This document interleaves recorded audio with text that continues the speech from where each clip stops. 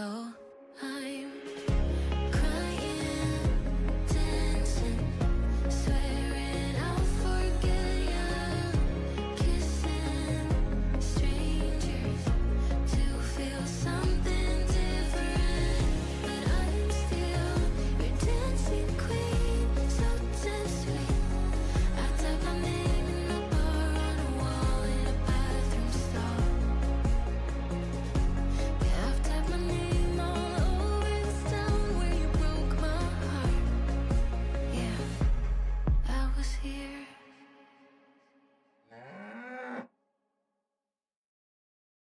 I thought you loved me. Ooh, I honestly thought that you loved me. So why would you make me go to stupid parties with your homies? When you know I'm way too shy to function right. When you know I'll probably mess up your night, baby. Ooh, I really need for you to save me. It's right now.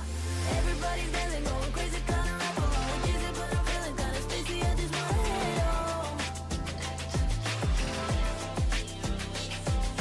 I don't wanna talk to anybody, I don't wanna know your hobby, so I'll wait down in the lobby, then head home. And I know you wanted me to meet your friends, but I'm so tired of trying to play pretend. Everybody's dancing, going crazy, kinda rap along with Jay-Z, but I'm feeling kinda spacey. I just wanna head home. I made myself clear, or at least I thought I made myself clear. When we met, that I got severe social anxiety, one of many fears that you don't get. And I know you don't want me to end up alone. But if tonight is just for sure, I'm much better off all on my own. So baby, ooh, I really need for you to save me. Everybody's dancing, going crazy, kinda rap along with Jay-Z, but I'm feeling kinda spacey. I just wanna head home. I don't wanna talk to anybody, I don't wanna know your hobby, so I'll wait down in the lobby, then head home. And I know you wanted me to meet your friends, but I'm so tired of trying to play pretend. Everybody's dancing, going crazy, kinda rap along with Jay-Z, but I'm feeling kinda spacey. I just wanna head home.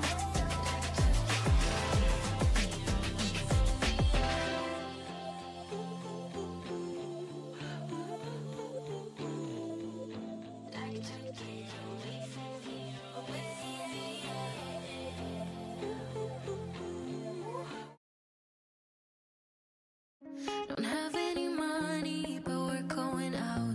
Yeah, we saved up every penny. I'm smiling at him in the blue shirt and the Converse, but I'm thinking about you. Are you thinking about me too? Vodka and soda, way too drunk to call you up. I'm chain smoking, broken, I don't give up. So I'm crying, dancing, swearing I'll forget you, kissing strangers to feel something different. But I'm still your dancing queen, so damn sweet.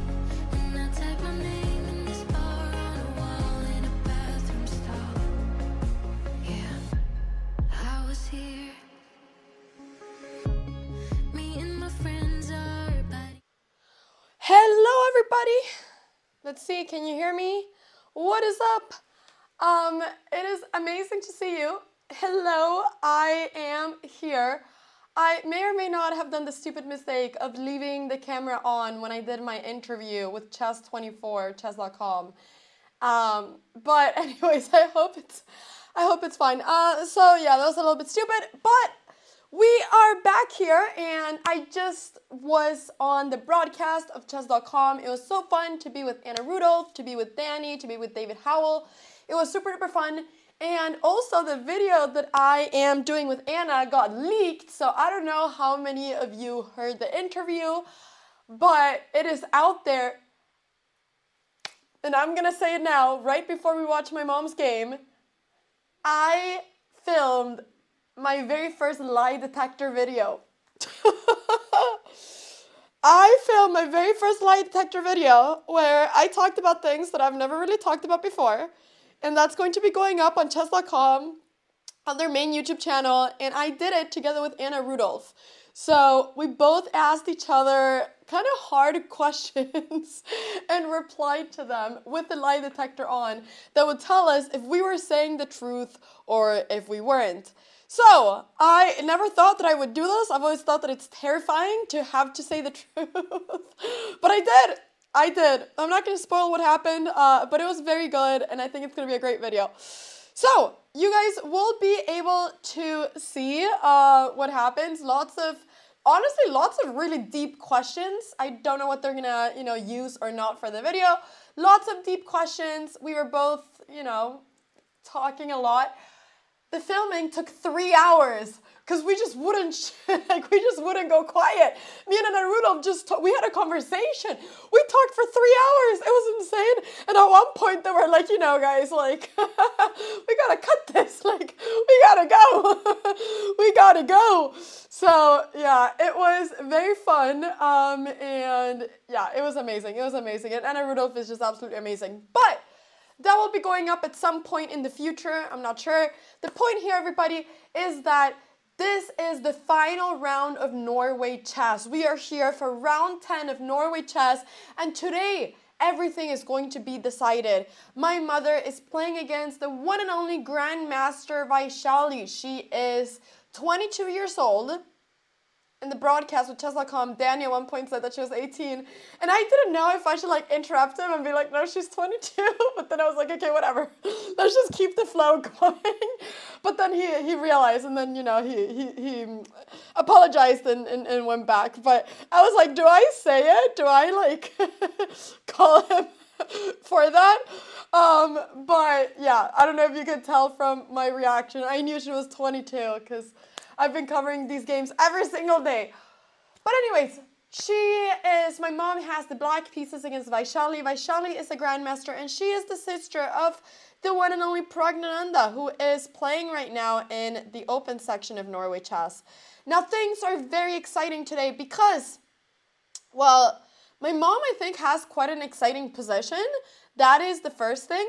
The second thing is that if my mother wins today, and she must win if she's going to have any chance in the standings, then she can actually get 5th if Humpy Conero loses. So if my mom wins and Humpy Conero loses, my mom can get 5th in the tournament and not finish 6th. And there's a lot of, like, the money prices in this tournament are, like, insane. Like, we're talking about a lot of money. The winner today will be the winner of Norway chess, the female Norway chess, will be getting around $65,000. So there's a lot of money on the line, and all of these players obviously want to finish as good as possible because there's a lot of money difference between each ranking. So we're going to be checking out the game. We're going to be going from start to finish. There's been 15 moves that have happened, and luckily today I don't think that we're going to be seeing a perpetual draw so early. Yesterday it was just like I had barely time to start the stream, and we already had a perpetual. But today, I don't think that's going to happen. So we're going to be taking this all the way from the beginning. Vaishali had the white pieces, and she started with the move e4, c5, c3. This is an Alapin, and knight b6. This is very normal, kicking away this bishop. And now my mom played c4. Why did my mom play c4? Well, she was attacking this bishop, but she was also maybe you know, she was also maybe preparing at some point of d4. Maybe she wants to be able to take en passant. It depends. So knight up, threatening now this pawn. If you go d4 now, well then we will take en passant, which is a move that everybody knows about, right? And then knight takes pawn. Is there anybody here that does not know what en passant is? Is there anybody here that doesn't know? Also, what we're seeing Ju and June at the confessional booth? Wait a second, we are seeing, I feel like everybody's at the confessional booth. You learned the hard way. It's okay. If you do not know what it is, it's great because then you're part of the target group that chess.com had when they added a question mark after en passant. If you play a game on chess.com, it will give you a question mark after en passant just in case you're new to chess and don't know what it is. En passant is a move. Basically means that if you go 2 steps with the pawn, like this, in the first initial move, then the pawn that's next to that can capture it from the side like this. Even though, you know, typically you would capture it like this, but now you can capture it like this. And this is only in certain occasions when there's 2 steps that are taken with a pawn at the same time in the beginning of the game. And now this would be really bad because then this pawn would be falling. So, queen e2. Threatening a little bit this pawn, but not really. And now d6 takes and takes with the queen, and this felt very comfortable for my mom. Now Vaishali went knight a3, threatening this pawn, which makes a lot of sense. Bishop e6, defending, knight f3, g6, because this bishop is saying, you know what, I'm going to block this pawn forever, so this bishop better get out this way because we want to castle and bring the king to safety. So b3, my mom took, bishop g7, castles. And it was around this point, I think, that I joined the broadcast, yeah. And then actually it's funny because David was saying that bishop d5 was maybe the best move. But there were a lot of moves here that had a very similar idea, which were to move this bishop so that we can play e5. Because a break in the center when the opponent has a lot of central space, it's really important. We see here that Vaishali has this pawn and this pawn that are just completely dominating the center. And my mom has no pawn in the center. My mom just has pieces over here. But you want to have a pawn because a pawn will limit the mobility of your opponent's pieces. So, for instance, this pawn is stopping pieces from going here and here. So, bishop g4, rook d1 was played, and now my mom went queen e6. Because if queen takes no, I'm kidding, this is the current position, just a prank. Just a prank, this is the current position, but queen e6 is the best move. Just a prank. So queen e6 is a move that she can do now. And the idea is that if queen takes queen, pawn takes queen, this knight is going to be very weak. It cannot move because then the rook is hanging. And if something like bishop e4, which is I think the best move to protect everything, then my mom can play knight d5, simply threatening this pawn. And if you now push c4, you can go knight c3 and just win. Well, you wouldn't really win material, but this would just be such an amazing, amazing, amazing position. Yeah, because also this pawn is falling. So a lot of weak pawns. I don't think that's something that you can do. So what do you do over here? Okay, maybe you do something like bishop d2 to defend this pawn. And then knight f6, threatening the bishop. And now if the bishop goes back, well then disasters will happen because my mom will take this. And now these 2 pawns will be doubled. So yeah, this would be really nice. So maybe here, okay, maybe she has to take something like this. Takes and takes, and then maybe here something like rook e1 would be played. And then what would happen is that my mom would have these 2 weak pawns, and Vaishali would have these 2 weak pawns. And I'm not exactly sure how this is, but I don't think my mom should be worse here at all. I think this should be probably around equal because of the fact that my mom has so much play. Like, look at these rooks doubling up. No, I think this looks quite good.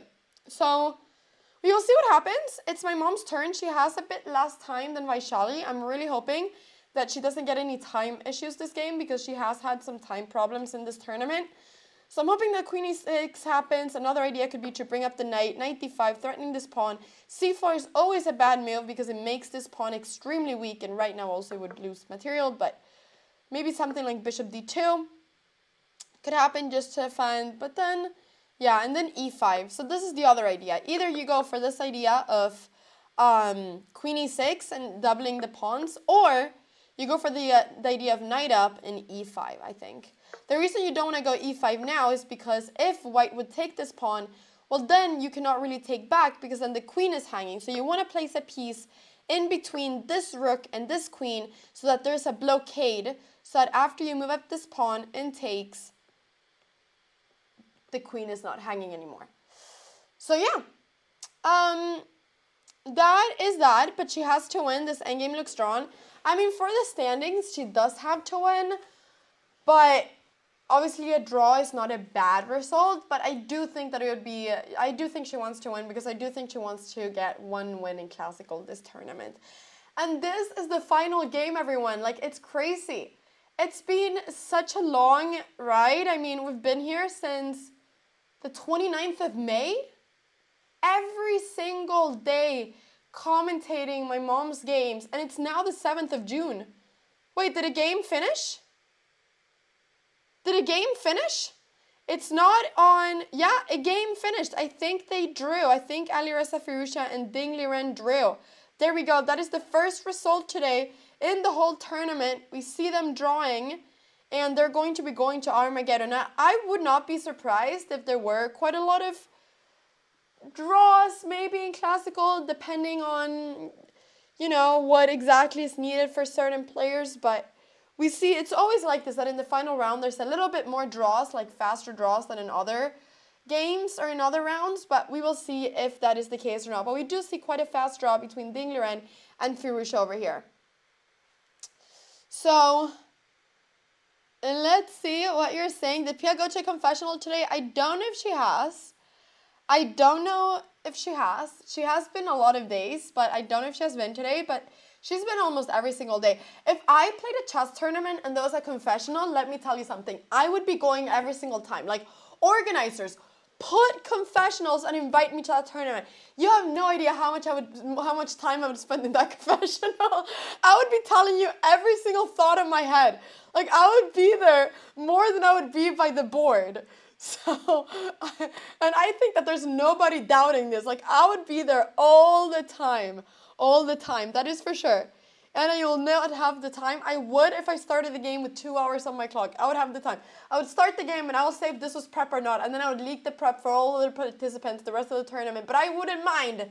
I wouldn't mind because it would be so fun. I see that Fabiano went to the confessional. There's been a lot of people who have been going to the confessional, and honestly, I think that the confessional is a great thing, and I hope that we see more confessionals in more tournaments. You know, do you hope so too? People watching the stream, do you hope to see more players going to confessionals and being able to see the minds of these top chess players? I think it's really cool. I think that in sports in general, when the audience is able to kind of connect with the players and understand a little bit more what it is that's going through their head, I think it's really cool. I think it's a great thing for sports. So, yeah.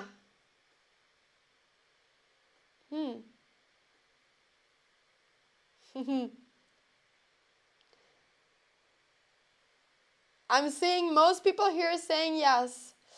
I'm seeing most people here saying yes. So that is really cool. That is really cool. No other sport has a level of access during the game. Exactly. Exactly. Honestly, I would be going to a confessional before time travel too. Every time I was about to go to the bathroom, I'd be like, hello everyone again.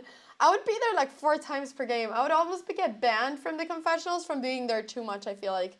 But yeah, we're seeing now my mom, she spent a lot of time on this move. I'm starting to get a little bit worried that she's just going to lose a lot of time here because I don't know if it is that she can't like choose between these two plans, if it's a decision problem, like she doesn't know if she should go queen.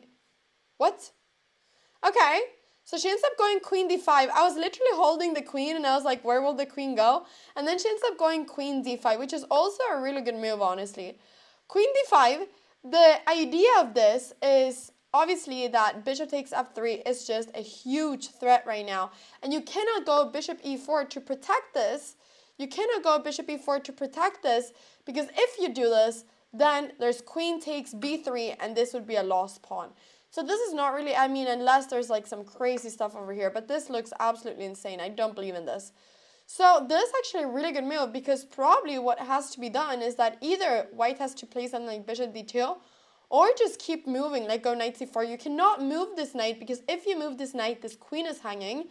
And what do you do to protect? If you go something like rook d3, well then we are going to see maybe queen h5 and the queen will go up over here. If we see h3, for instance, well, then we'd probably see some takes.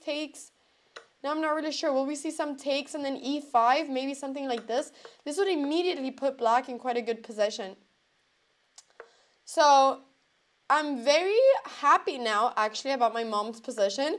If knight c4, maybe, okay, bishop takes f3. Here we would see the actual trades. And what would happen here? Takes, and then maybe something like knight d5. And now look at how strong this knight is. It's almost like, what is this knight doing on c4? This knight on c4 is not that good. My mom would be slightly better. So I actually am really happy about my mom's position. I think that this has been a beautiful and amazing start to the game. And I hope that it continues being like this the rest of the game. I really do. I really do. But we see that she does have quite a bit less time than what Vaishali has right now. But I'm feeling very optimistic about this game. I really am feeling very optimistic. So what I was going to say, everyone, is that this is the final round of Norway chess. But after this, I am traveling to Madrid. There's both right now the match, the very famous match between Rameshbabu and Cramling happening right now in Madrid. But not only that, there's also a huge chess tournament that's going to be starting the 10th of June. And I'll be going there and my mom will be commentating and now watching me play chess. So we've been watching my mom play chess. It's going to be time to watch me play chess and see how I do when I'm there. So this is literally, the first round is in 3 days. My first stream from there will be in 3 days, which is very soon. So that is my next project, and it's starting so soon. It's in 3 days. I'll be sitting in Madrid, competing at chess against really strong players, playing the same tournament as Gotham Chess, playing the same tournament as Eric Rosen. So there's going to be a lot of chess happening, and that will be ongoing between the 10th and 15th of June. So yeah, it'll be really fun to see if I get paired against Levy. I honestly feel really good about this tournament. I don't want to brag, but I played some chess games yesterday. And let me just say something. I think I played the best chess that I've played over the board in years. I played some insane games yesterday and I beat some really high-rated people 4 times in a row. And I will not say who it is because I'm not going to expose them like that. But I am very proud and people were very impressed and it was really cool. And that gave me motivation for Madrid. So I'm very excited about it. It was some great blitz. I really think it's some of the best blitz that I've ever played. Like 1,000,000 times better than online. It was really good blitz games. And I wasn't even recording them. I was just playing for fun. I'm so sad. But I will see if I can at any point find any recording of that. If someone was recording somehow. But I'm really happy. So I'm feeling good. I'm feeling confident for Madrid. And I'm honestly just so excited to play chess myself. I love watching chess, but I love playing chess. And I can't wait to play chess myself. So I'm honestly really excited about traveling and competing. But anyways, Queen d5 was the last move. It is now Vaishali's turn. She needs to make a decision. Does she play, what is she going to do? Maybe she will play Queen e4. Maybe she will play Queen e4 to try to trade and protect everything. Now here, obviously, bishop takes f3 is a move that also makes a lot of sense. And then my mom would just enter this position where she would be playing against these weak pawns. And what I do not understand is how she's ever going to be worse here. My mom has definitely at least equalized out of the opening, but I think this is a much more comfortable position for her to play. Apart from the fact that she doesn't have the bishop pair, white's pawns are really not that good. This pawn can never push to c4 because then this pawn gets extremely weak. And I don't really know exactly what it is that you do here as white. So I'm very, very, very excited to see what happens here. I'm also seeing Magnus at the confessional, which is great. He's rocking quite a cool hairstyle as well. And yeah. I was watching this at the same time. And yeah, it's going to be really exciting to see what happens over here. So Vaishali's time is going down so slow. I feel like she spent 1 minute for 5 minutes. Vaishali's time, it does feel like my mom's time goes down very quickly. And then my time, or sorry, not my time, but my mom's time just goes a little bit faster. But Okay, it's Vaishali's turn. Let's see how she's looking right now. See how she's looking. She's focused, of course. Now, Vaishali, like I said, she's the sister of Pragnananda, and she has a really cool chess career behind her. Like, it's so cool that both her and her brother are both chess grandmasters, and I think that they're the first sibling, like, brother and sister, where both are chess grandmasters. Obviously, there are a lot of like siblings that are grandmasters, such as the Polgar sisters, etc. But I think it's the first time it's like a brother and a sister where both are grandmasters, you know? So it's really cool. It's like an insane story. They've won gold medals together at the Olympiad. They're here now, both playing in Norway chess. There's been so many really cool pictures where you see the mom and then, you know, both Vaishali and Pragnananda with their mom, and it's just so wholesome to see. So yeah, how does Pia feel about playing all these big players? My mom is chilling. My mom thinks it's fun. She's seeing this as a you know what I think it's cool? My mom is 61 years old, and she's seeing this as like training for future tournaments. She's just going, oh yeah, this is great training for my future tournaments. And I think that is just really fun. Like, she's just seeing this as like a big boot camp where she's learning how to play against all of these super strong players. I mean, the best female chess players in the world. Julia Fulia, thank you so much for resubscribing 4 months. Thank you. Thank you. Thank you. I wonder if they have a chessboard for a dinner table.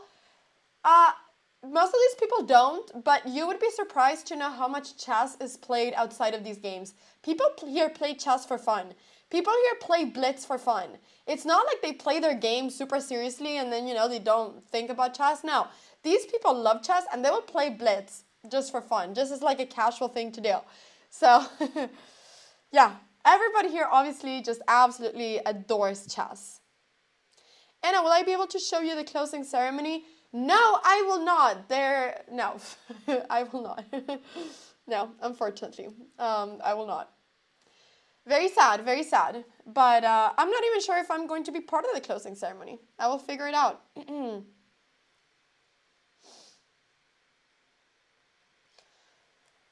so let's go ahead and continue here.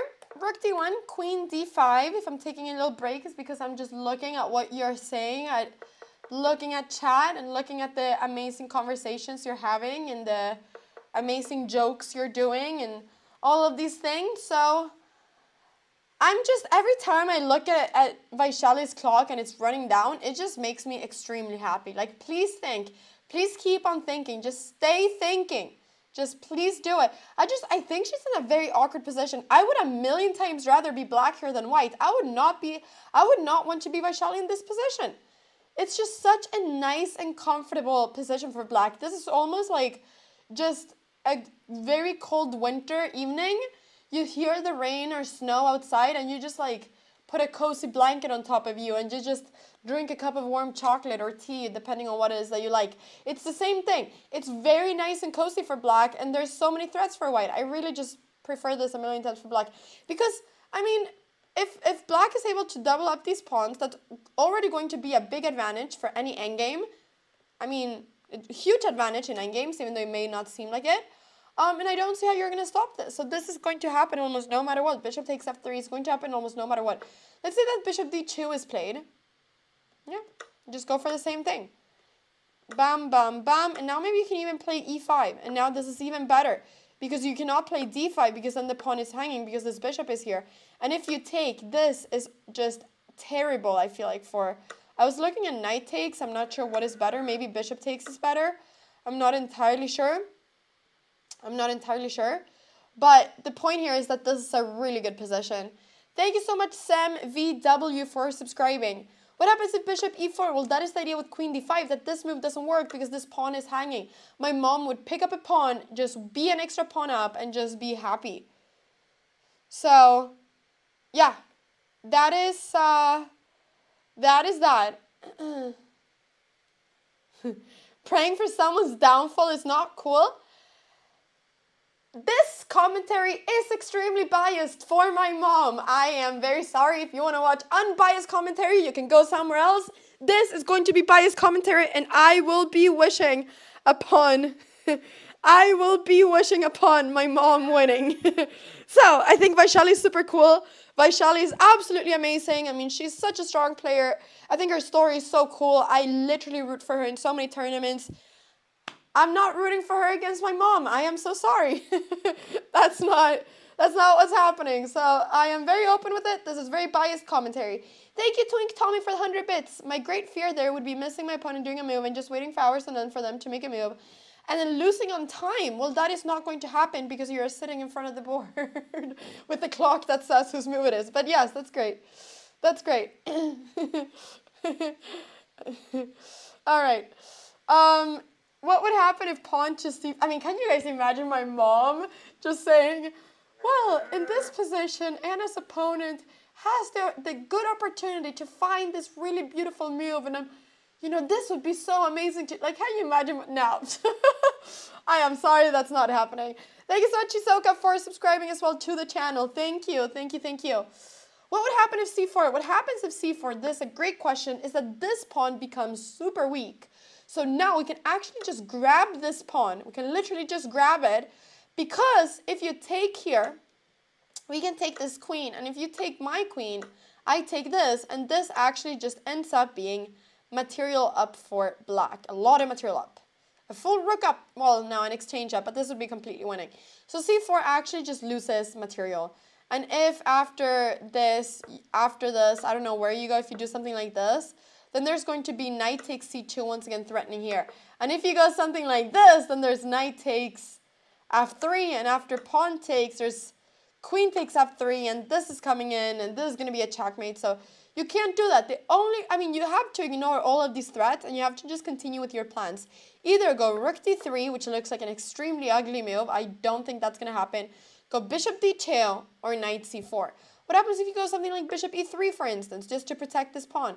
Well, then once again, we're going to be going for this. Takes, takes, takes, queen h5, and then e5. This is the plan. This is the plan. What's the best move for white now? The best move is probably knight c4 to just continue with the ideas. And then bishop takes f3, queen takes, and knight d5 for my mom. Placing the knight right here in the center and threatening a bunch of pawns. This is the best line, but this is also, you know, a line that it would be very comfortable for my mom. So I think that no matter what, Vaishali is feeling the pressure right now. Vaishali is feeling the pressure. How is my mom feeling? My mom is feeling good, I think. I talked to her today. She seems very happy. And I took some pictures with her before the game. She seemed very happy. So I think that my mom is just doing good. And yeah, she is going to, after today, she's just going to be happy that she played here and the tournament is over. And she, you know, pulled through. So I'm hoping that she gets to one classical win. That would be amazing. I'm really hoping that she can get a win today, but we will see what happens.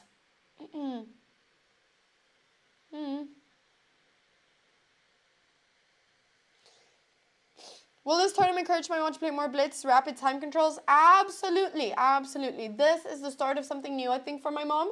She will be starting to play more rapid blitz, everything, I think. And I think in general, this tournament has really motivated my mom to get even better. So I think that my mom is, after this, just going to be very motivated to play more chess tournaments. And she's going to be at peak form for doing my commentary, I think. So yeah, let's go ahead and see what happens here. Vaishali's time is ticking down. There's now only 14 minutes difference between Vaishali and my mom's time, which is really, really, really good. I'm really happy to see that. The more she thinks, the better. I feel like Vaishali can also think sometimes. And you know, Vaishali started this tournament doing really good, but then she's a little bit had maybe, well, I mean, I don't even know if this is true, but I'm going to actually check the standings right now real quick just so that we can, see. So let me just go ahead and see.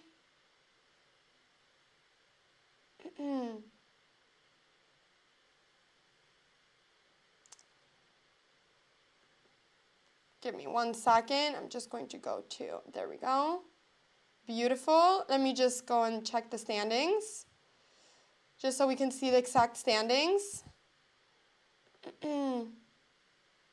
So, we have results. Yeah, so Vaishali's right now at 11.5 points. Can you see these standings? Let me see. There we go. Yeah, there we go. So June is right now leading the whole tournament with 16 points. She is the female world chess champion, and obviously if she wins today, she will be winning the whole thing. She will be winning the whole tournament, and that would not be a surprise considering that she is the number one in the tournament. But then we have also Lei Tingje, that both her and Anna Musicuk are sitting with 14.5 points, completely tied. And then we have Vaishali and Humpy Koneru, who are first Vaishali with 11.5 points, then Humpy on 9 points, and my mom is last right now with 6.5 points. But hopefully, if she gets a win and Humpy loses, my mom will end up 5th. So we'll see what happens. We'll see what happens. I don't like. Okay, I guess I am kind of hoping that it goes. If my mom wins, I'll be hoping that Humpy loses. I'm sorry, Humpy. This is just the way it is. But yeah, she's facing Anna Musicuk, who's a really strong player. So we'll see what happens. Also, I'm seeing right now that June is almost +2 versus Lei Tingje, which is a huge advantage. Like, this is insane. Also, what? June. This is the first time that I'm thinking. June. That I see this. June has an accuracy of 100%. What? I'm sorry. This woman has an accuracy of 100% right now.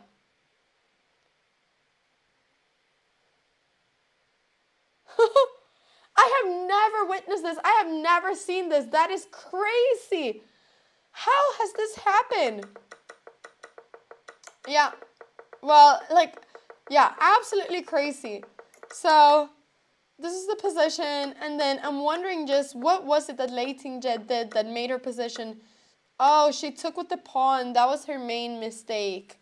She took with the pawn because she wanted to go rook c2, but now this, I guess, yeah, she's a pawn down, but also she's just simply going to get a really good pass pawn, June, and this bishop might be too far away to be able to stop this pawn from promoting. So I guess that is what is happening. That now after a4, like this bishop, where is it? The bishop is too far away from the whole game. So, okay. That is crazy. 100% accuracy. I've never seen something like that. All right, let's go ahead and check out once again how my mom is doing. Also, if you're wondering what is happening in the Open tournament with Magnus, Fabi, etc., we have right now Magnus Carlsen leading the tournament with 16 points, followed by Hikaru Nakamura, followed by Pragnananda, followed by Alireza Firouzja, Fabiana Caruana, and Ding Liren, who yesterday beat Hikaru in the Armageddon. But but now the moment that I say this, Ding Liren loses the Armageddon versus Alireza Firouzja. So yeah, Ding Liren will be finishing last in the Open section, and then all the other games are still ongoing. So Ding and Firouzja are now done with Norway chess. It's over for them. They got their final results in, and that is it. Alireza Firouzja won with the black pieces versus Ding. Also, Ding had 7 minutes left on the clock. That is crazy. I had so much time. Okay, so that is what's happening. And then we have both Magnus and Hikaru, Pragnananda, Fabi that are playing right now. So let's go back to the women's section and see how my mom is doing. Vaishali has still not made a move. Like, this is a long think. This is a very long think, everybody. 1 hour 16 is what she has left. She's thought for over 15 minutes, which is really crazy. Hasn't Magnus won the whole tournament? Because if he loses and Hikaru wins, it's 16.5, 15.5. No. If Magnus loses, he will finish with 16 points. And if Hikaru wins the classical game, he will finish on 17.5 points. You get 3 points if you win a game. So that is not true. But I guess, everyone, whilst we are waiting for this next game, for this next move to happen, I would like to thank the sponsor of this stream, which is Mad Monk. ! Mad Monk, everybody. They've been sponsoring us this month. They are chewable tablets that, well, you chew, that have a lot of really good ingredients. They have a lot of nutrients. They're like nutritional supplements that are especially made for gamers because, well, depending on which ones you get, there's some that have caffeine plus a lot of different nutrients in that are like all natural. They come from fruits, herbs, etc. They have also, well, in the same one that has caffeine, also contains brainberry. That is an extract that's really good to stay focused, so that if you're playing something like a chess tournament, like my mom is, you know, you can take one and then you can go ahead and be focused for 4 or 5 hours. I will be doing that before my tournament in Madrid. I'll be doing some testing there, and I'll be taking a Mad Monk before my game, so that I get, you know, lots of focus and energy for the whole game. So !Mad Monk, everybody. I have a link over there so you can check out the website. They have, if you press the link, you'll be able to see a cool picture of me as well. But they don't just have, you know, they have one that's the performance one that contains caffeine and this brainberry that I'm talking about, which you can Google if you want to learn more about it. But they also have one that's more like a vitality one that contains like a lot of really good nutrients for you that are like good for your eyesight, that are like good for a lot of different parts of your body. So they've really thought about this as like a health pill, like something that will just make your health improve.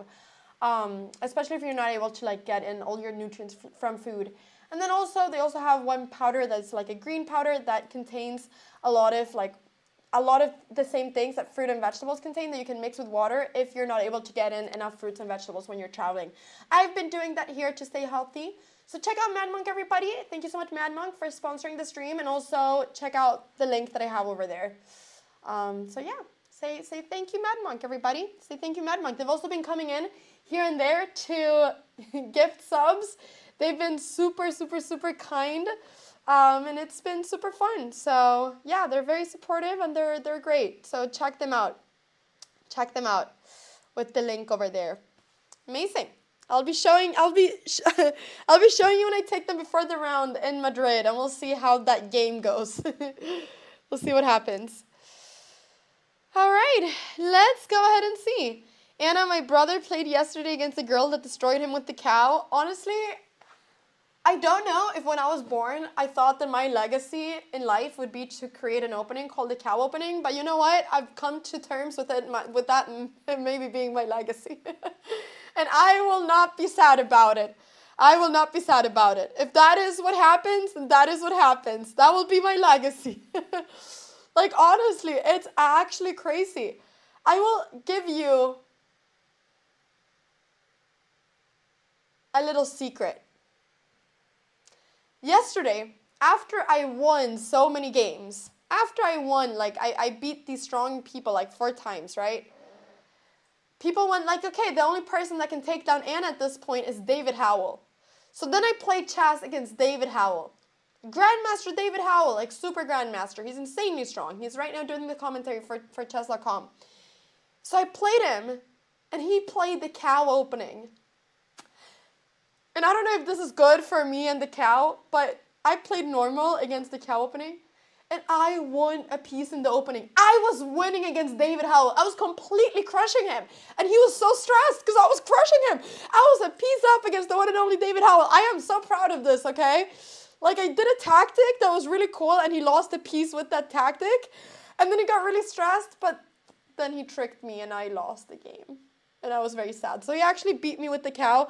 And then he told me that he's never playing the cow again because he wants to have a 100% win rate with it.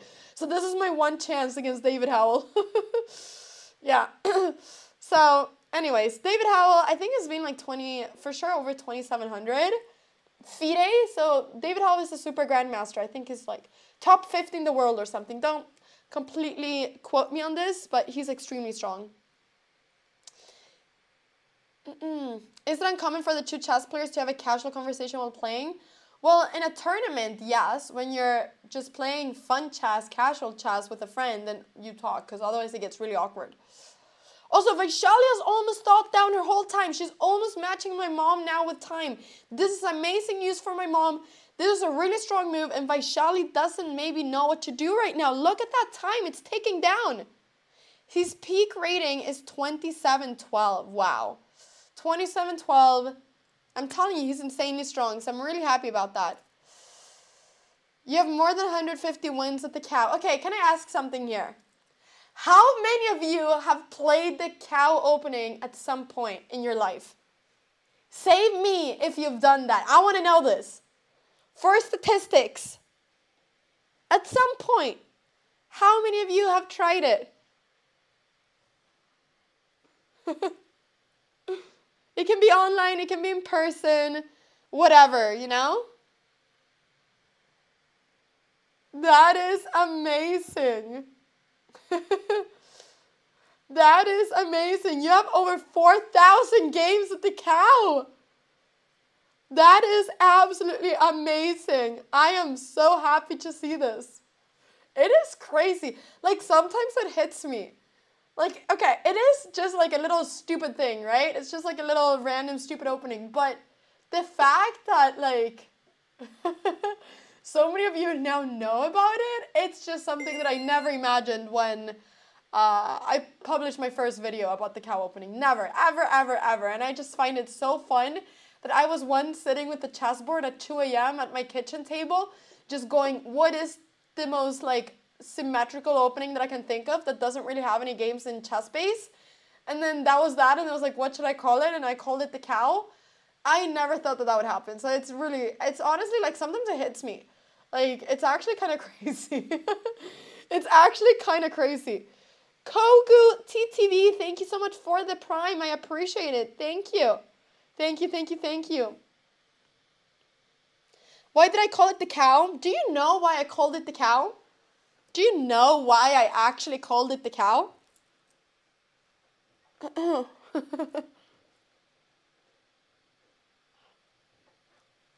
There's a lot of different reasons for it.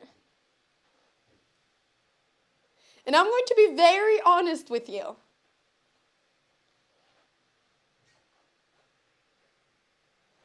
I instantly knew that it had to be the name of an animal. Because I thought there's a lot of people in the world that don't have English as their first language. There's a lot of things that are just very random words. Like, you know, I don't know, like the fire extinguisher opening. It's too difficult. It's too difficult of a word. You know, if English is not your first language, you're not going to know that word. So I thought animals are one of the things that people learn first at school when they learn English. Animals is something that everybody knows. So I thought, okay, it has to be an animal for sure. Then I thought, okay, it cannot really be like crocodile because that's also maybe too difficult. It has to be a farm animal. When you learn English, the first thing that you learn, I remember that for me, the first thing that you learned was farm animals. So I thought, okay, it could be something like tiger, it could be something like lion, whatever. But I wanted it to be, I think, a farm animal. And I thought, okay, what are the farm animals? Well, there's the pig. I'm not going to lie, the pig opening didn't sound that good. Then there's like the duck. I don't know, it doesn't really like duck. It's kind of hard to say. So then I instantly thought, the cow. It's short, it's simple, everybody knows what a cow is. Everybody knows what a cow is. And when it comes to chess, it's also a word that, you know, for instance, the cow is I mean, chess is huge in India, right? A cow is one of the most important animals in India. So I thought, you know, the cow is a fantastic name for an opening. But then I thought,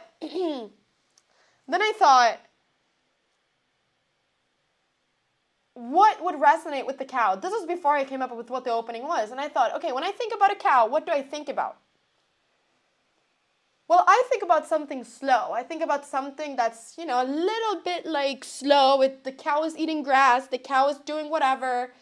It has to be slow. But then there has to be some action. Because if there's no action, then what's the point? So you have to. So then when I started thinking about this, that's when the story about Ferdinand, that is this show, kind of came to mind. And yeah, Ferdinand is a bull, but I still wanted it to be called cow.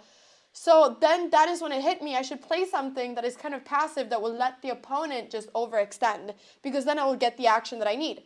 But that was perfect that Ferdinand was like a bull because I was already close to the cow. So that is actually the story between for the cow opening. And this whole process took exactly 30 minutes.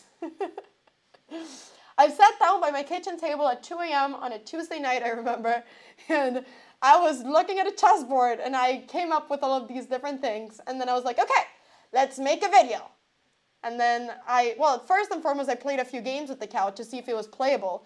And then my first ever game, I can't remember if I won or lost, but I didn't really mind. So I played 5 games with it to get a little bit of a broader thing. And I was like, people are going to think this is insane. Because I was playing it on chess.com. Like, this was May last year. I was like, people are going to think I'm insane when I'm playing this on my main account. And then the next day, I recorded a video and I did a stream that I came up with an opening. It's called the cow opening, and people were KWing me, telling me that this is the worst idea I've ever had. And yeah, and that's that. And that's the story behind the cow. That's literally a story. I was going on about the Ferdinand, I was going on about the cow, and people just said, Anna, what are you doing? Like, what is this? The cow opening? This is absolutely insane. And there we go. There's, the rest is history. So, was I drunk when I made the cow? No. No. This is you know what, chat? This is actually a very perplexed thinking process. Give me some credit for this. This was a perplexed thinking process. I am proud of this thinking process. I am very proud of this thinking process. Stop KWing me. I'm kidding. You can KW me a little bit. You can KW me a little bit. It is very, very, very fine. I never, ever, ever thought, though, that the cow would go this far. Like honestly, it's to me, it's absolutely insane. The fact that it's on now, an official chess.com opening, and the fact that it became that without me asking chess.com, that is insane. Because I want you to know this. I did not ask chess.com to put it as an opening. Like, when it happened, I was shocked. So I want this to be information. I did not ask them to do it. It happened and I was shocked. So yeah. Now some people might say it's thanks to Tyler 1, but that's a different story. That's a very different story. So yeah. How much of those 30 minutes were spent on the moves and how much did you used to think about the name? The name came up in 5 minutes. The moves, 25. No, I came up with the name instantly. It just hit me. I was like, this has to be called the cow. So, no, the name took 5 minutes. It was, I mean, okay, it's a cow. It's not really that difficult of a name. It's not like I was, because, you know, the thing is that it would be too, if I called this the fire extinguisher opening, it would be too serious. It shouldn't be serious. It's a fun little thing. It shouldn't be serious. It shouldn't be a fire extinguisher. It shouldn't be the robot 1, 2, 7, 8, 5 opening. You know, it shouldn't be the extraterrestrial, I don't know, whatever it's going to be. It shouldn't be too serious. It should be just kind of fun. Short and fun. Yeah, that's what I think. You're also not putting out any fires at that opening? Okay, it actually makes a lot more sense as the cow than as the fire extinguisher opening. But, chat, also, sorry that I'm not talking about the game, but it's been the same position for so long. Chat, I just have to say something here. You understand my thought process, right? Like, you understand why it's called the cow when you see the moves, right? Like, it makes sense. It makes sense, right? Also, give me 1 second.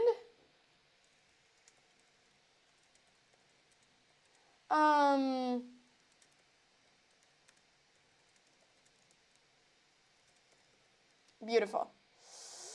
It makes sense.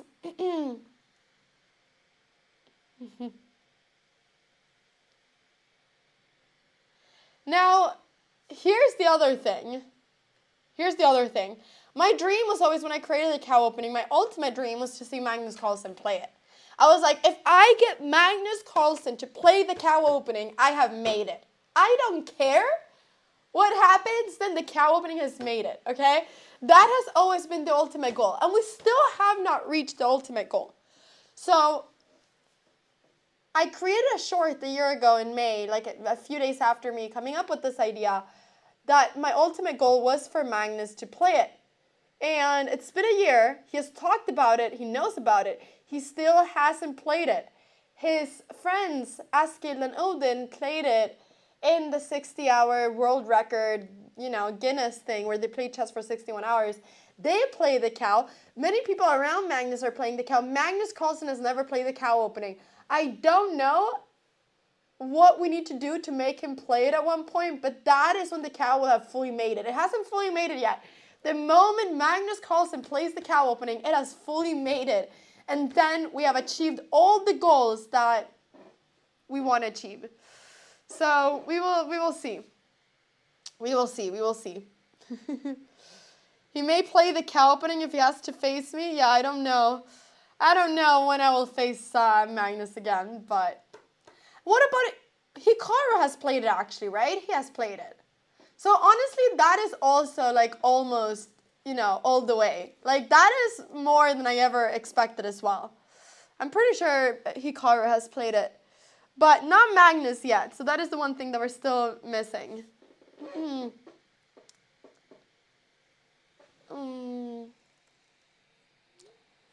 But it's true, we don't fully need Magnus' approval. We will still keep going our thing with the cow, but it would be kind of cool to get Magnus to play it. So Magnus, if you ever watch this, play it. Please play it. One game, one bullet game.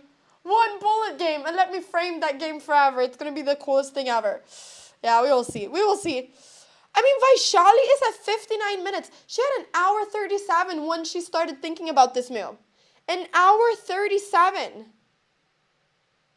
What is happening? Like, she's thought for so long. Thank you so much, MV Bruin. Thank you so much for the prime. I appreciate it. Thank you. Thank you. It's just crazy. She doesn't know what to do. She's thought for so long. 40 minutes at this point. Like I don't really know.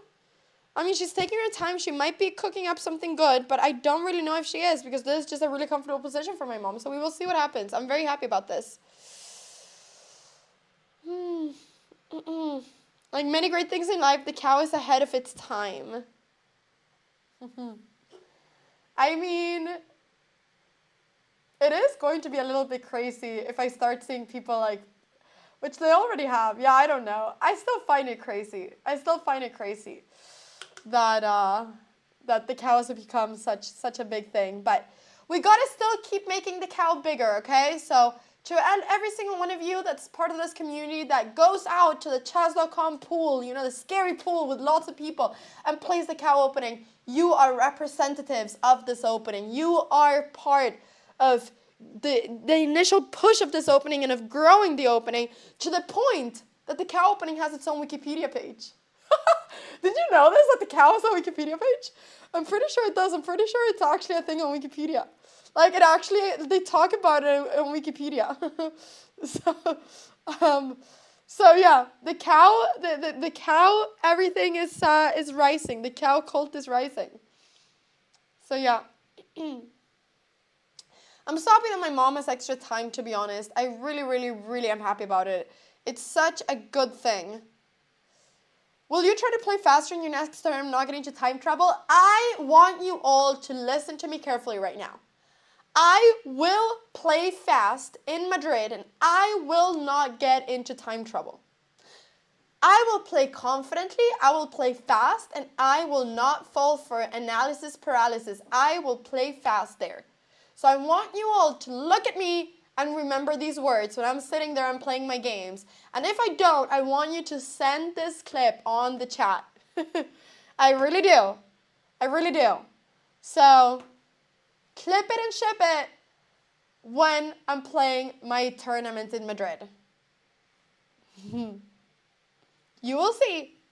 You will see. It's not famous last words. It's true last words. True words, everyone. I have seen the consequences of time trouble and I refuse them. Yesterday, I was playing so fast. I was playing so incredibly fast. And I was, winning at Blitz. So I feel like a good Blitz player right now. And I've also had a realization. and this is something that I've known for a lot of times, so I don't know if that is the definition of a realization. I play a million times better over the board than online. Like online blitz and over the board blitz, like there is a big difference for me. I play a lot better in online blitz. Oh, sorry, in over the board blitz. Also, everyone, we have right now an amazing thing, which is that the one and only Maria, aka PhotoChess, has sent us a link to, I believe, my mom's confessional. She has done a confessional, which I just think it's so cool. So I'm going to put it up, and you are going to be able to see it. Give me 1 second. So let me put it up, everyone, and you're going to be able to see my mom's confessional. Are you ready? Exclusive interview with my mom. Oh, so this is crazy. 54 minutes. I don't understand what's going on. I don't understand what is going on. Okay, let's put this over here. Let's put this over there. And give me just 1 second. I want to make sure that we have all this looking good. This.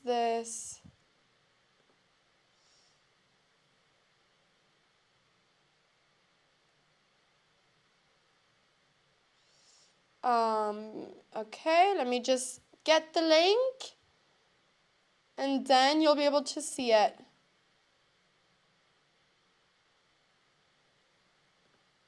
Okay, awesome. Are you ready to watch my mom's exclusive confessional for the first time? I mean, okay, she's done a lot of confessionals, but this is the first one of today. All right, let's check it out. Exclusive access, everyone, provided by PhotoChess. The amazing photographer here, and she's also an amazing streamer. Okay, let's put this up, and you'll be able to see it. Look at this. Let's do this. So, hello everybody. I wanted to come here now very quickly. I've been thinking quite a lot, so I need to use my time to stay at the board. So we have Alapin. I've got a very exciting position. White has more center, and yeah, it's just very unsymmetrical. Oh, you guys can hear it? Wait, I'm gonna try to make it louder. Wait, I don't know if I can. This is literally as loud as it gets. Oh no. Oh no, can you like really not hear it? Oh no, this might actually be the loudest that it can get. Wait, let me see. Can I like change the settings? You can? Okay. This position, and we all now, yes, we have developed our pieces, and now the winning game will just start. So this is the last round. I've been very happy to play here. I hope this will be an exciting last game also. Okay, so now I will need to go back to my book. My mom's confessions are so like short. I don't know if she knows that she can be there for like 5 minutes if she wants to, but I think she gets so stressed about the opponent making a move. They're so short. She could stay there for a little bit longer. But yeah, anyways, she did say that it was an Alapin, and this is right after she played the move Bishop G4. I think that my mom knows that this can be a very exciting game, and honestly, this is going to be a very, very exciting game. But yeah, it's like she obviously didn't know that Vaishali was going to spend 50 minutes. Everybody, Vaishali has spent 50 minutes on this move. Like what? Or like almost 50, like 45. I have no words because like it's insane. She's thought for so long here. She's thought for so long. My mom is just, I don't even know if my mom is realizing how much time is happening. Like, she has spent so long on this move. Is my mom cleaning her glasses? Yeah, she's taking her time to clean her glasses. She's drinking some tea. Like, mom is going to have 20 more minutes than her on the clock. This is amazing. And this is not even, like, that far away. Let's go ahead and check out what move they're on. They're on move 16. So Vaishali needs to make 24 moves in 50 minutes. That leaves us to almost one move every 2 minutes. So this is going to start getting very exciting because now the time is going to be getting a little bit lower, which I think is really cool. What is she even analyzing? I think she's analyzing the differences between Queen E4. I think she's looking at Queen E4. That is one move. And I guess the other thing that she's thinking about is maybe what happens if she plays Bishop D2 or Knight C4. To me, Bishop D2 doesn't make as much sense. Knight C4 makes a little bit more sense. But now she's just wondering, how does she stop this? Maybe she's considering sacrificing the pawn, but that would be crazy. I mean, here I think my mom would be quite happy. She'll go back to E6. I don't know if there's a scarier move than this. Like Knight B5. I don't really know if this could be scarier, but then you can go Queen C4 and try to trade. So maybe here the point could be that you could do something like this, but this makes no sense. I don't know, maybe Bishop F4 to try to bring up the knight together. But here you can just go A6, kick away this knight, and if the knight comes over here, we go Rook C8, and if the knight goes, something like this, we can just simply go F5 and then kick away this knight, and this just doesn't do anything. So this would just be really good. So we will see what happens, but her time is going down, and I'm wondering if she's reached some sort of, paralysis moment where she just doesn't know what to do.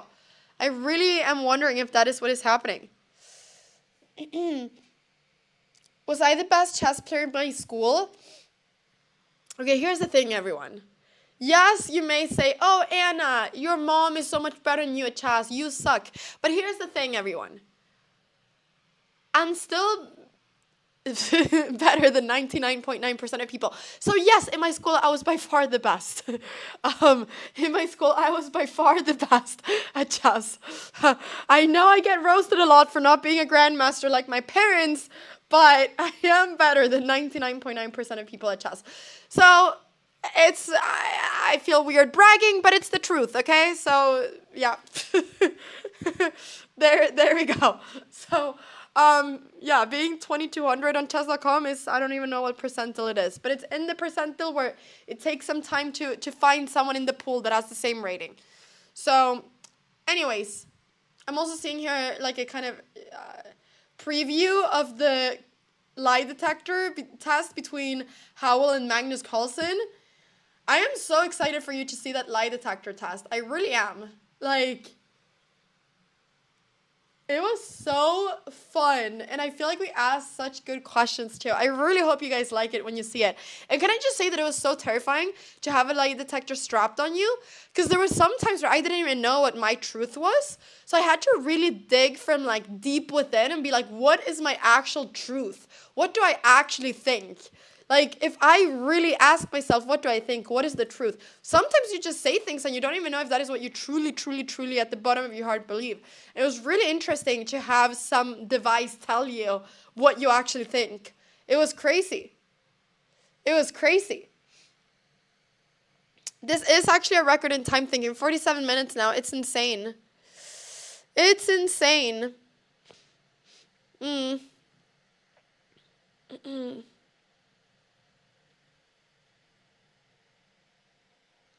Was there anyone else here that was the best chess player at their school? It's your time to brag. Your time to show the internet that you were the best in your school. Time to, chess is cool. Maybe when you were playing chess at school, people thought that you were a nerd in a bad way or whatever. No, it's cool. So now it's your time to brag about it.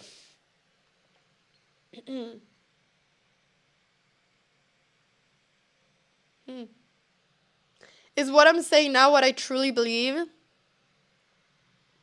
It is. It is. Another thing that I truly believe is that I knew that Vaishali was thinking this long because she wanted to give up the pawn. I knew it.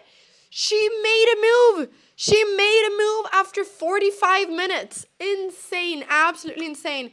My mom instantly replies Queen takes B3. You know, I thought either she is going to play something like knight c4 or bishop d2, or but I didn't realize why she was thinking so long about it, or she's going to give up the pawn and allow my mom to take on b3. But this is, okay, maybe it's hard practically to play, I don't know, but the point here is that, oh, there we go. But the point here is that, give me a second. There we go. The point here is that my mom is a pawn up, okay? It's just a whole pawn up. So my mom is right now doing very, very, very fine. The engine loves this for my mom, by the way. Can I just say this? The engine absolutely loves this. It thinks that this is definitely an advantage for black. The c3 pawn is weak. A lot of pieces are weak here, and I don't really see what her idea is. Rook d3, what is happening? Wait a second! Things are happening here! My mother is getting an amazing position. All right, so this was just, and this is something that a lot of times happens. You think for 45 minutes and you just play a couple bad moves. Rook d3. Why is rook d3 a bad move? Does the engine think? Because there's this fantastic move e5. Taking advantage of the fact that this knight is still pinned. This knight is pinned. The threat right now is to simply, okay, let's say you do something random like h3 to kick away the bishop. Well, then you take, and then I don't know what you take with. Let's say you take with the bishop. Now you take, and after takes, you can go knight takes d4, because if you take the queen, okay, then there's knight takes queen, bishop takes queen, and then the rook is hanging. So actually here you can just simply win a pawn. The d4 pawn, like, gets lost. So, oh, wait. So here, after e5, let's say that you take here, well, then this would also be a disaster, because there's knight takes e5, and now the rook is hanging. This is pinned, so let's say that the rook goes back. I believe that there's just a million things that can go wrong here. Yes, you can maybe take on c3, but you'd rather take with the knight, so you can go knight a4. And look at how weak all the pieces are. This knight cannot really go anywhere. Like, this queen is just doing so good. Let's say you go bishop c2. This would just be a disaster after knight takes f3, takes. And then, I mean, even like knight takes c3. Like, everything is hanging here. It's just such a good position. If my mom plays e5, she's going to have really good winning chances. But it's also easy to play something like rook a8 and not realize just how strong e5 is in this moment. And then she has time to play h3, kicking away my mom's bishop. And now this could a lot easier become an equal position. So I really hope my mom plays e5. It is by far the best move. It is the most critical move. And I don't know what Vaishali plays if my mom goes e5. Thank you, the human Drillix. Thank you so much for the prime. I appreciate it. So the question is, okay, so what does my mom, what happens if she doesn't take on e5? Well, what happens is that it's hard for her to defend d4. Like, how do you defend d4? Let's say you go bishop d3. The problem then is also that there's f5 here. That is an even bigger problem. And then it's like, after f5, the bishop is hanging. It's almost trapped. Sure, you can take here, but here you can actually, there's a lot of tactics, but here you can actually just play e4 and threaten both the rook and the knight. There's a fork, everything is hanging, and it's a disaster. So after f5, the best move is actually to threaten the queen, but then after queen a4, the queen is safe. And sure, you can do something like this. Now the idea is that the queen is hanging, but this is still just such a nice position. After takes, knight takes c4. This is such a nice position because this pawn is super weak. Yeah, she will be winning this pawn. She cannot move this pawn up because the rook is hanging. She can here not take there because then the rook is hanging as well. Like, everything is pinned in this position, and this is just as good of a position as it takes. So now we know what she was thinking about for 45 minutes, but this is just, it just kind of seems like just a plan that doesn't work. So it feels like Vaishali wanted to do something.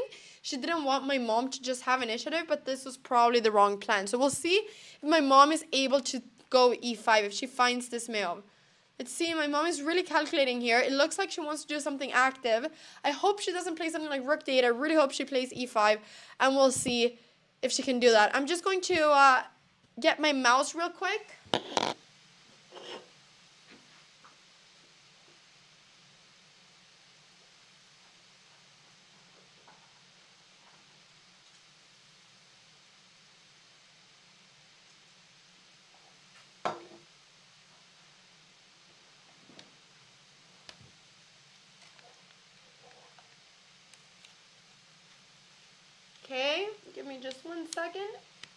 There we go. It is easier to watch chess with the mouse. I also want to update everybody on what the accuracies are. So why is the mouse not working? Wait guys, my mouse is broken. Oh, it's not. Right now the accuracy for my mom is 97.3% and the accuracy for Vaishali is 93.1. So my mom has a lot of a higher accuracy right now, and I really hope she finds this move e5. We're going to see if she does that. She's really calculating. She's almost going to take off these earrings because I think they look good, but they also hurt my ears. And yeah, let's see if she finds this move e5. I do think it's good that she's thinking because I really hope that she finds it. But e5 is a very PM move. It's a very kind of like, oh, I'm going to break the center kind of move. And for some reason, I feel like my mom is playing with like not as much pressure today. So, yeah. Ju and Jun is still at 100% win rate. Accuracy. That is crazy. Is she still playing? What? This? Okay, can we really quickly watch this? Wow, Ju and Jun is at a 100% accuracy. Like, I almost want to include this game in the recap of the last round because it's just so cool. If I include this game in the recap of my last round, will you watch it? Will you watch it or will you skip right through it? Because this is actually really cool. Yes? Because this is really cool. She's playing this this is so instructional. She's a pawn up, very chill, different colored bishops. But the point here is that this pawn is so strong. She's creating a passed A pawn. And this bishop cannot stop this pawn. The only way this bishop can stop it is if we see e5. But if e5, then she's going to be 2 pawns down and then she's going to be losing. She cannot afford playing e5.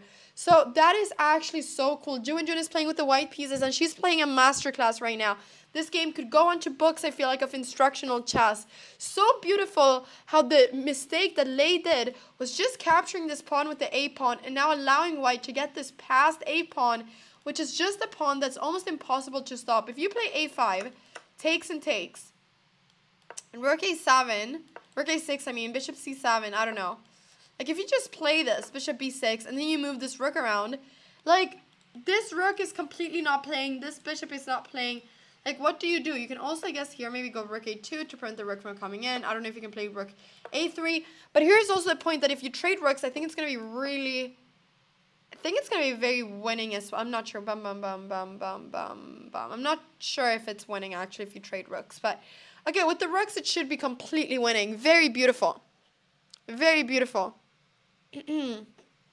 So, I'll maybe recap this game as well. And, yeah, it's just amazing to see. Thank you so much, Joe Yee, for the 29 months. 27 of them being in a row. I'll watch it. Yes. Thank you, Joe. I really appreciate it. Thank you so much. Let's see what my mom is up to. Okay, she still hasn't made a move. Let's also jump on to the other game. Humpy Koneru, who is playing versus Anna Musachuk. Humpy has the black pieces. Anna has the white pieces. And this is the current position. Looks slightly maybe more comfortable for white. Has this pawn that has advanced a lot. Has a little bit more space. But nothing crazy, I think. This looks quite equal right now. So my mom still hasn't made any moves. She's going to be thinking for a little while. Because this is the last round, we're going to be jumping everywhere. Fabiano Caruana and Magnus Carlsen also drew their classical game already. And they are ready to play an Armageddon. Now, this is huge. Because, okay, Magnus now is going to have 17 points. If Magnus wins the Armageddon, then he will end up on 17.5 points, which is the same points that Hikaru will end up if he wins this game. So, yeah, we will see what happens here. Hikaru, if he wants to win this tournament, obviously needs to win this game and then see what happens, which might be hard to do in this position. We will see. He's facing Pragnananda right now. But, yeah, lots of Armageddons, lots of things happening. So exciting. And if you missed it, there was an Armageddon already between Ding Liren and Alireza Firouzja, and Firouzja won this Armageddon. So, very exciting. 2 out of, like the final 6 games of Norway chess, 2 out of the classical final games have ended. We're really coming to like the end of Norway chess, and it always feels so sad when a tournament finishes because like you've been here, you've watched all these games so many days, and then the tournament just finishes. So it does feel a little bit crazy that we're coming right now to the end, but I am very excited to see if my mom can win this final game. That would be a great end. Also, this officially means, that Ding does end up last, which I think was there any chance for him not to do it? I'm not sure. But yeah, he does end up last in the open section. Thank you, Alexander. That's like the first, I think, result that we officially have. Thank you so much, Alexander Chess, for the raid. I appreciate it. Thank you, thank you, thank you.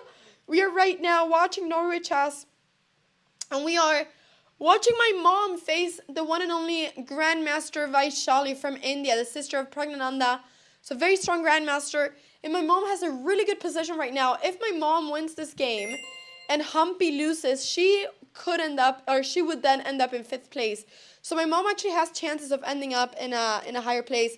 Thank you so much, Tinto Brain, for the prime. I appreciate it. Thank you so much, Tinto Brain. Thank you. Every prime is very appreciated. Every sub is very appreciated. Every go Pia go is very appreciated. Every little smile in chat is appreciated. Smiling in life is good. So thank you so much for your support. Thank you.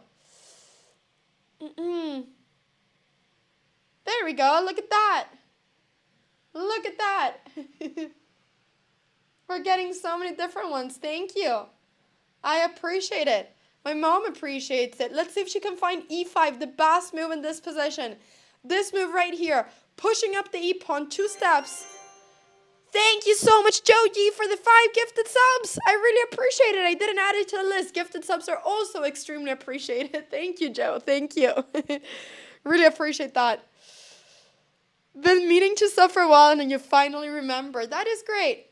It is a great reminder. If you do have your Amazon Prime and Twitch connected, you do have your chance of using your Prime on a channel. If you want to use it on this one, I would be very happy. Simple maths. I'd be very happy. So if you have thought about it, this is a great reminder. Thank you so much. Okay, so what was I saying? I was saying, oh yeah, that e5 is a fantastic move right now because it's threatening this pawn, as after takes, we can take back, because even though we lose our queen, we can take their queen. So this is an immediate threat. And we are getting some primes over here. We have Spinny over here with the prime. Thank you so much. We have Param Tara here, resubscribing 2 months, saying Vamos Pia. Thank you so much. And we also have my dad over here. Can you all say hi to my dad? Hello, Dad. Hello. Hello. It is good to see you, Dad. Do you want to take the big chair? No, yes. Mama don't play, no? Mom hasn't played yet. I'm just going to put this microphone on you. Okay. What do you think about the position? Well, the engine says that it's winning if Mom plays e5. F5. E5. E5 is winning, apparently. Yeah? Oh, yeah. I like this move. I think F5 is better, but okay. Yeah. You thought F5 was better? What is your idea with F5?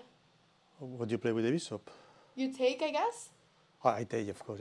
Yeah, maybe if the computer say E5, of course, E5 probably is the best move. Yeah, E5 is the best move, and it's amazing. So we will see if this happens. What happened with D4? C4? Nothing. Thank you so much, Spooky Fox, for the prime as well. Thank you for all the primes. And if C4, that is the idea. You go knight takes. Yeah, I think knight takes. Yeah.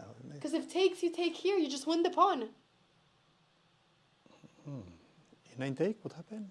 And if knight takes, bishop takes e2, you're threatening the rook. So after this, you have takes, and palm. Yeah, this move I don't see. E4. It's beautiful, right? Very nice move, yeah. But it's difficult to see E4. It is difficult to see. It's a very tactical combination. In the last moment, it's difficult to see E4, of course. Yeah. But look at this. But it's beautiful. Because I did line, but I don't see E4. Yeah.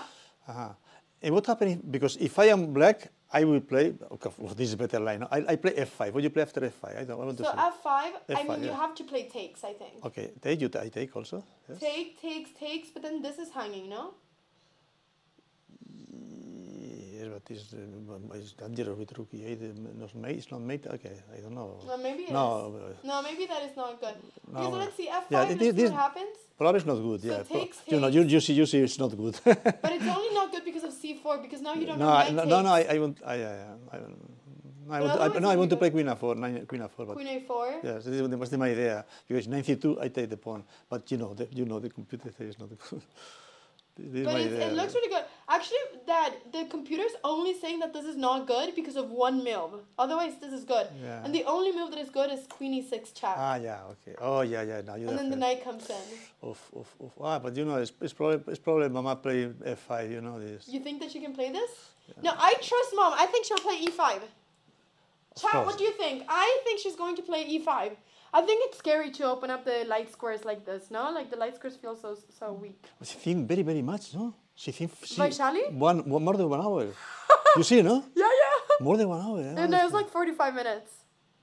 She had 1 hour 36 and it went down to 45 minutes. It was like 50 minutes. Incredible. But for you, it probably felt like an hour. You know, Mama will play f5 or e5.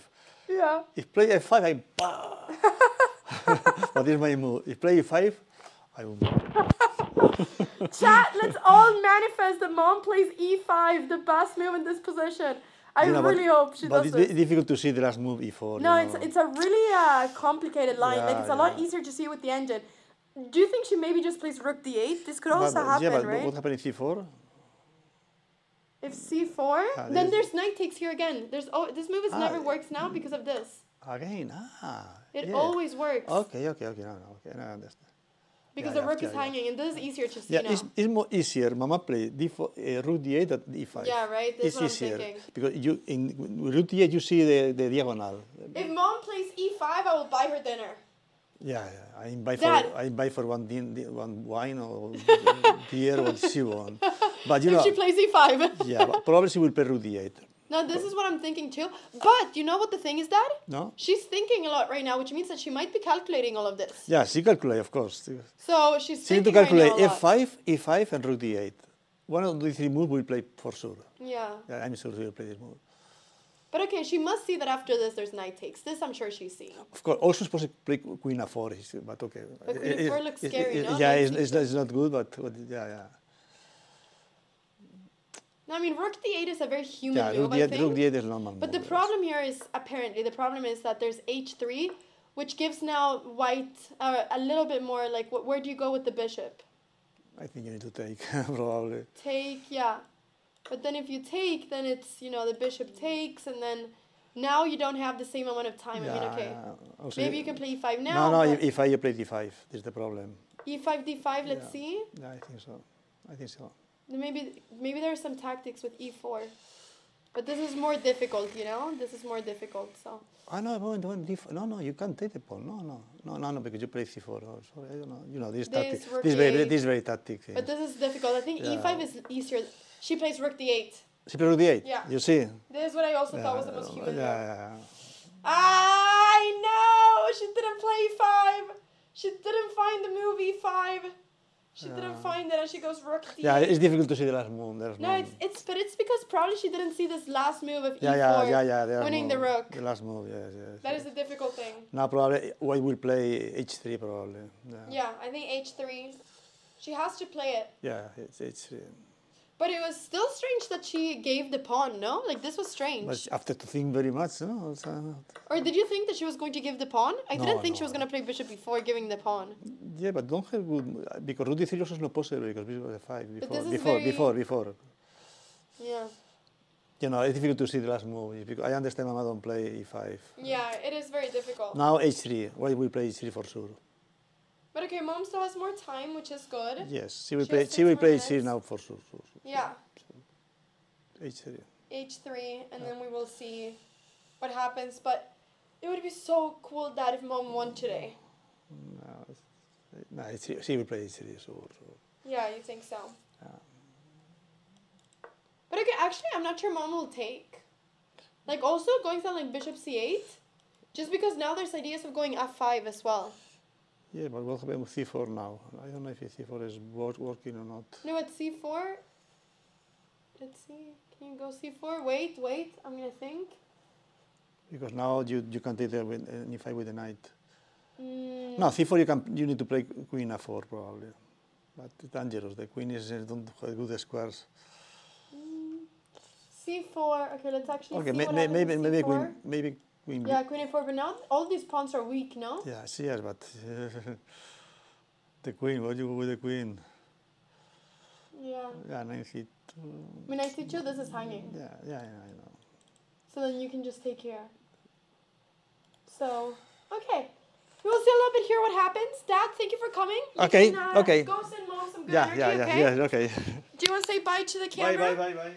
Okay, we will see what happens over here. But I'm sure he will play h3 now. You think h3? Yes. Okay. Okay, bye, Dad. All right. There we go. It is very complicated right now. We will see what happens. Oh, but I'm so excited to see because this game, I feel like this is a great place for my mom to be in right now. This is a really good winning chance game, in my opinion. Thank you so much, D4, 2-ish for the prime. I appreciate it. Pierre looks like she's headed to the confessional. How do we know that she's not headed to the bathroom? How do we know that she's not headed to the bathroom? Because she's headed to one of the two. Either confessional or bathroom. I mean, you know, the players here, they also need to go to the bathroom sometimes. They're not always going to the confessional. But we will see if there's a double confessional. Maybe she gets water as well. Maybe that's what she does. She just got water. She walked right back. Oh, okay. This could be different then. This could be different. All right. We'll see. I am excited if she does another confessional. But Vaishali's thinking, and now we're starting to enter almost rapid game situation. Like, I actually really think that there's going to be time trouble issues in this game, and I'm really hoping it's not from my mom's side, but Vaishali's side, and that would be really cool. Because here's the thing, it's move 18, they both have 22 moves to make, and now it's 50 minutes versus 41. Like, Vaishali needs to make 22 moves in 41 minutes. This is a lot of moves. Thank you so much, Izzy Pupper, for the prime. Thank you. It's less than 2 minutes per move. Like, you know, call it whatever you want, but that is, in my opinion, almost rapid. We're also right now seeing the Armageddon between Magnus Carlsen and Fabiano Caruana. That is happening at this moment in time.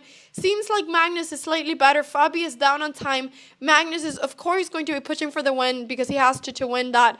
And if he wins, then, I mean, there's very high chances that he's going to win the whole tournament. So we will see what happens.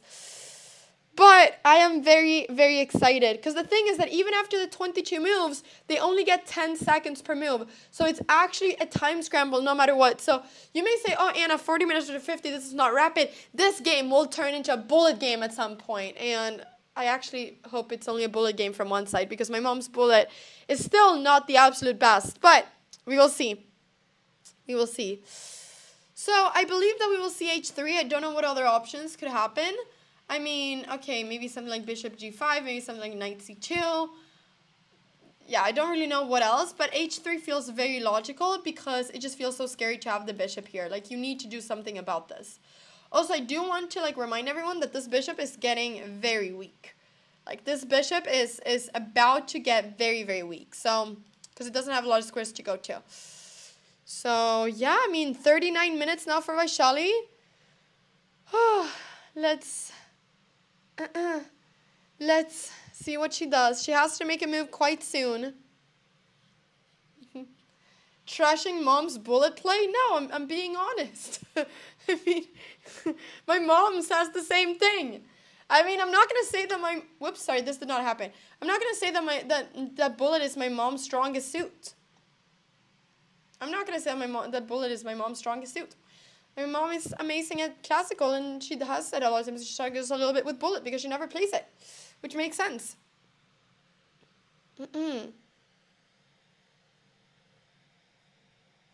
Can't you say your time management is interesting? I don't use interesting as a word. I use bad. I am a pretty straightforward person, okay? I use the word bad. My time management absolutely sucks. My mom's time management is a lot better than mine, but, I mean, it still has room for improvement, maybe.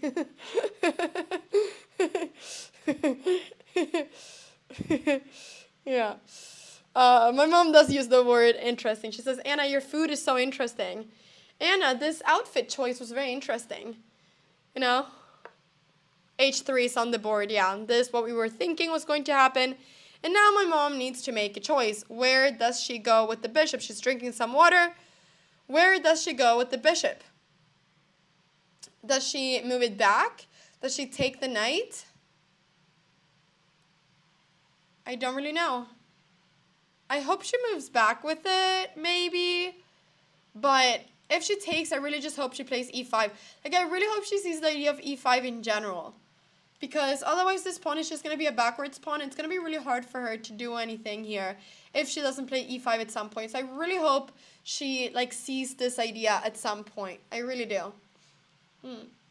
Your stream is so interesting. Okay, but are you saying this is a compliment or not? That is the question. Because interesting is, it can be a lot of different things, okay? It can be a lot of different things.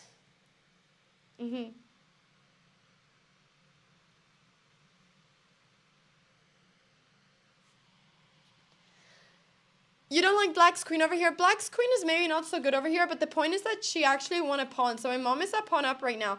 So if Vaishali cannot really justify this pawn, then my mom is just going to play a pawn up, which will be really, really good.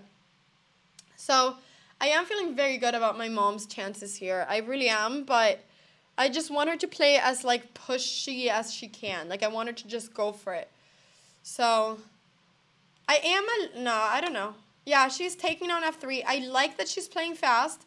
The speed that we're seeing is really good. Bishop takes f3 is on the table, and now she needs to make a choice. What does she take with? Does she take with the queen? Taking with the queen makes the most sense, I think, threatening to capture on c6. But then the question is, will my mom see the move e5? Because e5 just looks so good. Now, if you takes, and now if you take here, then you just... Wow, you can go rook takes d4. This is the best move, because if takes, you just pick this up. That is so cool. So let's see what she takes with. She could also maybe take with the bishop. Then after bishop takes, and I hope my mom sees the idea of e5. And then the idea is that if takes, and takes. And if she doesn't do anything, if she goes something just like d5, which is maybe the move that looks the scariest after e5, then my mom has this idea of going e4.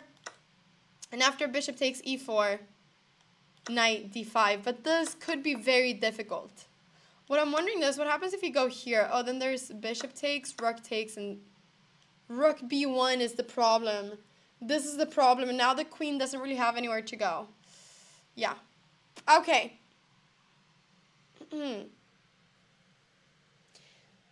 The real answer, you should say, is the subscribe button is interesting and more people should. Thank you so much, Bold Cool. That is true. No, I'm not going to say that the subscribe button is interesting. I'm going to say the subscribe button is amazing. But the prime button is even better. No, I'm kidding. Both are equally good. And also to everybody that just watches, I appreciate every single one of you that's been here supporting my mom. Thank you. Thank you, thank you. That's all that matters. That is all that matters. Okay. So, let's see what happens. What will she take with? I think she's going to take, what is my prediction? I think she's going to take with the queen. That is my prediction. I will say that she's going to take with the queen. Because it doesn't really, like, yeah. No, I think that's my prediction. Let's see if I'm right or wrong. You can also predict. Do you think she's going to take with the queen, bishop, or rook? Just type Q, B, or R for speedrun purposes, for being fast purposes. But we will see.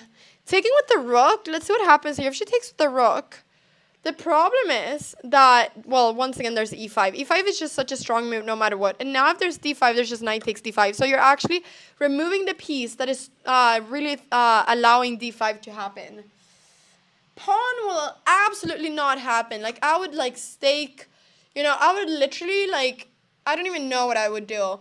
I would do something crazy if pawn takes. Like, if pawn takes, I don't know, what's the craziest thing I can do? I have no idea. Yeah, I have no clue. It would be, like, insane if pawn takes. There's no way. No way. No way that happens. Stake my entire stream career? Well, but I think streaming is too fun. I don't want to stop streaming. She went queen takes. I was right, and I said this because well, I was kind of hoping that it would be queen takes because I thought it wasn't such a good move, but now I'm realizing it is, and now I'm sad that I said queen takes. Also, Magnus Carlsen just defeated Fabiano Caruana, and I mean, I really think Magnus is going to win the tournament. I really do. I really do. After this defeat, he gets 1.5 points, and now he's at 17.5 points. So that is just an insane score. Magnus Carlsen right up there. Let's see what happens. I'm not sure if he's already won the tournament because I think that Hikaru can catch up if he wins the game. He's on 14.5 points, and if he wins, he's going to get 3 points. He's going to get 17.5, and I don't know what the tiebreakers are. But no matter what, like, Magnus is right up there. Hikaru needs to win. Hikaru can go for a tiebreak. Okay. No matter what, Hikaru needs to win, and I don't know if his position is looking so winnable. We will go back to check that out in a bit, but for now, let's see what my mom should do. So what happens if e5? I'm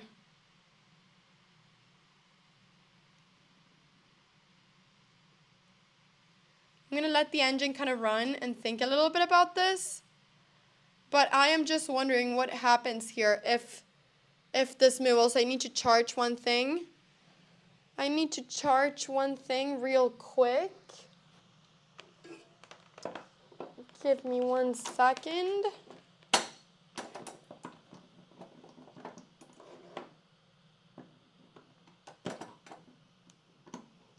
Okay, beautiful.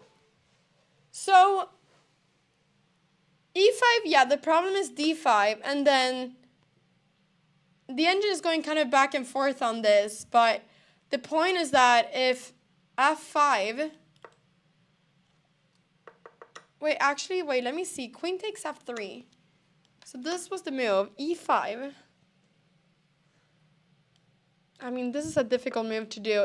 I feel like it's more difficult here than before, because now if f5, like, takes, and then what do you do? Oh, if you go takes, we take the queen, so you must take here. Then we take there. And then takes to win the pawn back. It would be equal pawns here. But there would be rook c8. And then after the queen goes somewhere, there would be queen takes c3. And this should be slightly better for my mom. But it is by no means winning in any single way. But it would be probably slightly better. So yeah, I'm not sure. What if you go f5 first? Is this crazy? Because takes. The idea is that if takes now, can you now go e5? So I'm just trying to keep the queen on this diagonal. Can you now go e5? This does allow for the opportunity of trading queens, which I'm not sure is an opportunity my mom wants. Here she would be doing good, but yeah. e5 was, I think, felt easier in the previous position than this. I might be wrong, but it felt easier before. So, we'll see. Does e5 and f5 make black's king too weak? It doesn't, because the king can go to h8, and it's protected by this bishop. And especially because right now the queen is on this light square diagonal, so no piece can check on this light square diagonal. So e5 and f5 are totally fine. There's no weakness in that sense with this. So we'll see exactly what happens. But yeah, that was such a good chance my mom had to play e5 before. Such a good chance. My mom is doing well. She is slightly better. Let's see if she finds either f5 or e5. I don't know what she's going to do otherwise. Like, there's no way she plays something like knight here, right?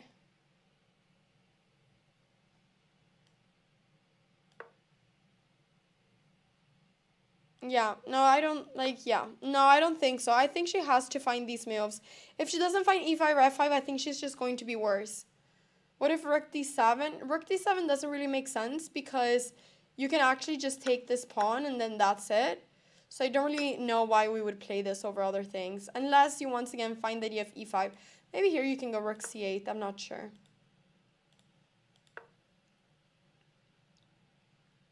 There's also rook b1 though, threatening the queen. Queen here doesn't work. I think it's scary here. You have to go queen a4.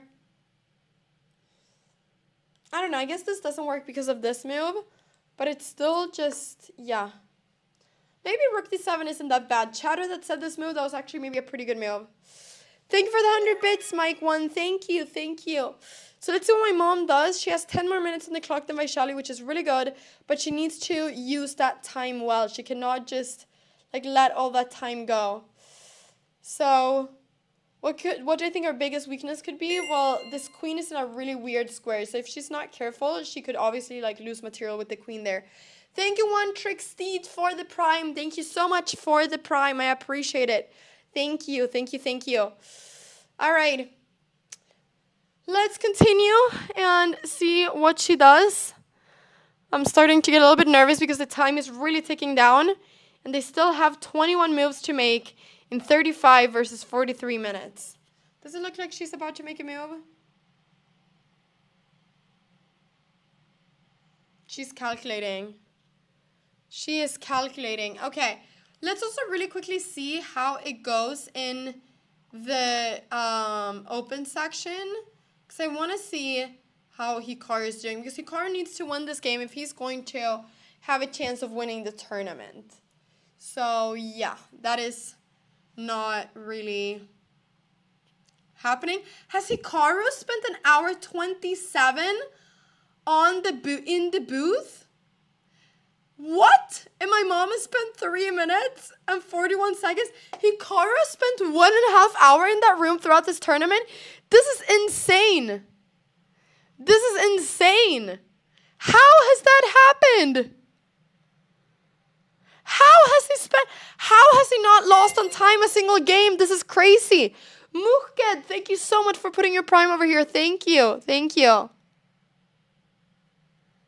He was basically doing a stream from there. He probably knew that it was great content for his stream too, to be there. But, yeah, my mom actually asked me, she was like, Anna, like, do people enjoy when I go to the booth? Like, in your channel, is that, like, good? And I was like, Mom, you going to the booth is amazing content. Like, I don't want you to think about content, but if you want like, go to the booth. And she was like, you are right. I didn't think about this. And I was like, great, Mom. You're having, like, great thoughts right now. So I was really excited to see my mom with a little bit of content brain. Also, wow. I mean, it is insane. June is just completely crushing Lei Ting J here. 53 minutes, 97.9 accuracy. You know, completely winning, +5 possession. She's just going to win. She's just going to win, and she's going to win the tournament. We're soon going to crown the winner of the female Norway chess. It's most probably going to be the female world chess champion, June. The game is not finished yet, but this game is just amazing. I mean, it's a beautiful game. A beautiful game. Yeah, very amazing.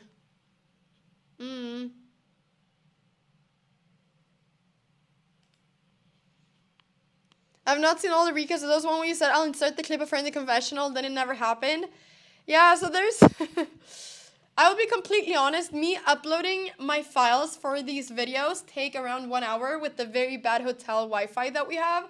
Sometimes things happen and then it's like, is it worth it to upload it or is it more worth it to spend 2 more hours on this and then we just upload it because I want to get them up as soon as possible. So there has been maybe a few moments where we haven't uploaded every single clip that we wanted to. But if you want to catch all the confessionals, you can catch them on Anna Cramling Extra. You can do that. Can they leave during the game? Yes, they can leave to talk about the game in a confessional booth. They can also go to the bathroom or watch other games. Thank you so much, Chuck Yoris, for the prime. Thank you. Thank you so much, Chuck Yoris, for the prime. Like I said, primes are amazing, and I really appreciate every single prime. Thank you. Thank you. I'm learning that leaving the pawns and sending all these forwards first is not bad. This is a really cool way of explaining chess. Leaving the pawns and sending others forwards is not bad. I'm not truly sure what it means. But I love this way of talking about chess. That is amazing.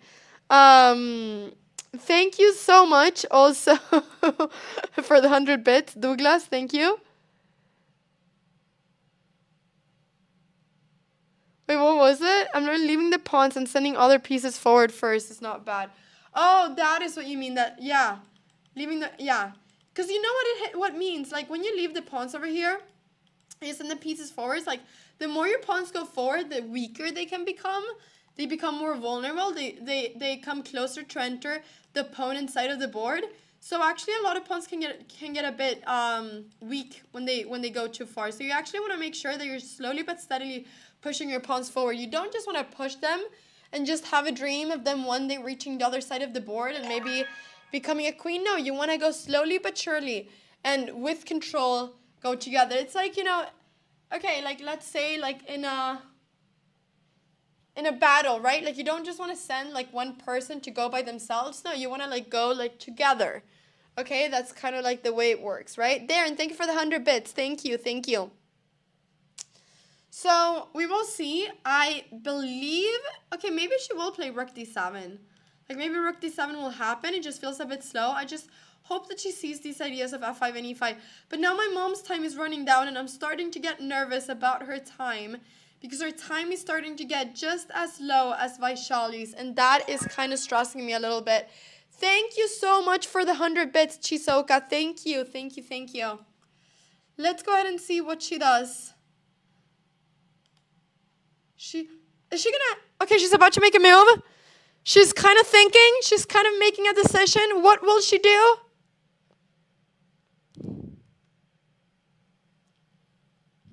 She almost played e5. I think she's going to do it then. It means that she's decided. If she was about to do it, she's probably going to do it. No, you guys are wrong. She's playing f5. You guys are seeing the wrong pawn. We all need glasses over here. And f5 is one of the best moves in the position. She actually played f5, which is a really, really good move. So, wow. Okay. Chat, there we go. f5, where are your glasses? I mean, we need our glasses over here because what's going on? You were all saying she nearly played out e5. But there we go. She plays f5, which is one of the best moves in the position. So let's see. f5 threatening the bishop. And now bishop takes c6. B takes c6. Queen takes c6. This could absolutely happen. This could absolutely happen. And then e5. Like we could absolutely see something like this. But then maybe queen b5 and then...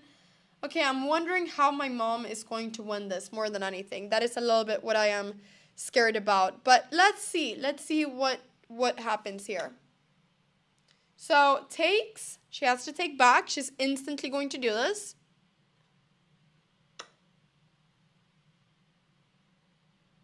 There we go. Why does she have to take here? Because otherwise she loses this bishop. There's no other square this bishop can go to. But now the question is if she takes or plays something else. So this is now not as clear. Now, she could play something like bishop g5 to threaten this pawn as well. But then I think something like rook f7 makes a lot of sense. Or queen f7 going back and defending. So I don't think we're going to see that. I think she's going to take this pawn on c6 to at least be equal pawns right now.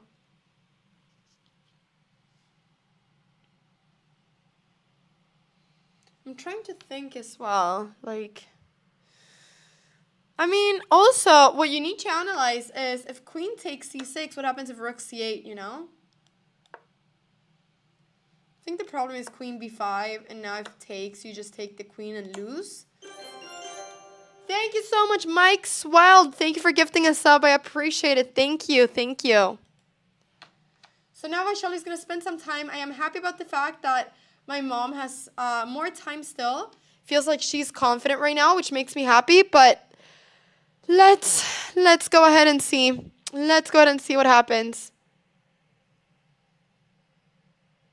Am I looking forward to going home? I ain't going home. I am going to Madrid after this.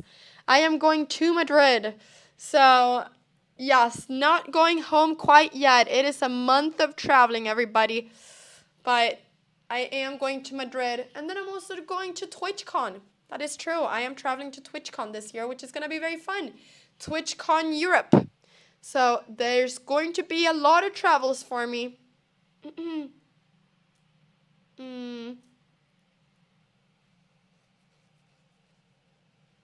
Why am I going to Madrid? Because right now there's something called the Clash of Clans that's happening. Cramling versus Rameshbabu is happening right now in Madrid. And also, I'm playing a chess tournament there together with Gotham Chess, together with Eric Rosen. 5-day tournament, double rounds every day. It's going to be insane. I will be so tired after. But I'm so excited to play a lot of chess. I feel like I need like a few days of just intense chess. I'm very excited about it. So, let's see what happens. What is happening? By the way, has Cramling versus Rameshbabu started? Like, what's going on? I heard that it was going to start. I'm a little bit confused about all this. Can someone give me an update here in chat? What is going on? Oh.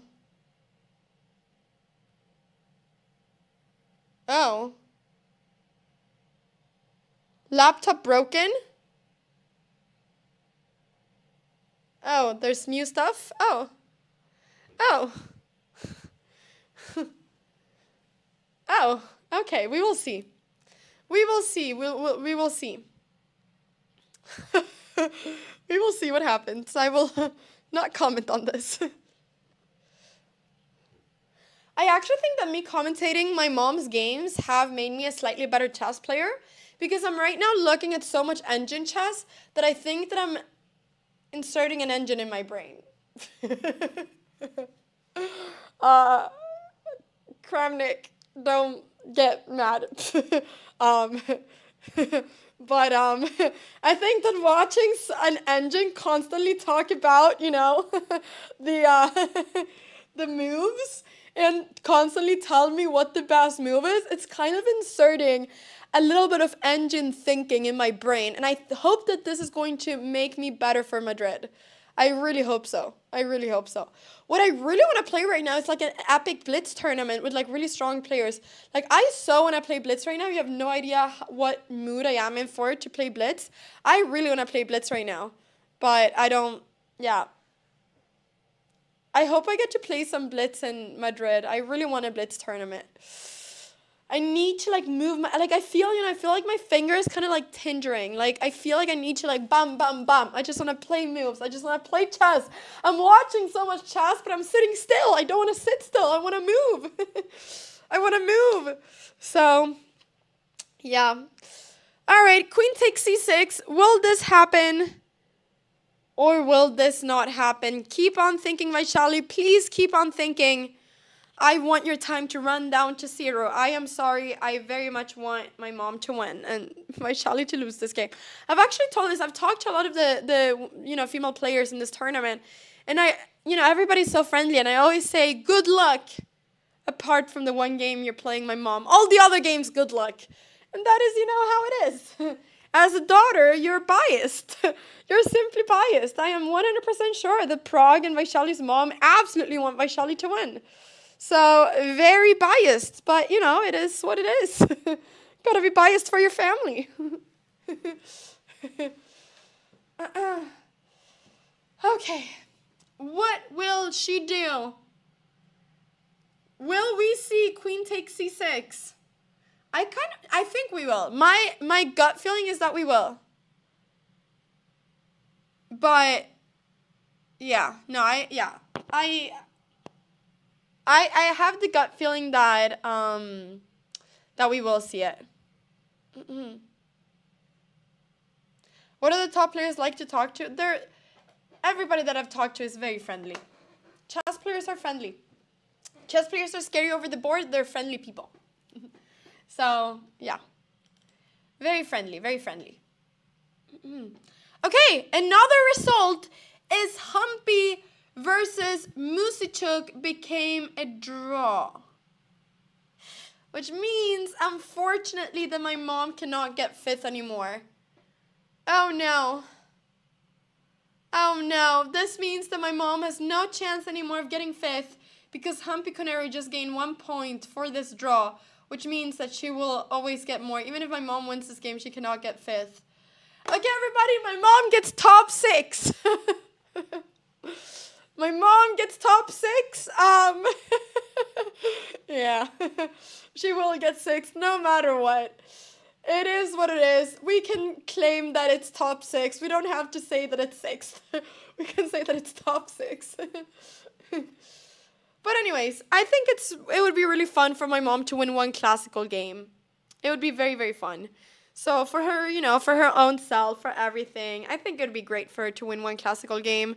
So no matter what, it's great. It's not fair she played great. Well, chess is a sport, and no matter how great you play certain moves, the results come for a reason. So at the end of the day, I like to think that no matter what it is, it's fair. What happened, happened. And that's what I think about, for me too. What happened, happened, and chess is a sport. So yeah, she did play really well, but she had maybe a little bit of problems with the time. But her chess, she showed great chess understanding. I'm so proud of my mom. But she had a little bit of problems with time, and that is also part of the sport, So it's kind of how it is.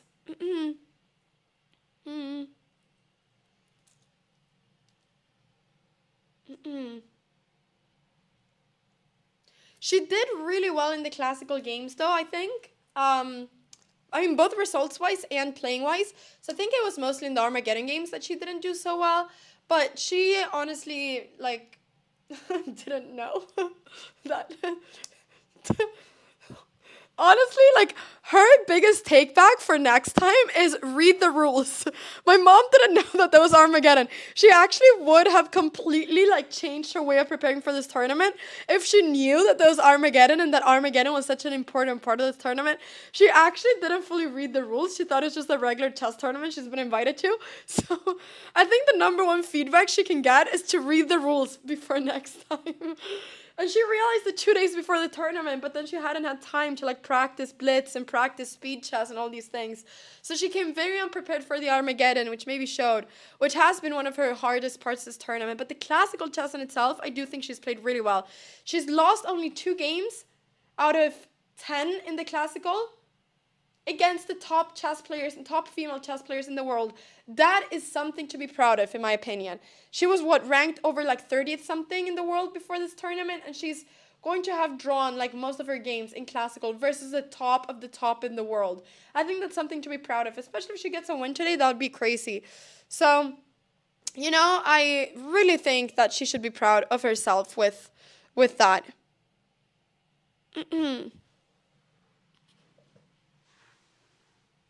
Vaishali's still thinking. She has 24 minutes. People, she needs to make 19 moves in 24 minutes. We are almost entering the 1 move per minute phase of the game. My favorite part of the game. Let's see here what she's going to do, because soon the time trouble is going to kick in, which is just crazy. I know my mom thinks a lot, but we may have found someone that thinks even more. Thank you so much, Lover Mats. Wow. Thank you for the 100 bits. Anna, what openings do you recommend for an 800 ELO player? The cow. I am sorry. I am kidding. Find whatever you like. Find whatever you like. Watch chess videos about openings and find whatever you like. But yeah. No, actually, I feel bad. This person was coming in with 100 bits, sending love from Mexico, and just asking a very, very good question.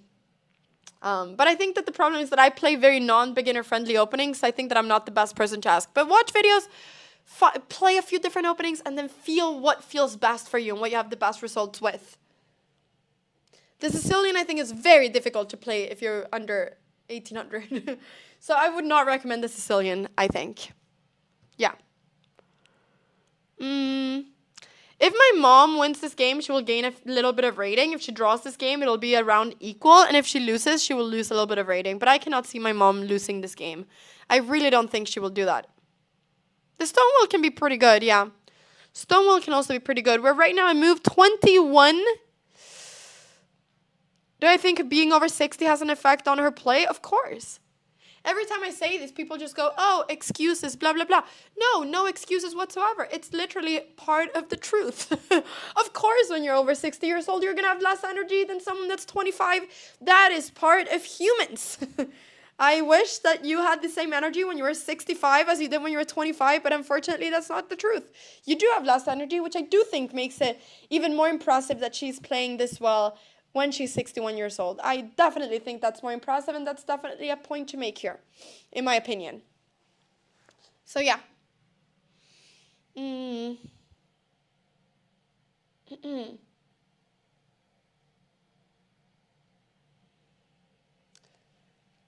But she has more experience, but her brain is more tired. So she cannot use the more experience that she has. No, I'm kidding. Of course, she does have a lot of experience, but I mean, I think that the negatives are more than the positives, like at being at this age, which is why most people retire, you know, when they're over 50 years old at chess in competitive play, but not her, and that is what I think is so cool. My mom, I can see her being 70 years old and still competing at chess. Like, I can really see that. So I think for her, the important thing is just she loves chess, and she really also trusts herself. She believes that she can still play really good chess, and that's also why she's able to do it. So, yeah, I can see her being 70 and still competing in chess. What was her highest peak? Her highest peak was reaching 2550 ELO, I believe, in the 80s or 90s. So it was worth probably like over 2,600 today because there's been rating inflation. And her peak ranking in the world is number 1 out of women, 1984. But she's, for most of her career, being top 10 in the world for women. Like, it's only been in the last few years that she has gone down. But even I remember, like, when I was in 2008, I remember she won, like, the European, like, championship for women. And, like, you know, a couple of years ago, she won the gold medal at the Olympiad. So, like, she's still winning things, even if her rating has dropped a bit. Because what happens is that sometimes she plays really, really well, but then sometimes she has a little bit less good results. So I think she's just a little bit more of an elevator than what she was before, which is why sometimes she loses a bit of rating.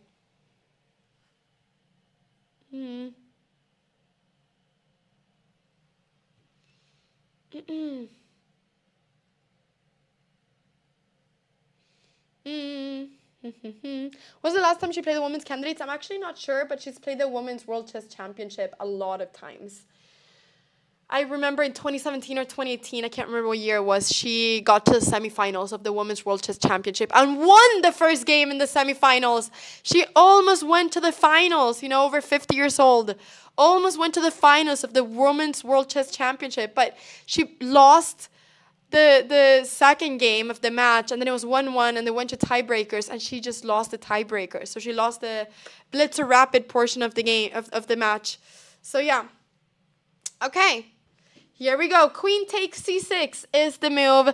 I'm sure that my mom has been thinking a lot about what to do here because this is the most expected move in this position. So now there's a few different options, but the absolute best one by far is to play e5, and I really hope she does play e5. e5 could be scary because she might think, okay, what happens if d5? But if d5, it's actually not scary at all because you play e4, you threaten the rook, and after the rook goes somewhere, you can take here. And if rook b1 first, you can just actually go queen takes b1, and this could actually happen in the game, that she trades her queen for 2 rooks, but, you know, the opponent's pawns are very weak over here. So this could happen. Another move that could happen is to go rook d7 and double up, but I really think she has to play e5. If she sees this, like, I really think she will play this, unless she really doesn't want to play this position for some reason.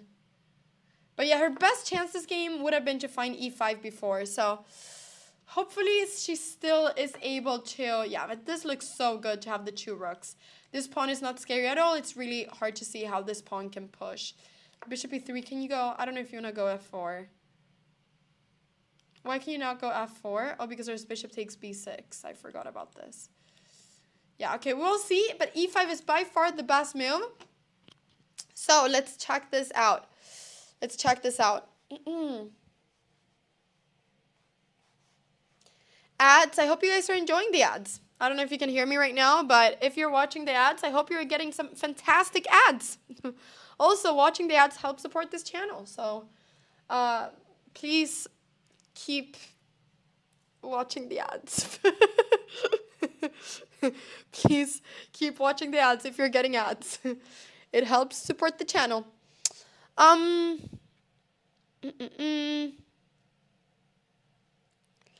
know, I will say something. After I yesterday played so well, these 4 games, there was a part of me that was like, should I just like in a few years try to push for like IM and maybe GM and prove every single person out there that says that it's impossible for me to become a grandmaster wrong? There is a part of me that kind of wants to do it because I do truly think that if I put everything else aside, I could be like I could become a grandmaster. And that is also from the belief that I think almost anybody can do it that, you know, has played chess for a while and has that puts a lot of work into chess. So it would be really, really, really, really cool. Because obviously with the amount of studying that I do right now, wait, what is happening here? What is she doing? Oh. My mom is playing so solid, Mom. Yeah, now this, okay, like there's nothing wrong with this move. It's just that this is just not giving her the advantage. I really wish she would have played this move e5. Yeah, now they're trading queens, which is fine. It's just, I guess, rook takes, it's just that I really, really wish that she would have gone for this move e5 at some point during the game, but she just has never played this move. Maybe it was a hard move, I'm not sure. I guess it was. She's still, like, going to be slightly better, I guess, but, yeah. I really wish she would have gone for this move h5. So let's see now what she takes with. She takes with the rook. I like that she's playing fast. The speed is obviously amazing, but yeah, I really wish that she would have played the move e5 earlier.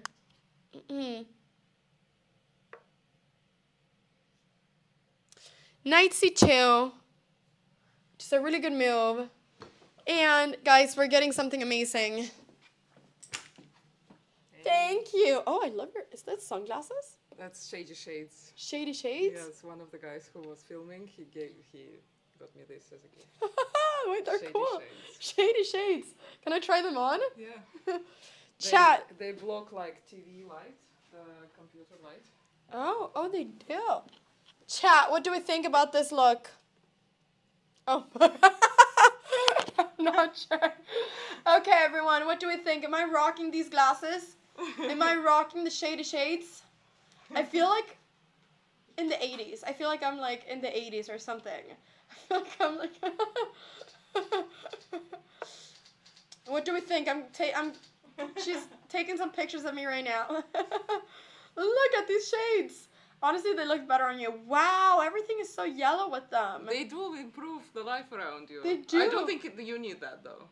What do you mean? My eyes are so, like, broken. I would need to, like, see things better. No, but I mean, you always see things in good light anyway. You're so positive.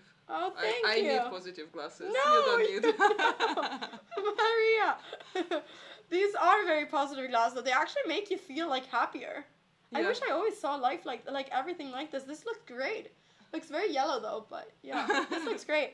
Maria just came here with an amazing juice. Thank you so much, Maria. She has been an OP. Thank you also for sending the link to the confession thing. Did you see that Hikaru has been at the confession booth for 1 hour and like 30 minutes? Yeah, 30 minutes. Today, another 15 minutes, easily. He spent 50 minutes in a row? No, but combined, all the rounds, yeah, almost 2 hours. Imagine how much he loves streaming, right? It's just like insane. Wow, 2 hours in that booth. Like, he's literally the booth. He is like, it's just crazy. Yeah. Oh, well. If there was a tournament where you can use confessional booth, you would also talk there. I would do the same. Yeah, no, I would be there all the time. Every time I got bored, I would stand up and I would go there. No, I would have so much fun. I really... You just need Andrea and you in the same tournament and you go both to confessional and just banter there for like an hour. It would be so fun. I wish I was at the level where... I would be invited to a tournament where there's a confessional booth, because I feel like the point of the confessional booth is to see the mind of a grandmaster. But you know what, Maria, what I was just saying? I was just saying that I'm feeling motivated to compete in chess, and maybe in 5 years, I will try to push for becoming a GM. Let's do it. Do you think I can do this, Maria? Yes. You do? Yes. WGM for sure. Okay. The next step is GM. The next step is GM, yeah. Let's do it together. Let's do it both become together. WGMs. Okay. First WIMs, then Yes. WGMs. Yes. We can skip WGM, become IM immediately. Why not? Okay, yeah, we just, you know what? Let's just, next title. IM. First, yeah, I am. Just IM. Just Okay. IM. No, first FM, we get the 2300 feeder rating. Then we go IM, and then bam. Then we go Done. GM. By 2030. By 2030. Yes. Honestly. Yes. Let's do Okay, it. by Let's do it. 2030. And then, if you do it, I'll buy you a bottle of champagne. And if I do it, you can buy me one. Okay, maybe that's a little bit of a small price for becoming a grandmaster. I'll buy you the best bottle of champagne, Maria. Well, we can support each other. Bring shakes and coffee to each other. When In we tournaments. We will be each other's hype man at every tournament. No, but actually. And if you lose a game, you can always call me and I will listen to anything. To the rant. And if you are happy, call me as well. Okay, that sounds great. That sounds great. I literally just taught Maria iMessage, and now me and Maria are texting all the time. I literally had iMessage switched off on my phone. Yeah, you did. You did. I can't believe you had that. Now we've been texting. It's so fun. So I can even FaceTime you, Maria, now. Weren't you FaceTiming? Oh, yeah, you were for me. I was in the past, but Yeah, okay. Yeah, I thought it was connected. WhatsApp is always now. Yeah. Yeah. Yeah, I don't really use. Yeah, what's up? Okay, well, thank you so much, Maria, for the juice. You're welcome. I will run to catch Magnus because I need to deliver him to chess.com studio. Mm-hmm. Yeah, They he's. look good on you as well. Oh, thank you. I think they look great on you. They look more natural on you. Yeah. Well, people, say bye to Maria. Thank you for the juice, and I hope my mom now. Bye, Chad. I hope this juice kind of like gives energy to my Yes. mom somehow. Let's just pass the energy. Let's just pass the energy to her. There we go. It's called Energizer, actually, this Yes, juice. So it's actually an exactly. energy one. I actually can bring something for her, but I would need to know what she wants. No, she's gonna get stressed. She's gonna not know what's going on. Is this a message? Is this a special Yeah. message? How should I read that? Exactly. Do I need to play the pawn? Do I need to play the knight? No, no, What? no. No. I think mom is happy with water and tea. Thank you, Maria. Bye, Bye. Bye. Okay, that's amazing. So, we're drinking this now. Very yummy. This is a great one. But, let's get back to the game. So my mom has doubled the time, but now the position is turning a lot more equal than before, which, I mean, I definitely think she's slightly better. A move such as rook c4 could be very nice. She's going to be pushing against this pawn, but it's not the same, exactly the same thing as before. So I'm kind of thinking, is there anything else? Like, can you...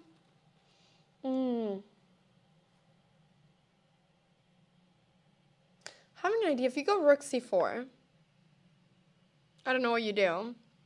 Let's say you do something random, right? Something like g3. Can I go, okay, this is an insane idea. Can I go a5? Wow, I am so proud for having seen this idea. I'm literally not looking at the engine. I just wanted to test this. Rook takes a5.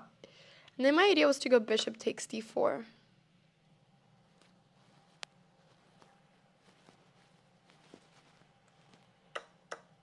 Can you do this immediately? Or you can do this immediately. I don't know why I wanted to get the rook. Actually, another idea that I had was this.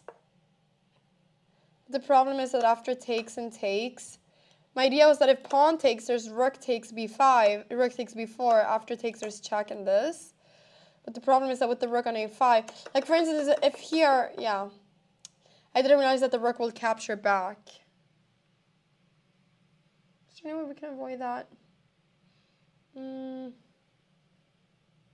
guess you can maybe go, can you go e5 as well here? This is not really a move you want to do, I think, though. Because takes.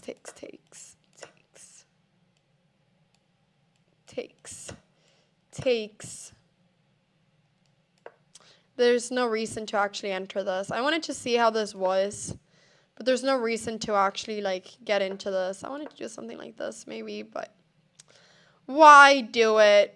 Why go through this painful thing? Oh, now there's knight g5 check, yeah. Okay, 26 minutes. I'm not happy about the fact that my mom has lost her advantage. I don't see how she's, well, I mean, she's definitely going to be slightly better, but she had such good, like advantage positions before with e5, and after she never saw the idea of e5, the position just became a little bit more equal. But yeah,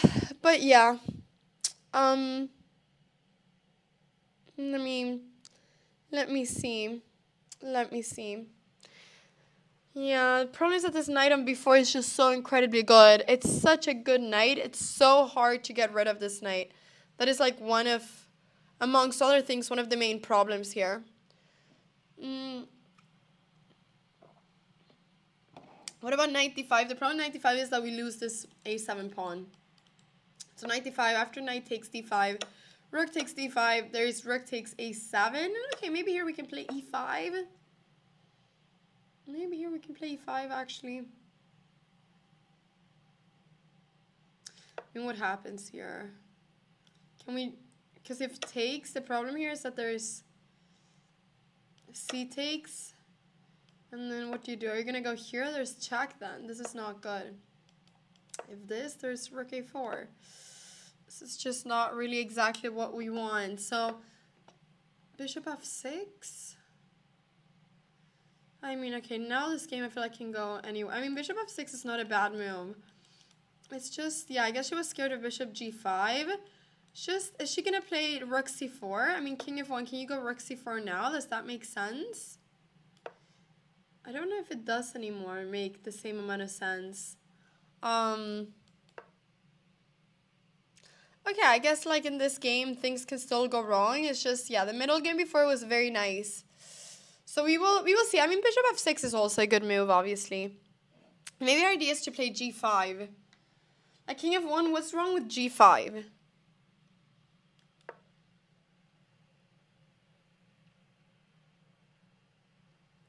Okay, the only thing that's wrong is rook g3.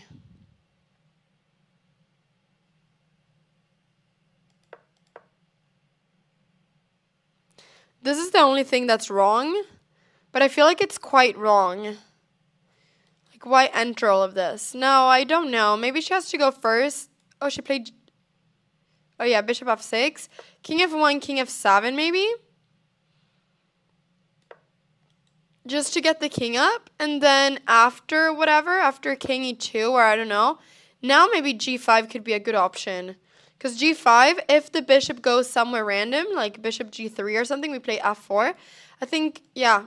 If you go bishop c1, because bishop d2 I don't think you want to do. If you go bishop e3, I was thinking then we can play f4 with the tempo. Bishop d2, like, knight c4 looks quite good. I mean, my mom is definitely slightly better. If bishop c1, then, I mean, maybe just h5 and try to get some space over here.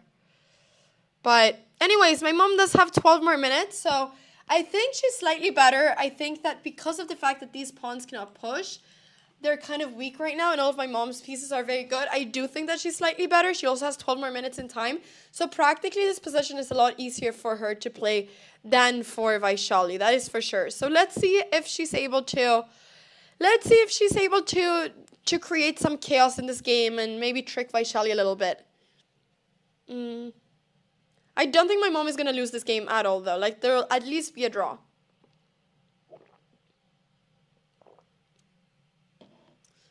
And have you missed playing over the board since my last tournament? I've missed it so much. No, actually, okay. So, after each tournament, I'm like, okay, this is my last tournament in a long time. But then, a week happens. I stop being tilted about playing bad in the tournament. And then... I just, like, really want to play again. And then I'm like, when is my next tournament? And then I just start really feeling like I want to play again. So yeah.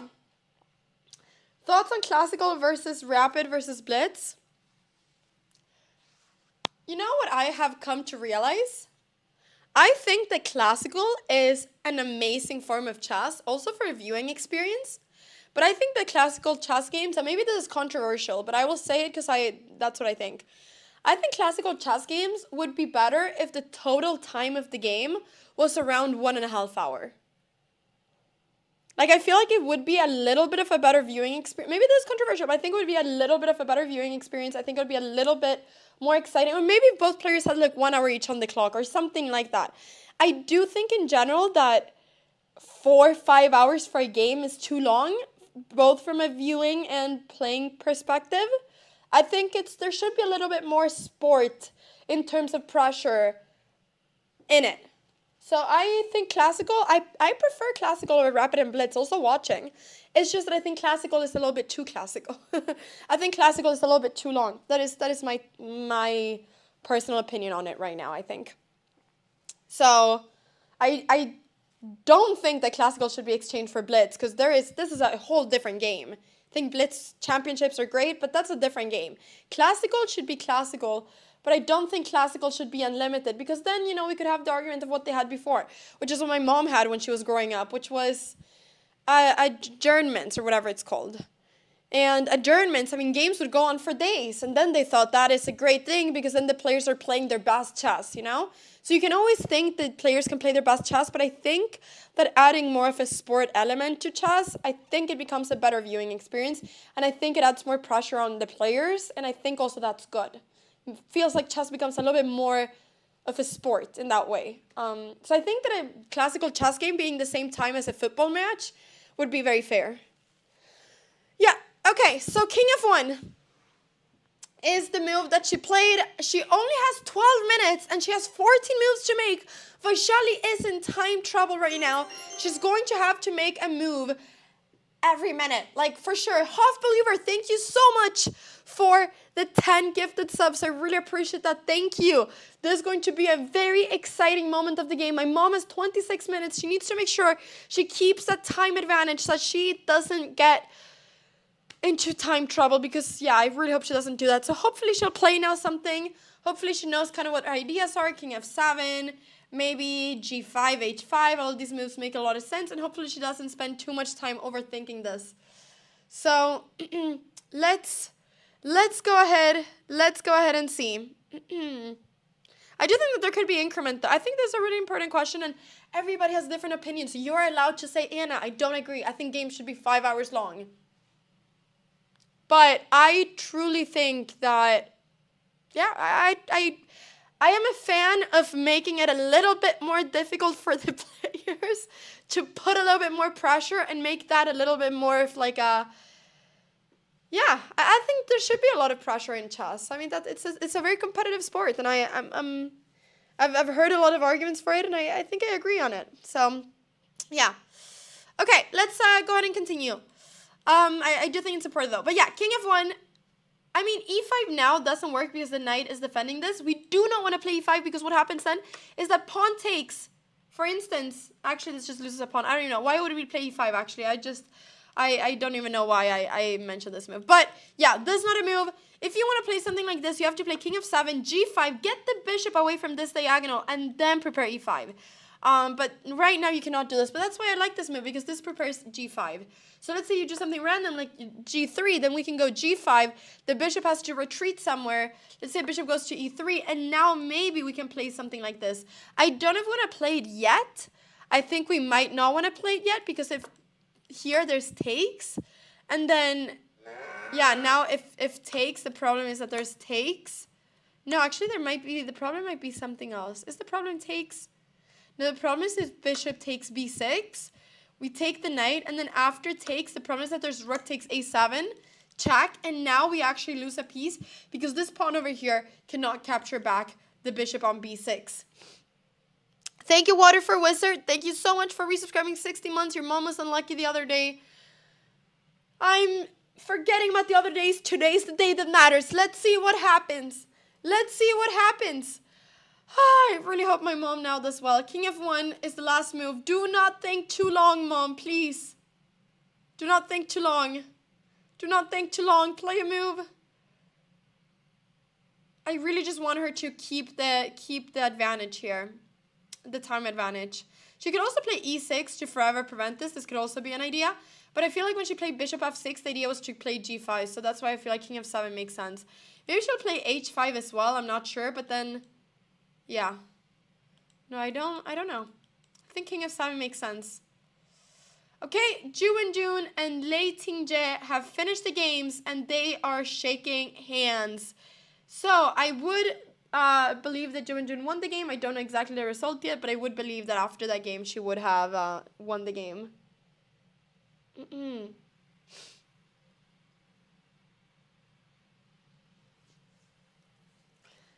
I'm old and not a fan of short attention span theater. Not everything has to be video friendly.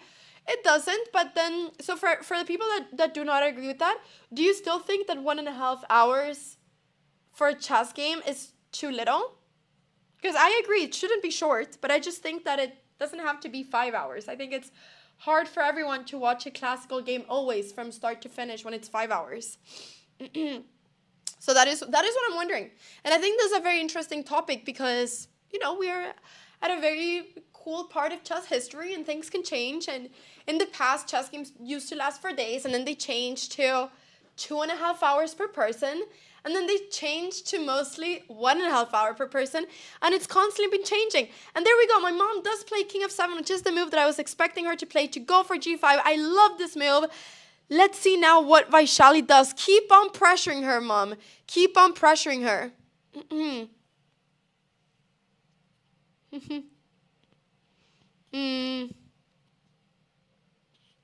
It's really interesting. And we all have different opinions. And that is the beauty. We all have different opinions. And we are never all going to agree on one thing. But that doesn't mean that we shouldn't, you know, talk about our different opinions. And some people think that 4 hours is perfect. Some people think that it would be terrible for chess if we made it lower. Some people don't agree with that. And so I think it's good to talk about different perspectives because there's a lot of different perspectives on it. And yeah, at the end of the day, what we all want to do is just, we want chess to become an even better sport than what it is already. So yeah.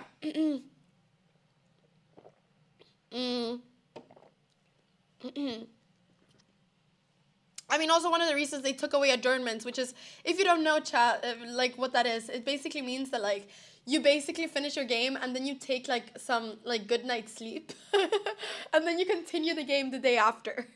So yeah, this cannot happen anymore, obviously, because you could just check what the best move is with an engine, but this happened before chess engines were a thing and before people started analyzing chess with computers. It's a very different era of chess. Yeah, but now you cannot do it.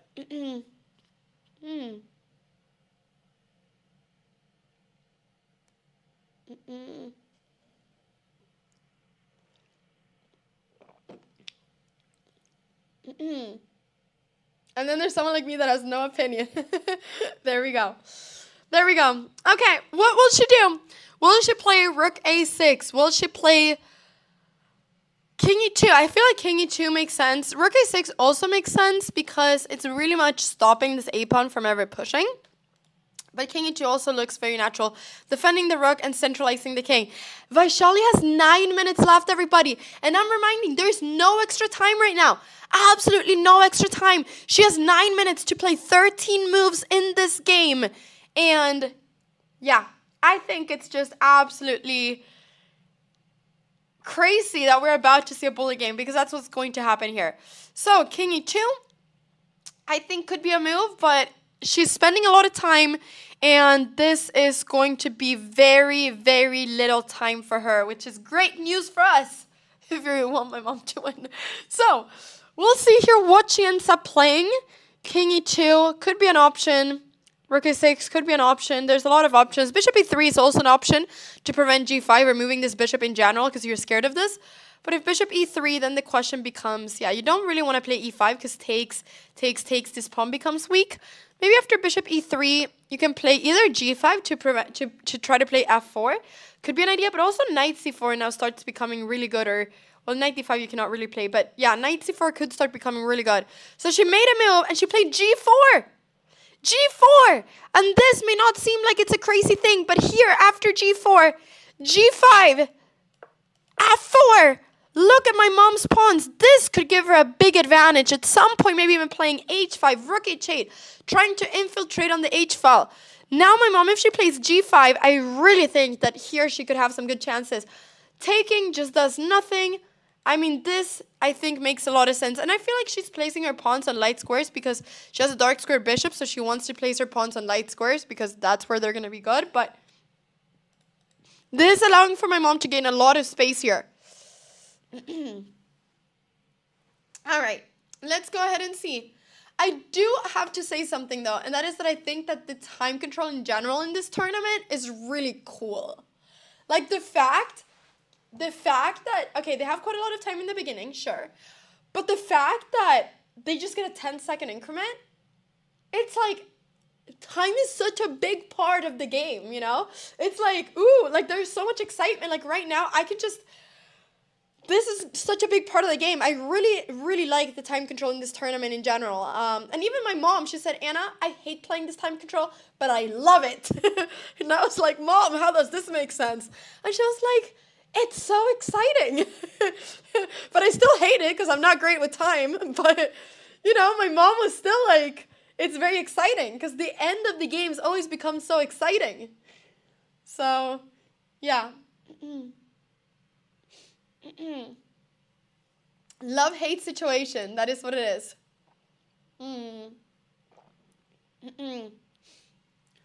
Okay. What will she play? What will she play? I really just hope she doesn't do what happened against Ju in June, which is that it just like, she just forgets that she needs to play fast. She has more time and then she just kind of gets stuck. I really hope she just plays moves. I really, really do. But I feel like she's about to play moves. I really feel like she's about to play a move. I really do. I really do. I enjoy watching rappy games for what they are. I just think, yes, she plays it. She plays G5. I am so excited, and she does it so quickly. Keep that pressure, Mom. Keep that pressure, Mom. There we go. G5 is on the table. G5 is on the table, and then F4 could happen as well. Well, I think it's going to happen. I love, love, love that she's playing this. This is amazing. Okay. Come on, Vaishali, think. Where do you put that bishop? Where would you go with that bishop? Oh, this is so amazing. Where is she going to go? Okay, she can go to a few different places. Okay, bishop d2. She's playing fast because she knows she only has 8 minutes left. Bishop d2. Okay. All of a sudden, oh no, I barely have battery in my PC. Give me a second.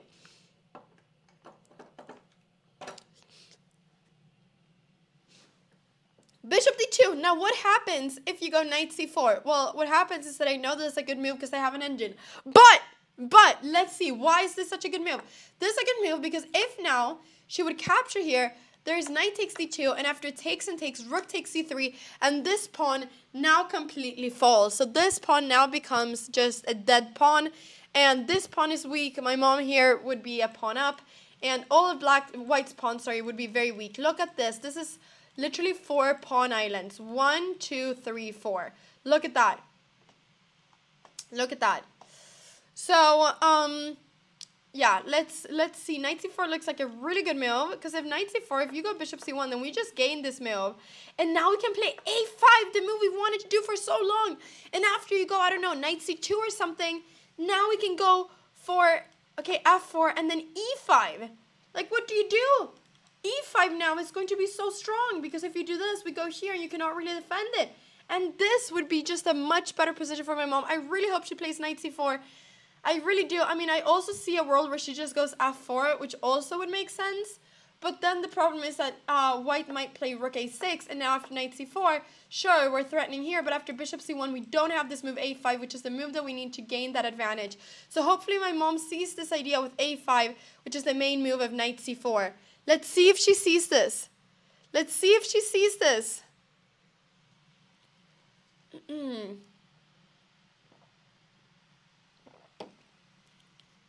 Come on, Mom. 17 minutes. There's 12 moves left to do. Vaishali has to make 12 moves in 8 minutes. My mom has to do that in 17. She does have some time to think now, but I'm reminding all of you that the moment we hit move 40, there's not any extra time. What there is just a 10-second increment that she goes knight c4. She plays knight c4 instantly. Best move. Okay, maybe not instantly, but there we go. Knight c4. She did it. She did it. She did it. Look at that. Wow, look at that. Look at that. What is Vaishali going to do? Okay, let's see. I really hope she's seeing the whole idea with A5 and everything. Vaishali's time is ticking. I hope she spends a couple minutes here. She cannot really afford to do it because she just has so little time. But the moment they hit move 40, they will only be getting a 10-second increment. So if somehow it would be so that, let's say Vaishali would be,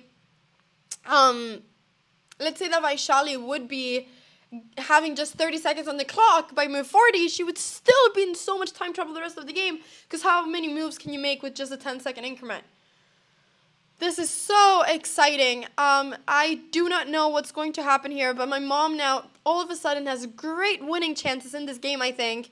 And I'm just so happy to see that because she hasn't won a single classical game.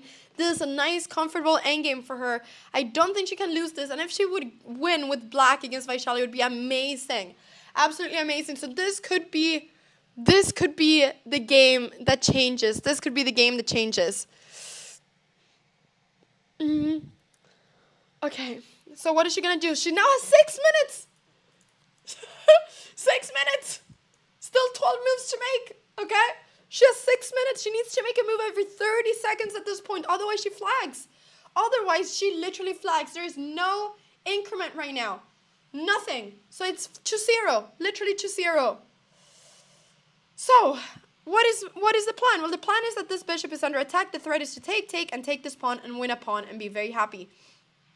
Let's say the bishop goes to c1. What happens then? What happens is that we have a5. Knight has to move. I don't know where it moves. And then we just play f4, and e5 is going to come with such power. Because now the problem is that the bishop cannot really go anywhere. The rook cannot go anywhere, even if rook d1. I mean, there's e5 here that is just so strong. If you go here, we go, I mean, e4, rook d8. We're going to win this pawn. Nothing really here to do. I mean, look at this. How do you defend this pawn? This knight is a monster. This knight is so good, and this would just be completely lost for white. So, let's say you go bishop e1, so that the rooks are connected at least. After a5 here, and f4, sure, you can maybe go rook d1 here. Then there's knight b2. No, honestly, my mom is almost winning. Practically, I don't understand what Vaishali does here with 5 minutes. It's so hard to play this position as white, I think. It's so hard to play this position as white. It's actually insane.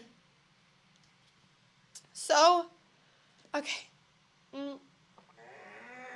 Buddy, please, thank you so much for subscribing. Thank you, thank you, thank you. Okay. 4 minutes, 50 seconds. 4:50. Mom has so much more time. This is such a good position. Like, not just position-wise, but just time-wise.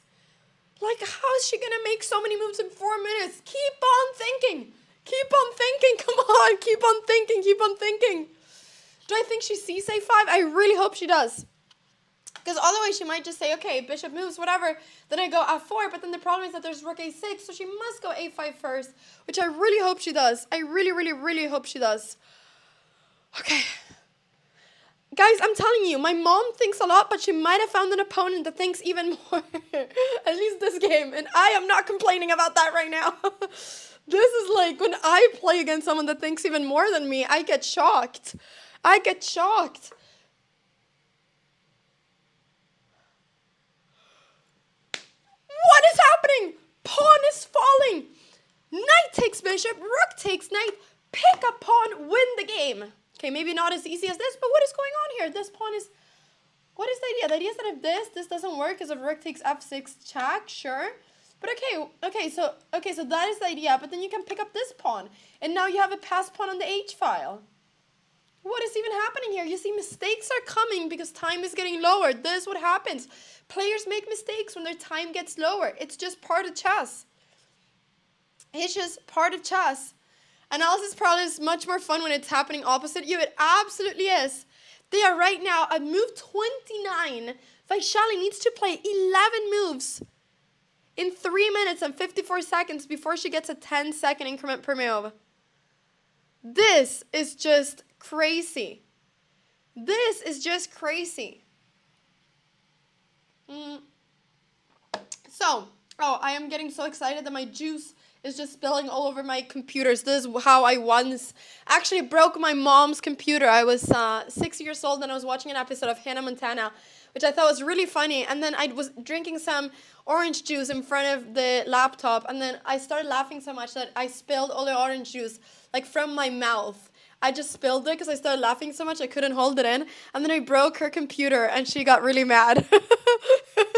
It was also during a chess tournament, so she had to get a new one because she couldn't analyze otherwise. It was really, yeah, I felt so bad. And I didn't know what to do. I was just 6. But the episode was really funny. And then she told me, Anna, you're never allowed to drink anything in front of the computer. I had that rule for years after that. I was never allowed to. Yes, she's playing it. Knight takes d2, rook takes c3. Pick everything up, Mom. Just take the pawns. Just take the pawns. Yes, she's doing it. I'm getting so excited. Okay, rook takes c3. Come on. This really could be her first win, guys. This is amazing. This could be her first. What is even going on over here? What is this move doing? I am confused. Is this not a free pawn? What is going on in this game? This is a free pawn. Rook takes h3. Another free pawn. Mom is going to be up 2 pawns in this position. Okay. Come on. I mean, like, there's really, like, I don't know if she's, like, trying to make my mom think that she has some tactics. Oh, no, it's not 2 pawns. Okay, sorry. To be fair, this pawn is hanging as well. But, I mean...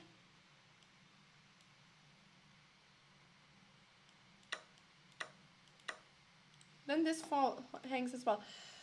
Mom, pick up this pawn. Take the pawn and run. Take the pawn and run. Oh, okay, how's she looking? She's looking pretty calm, right? She's looking pretty calm. Oh, she's about to make a move. Yes! She's taking the pawn. Rook takes h3. All the best moves. Keeping the pressure. Vaishali with 3 minutes and 40 seconds on the clock. Vaishali with 3. She now takes instantly on f5, which makes sense. I mean, she's playing really fast because she has to. She has to. But now you can just go something like rook f3 and attack this pawn, or go rook h1 and, you know, I don't even know. I mean, you can just attack this pawn. This is such a good position. She's only 1 pawn up. The idea of Vaishali, I suppose, is that after rook f3, maybe she wants to take on a7. Like, knight takes a7, and then rook takes f5. She's going to be a pawn down, but the problem is not just that she's a pawn down. The problem is that also this pawn is really weak. How do you defend everything? And how do you, this pawn is going to become so strong. It's going to completely control the king. Mom has such good winning chances here. Accuracies right now are for my mom 96.6% and for Vaishali 92.7%. Why not take first on d4? Because right now this is defended. So the idea is that if this and this, okay, maybe you mean here. Here you can take on d4, but I think it's just that, okay, how do you take? Like, let's say you take like this. Oh yeah, I forgot. There's rook takes f6. Check, you lose actually. And if you take like this, the problem is that there's knight c6 and this is pinned. The bishop is pinned actually. So that is the tactical problem. Okay, mom is thinking, which is good. I think that rook f3 looks really good. Lots of moves look good. This just looks very clean. Very clean, very clean. She can also go check and then rook h4 to then go here. She can also go rook h4 here now, I suppose. Then maybe there's d5. I just really like this move. What about rook d6? So the problem with rook d6 is d5. I mean, that's also why we want to place a rook on f5, because then we're kind of stopping this d5 move. Yes! She's playing all the good moves! What is happening here? What is happening? Rook f3 is on the board, the best move in the position. Rook f3. Now if you go d5, there's rook takes here, and then we're threatening this pawn again. Rook f3 is such a good move. Such a good move. Vaishali is now thinking, what is she going to do? I love that my mom is also playing fast. She has 12 minutes left, 8 moves before she gets 10-second increment. This is absolutely amazing. Absolutely amazing. Absolutely amazing. So, oh my. Okay. Okay. So, will we see d5? What will we see? Rook I really don't know what Vaishali is going to do. I mean, her time is just ticking. She is right now a pawn down. This pawn is weak. This pawn is weak. This pawn is weak. This pawn is strong. Come on, Vaishali, keep on thinking. Keep on thinking. 2 minutes, 40 seconds for 8 moves to do. So many moves to do in 2.5 minutes. I think she might play, she might play d5, but I really think, yeah, I don't know. It's just, I really want my mom to win. If she wins today, it's going to be such a nice finish to the tournament. What is going on? She's defending now the pawn. But now you can go rook f4, attack this pawn, and if you push it, we take.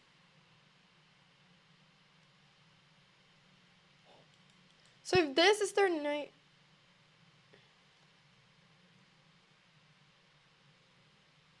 Yeah, I mean, here rook f4 just looks so good. Because if you go here, then we take. I was thinking knight check, but here you just takes, and then we can just take there. Or go h5. It doesn't really matter, I think. Yeah, rook f4 just looks so good. Obviously, h5 is also good. There's a lot of good moves here. Because you're also kind of asking, you know, what are you going to do? Like, h5, maybe king g2, rook f4. I don't know if it really matters what order you take this in. I don't know if it really matters, to be fair. I think h5 also is really good. Any of these two moves are really good right now. Either attacking the pawn, nice, or just h5, bam, bam, bam. Start pushing your passed pawn. Okay.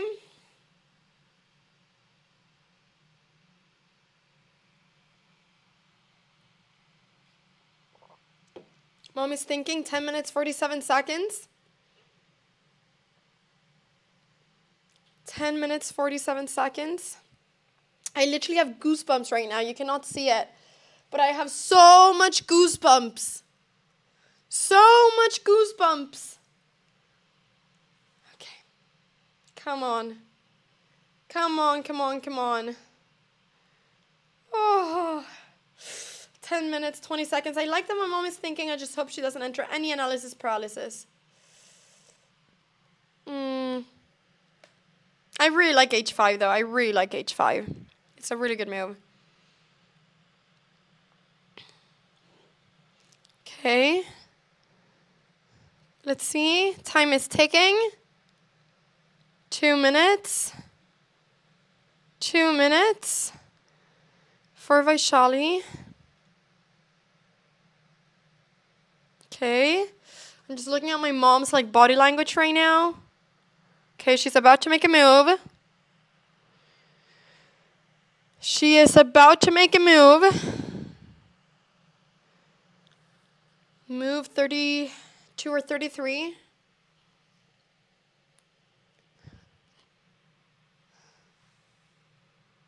h5 or rook f4. I like both of them. h5 very natural.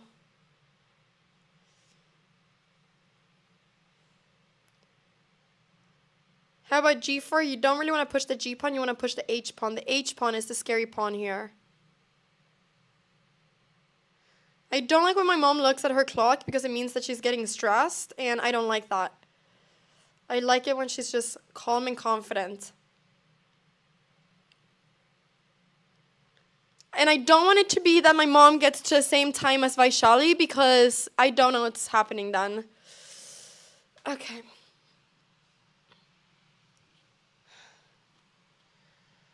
Oh my. Oh my.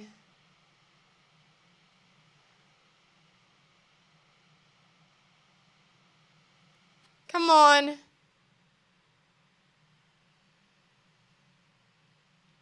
Rook f4 on the board.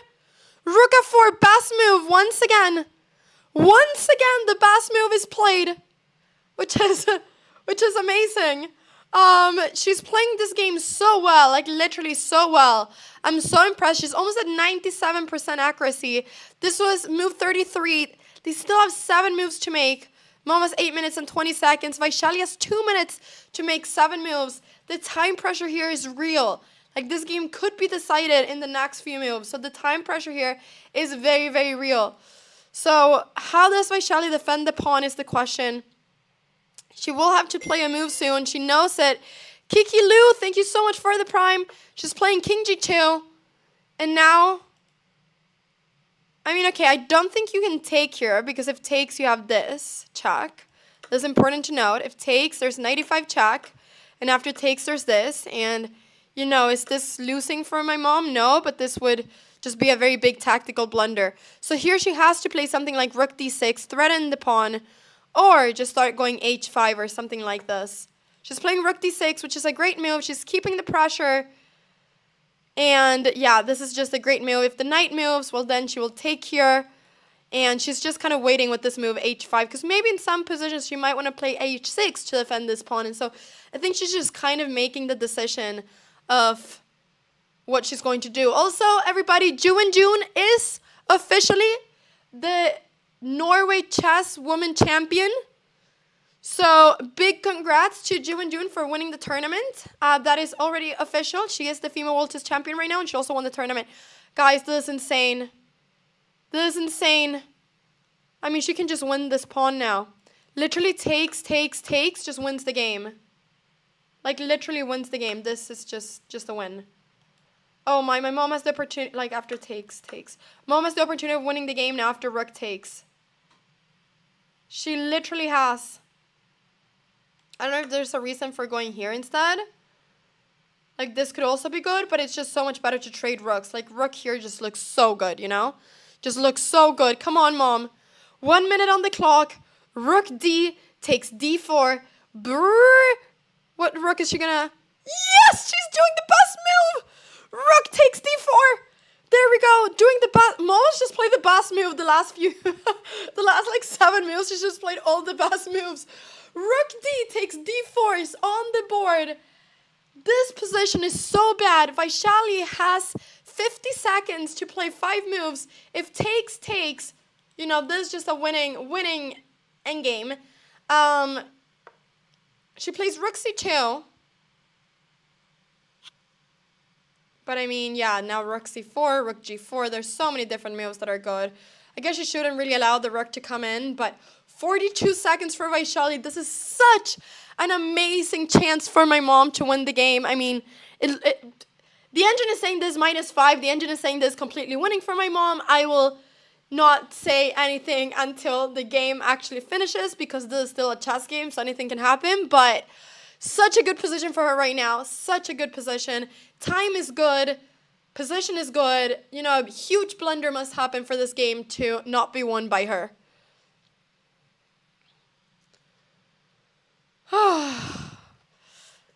This is now move 36, and Vaishali has to make 37, 38, 39. She has to make 4 moves in 42 seconds. She has to make a move every 10 seconds now.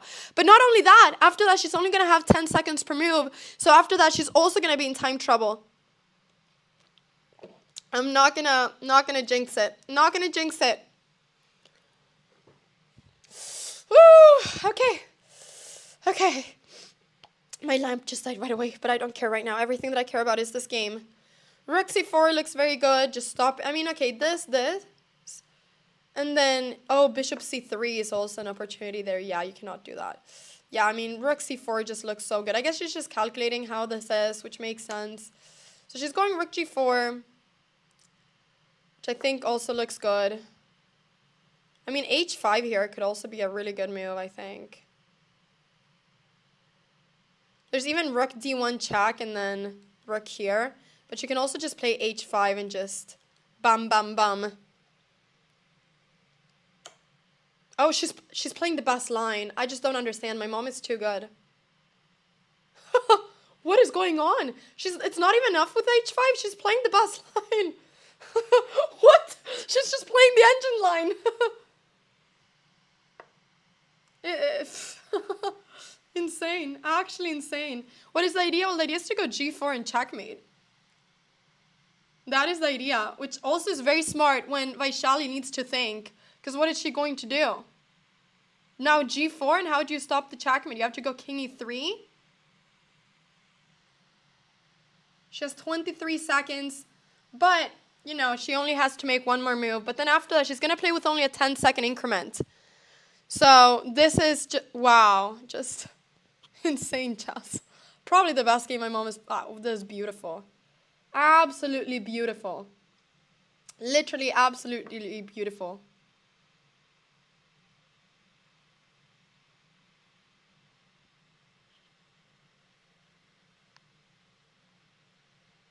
So beautiful.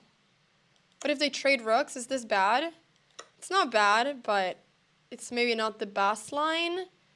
This still looks very good. Mom has 4 minutes to figure this out. Oh, wow. So there's rook g1 check. Now the only move is king here. And then she can go rook c1, which is a really good move because it threatens the knight, but it also threatens this. So then knight d4 would be the only move. And then bishop g5 just kind of wins. But this is pretty hard, I think, to play, but this would win the game, actually. So this is very nice. I mean, if she plays this, it's like insane. Absolutely insane, but yeah, because now the idea is that you're threatening the rook, and if the rook moves, you have check and you win the knight in a lot of positions. So she's thinking now. I think it's good that she's thinking. I think that it's good that she's thinking. Now there is a 10-second time increment for Vaishali, so she's going to be getting 10 extra seconds per move. But yeah, just what a position, what a game. I just hope my mom is able to clutch this all the way till the end. And trading an h5 also looks very nice and winning. I think she's considering both. But there's really nothing wrong in going check, king here, either. But she doesn't have to overcomplicate it. Like, taking an h5 just looks very nice and uncomplicated. I don't know why she's bringing that rook, but it doesn't really matter. I think she's just going to go h5 now, which I think is really good. Because I think the reason she's going here is because she wants to prevent knight e5. Check. Okay.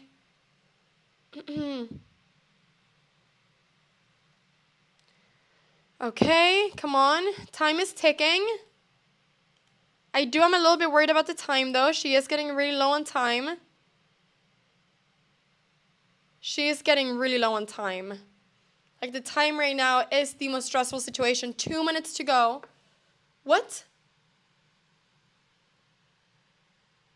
Oh, no. Is this bad? Okay, maybe this isn't bad. Okay, I just wasn't expecting g3. I wasn't expecting g3. Oh, I'm getting so free. I'm getting so worried. I'm getting so worried. I guess this is still fine. Maybe it's good to play something like this against the time, but it's just h5, h4 just looked so good. But okay, now she needs to take. Okay, she's taking. Where is this king going?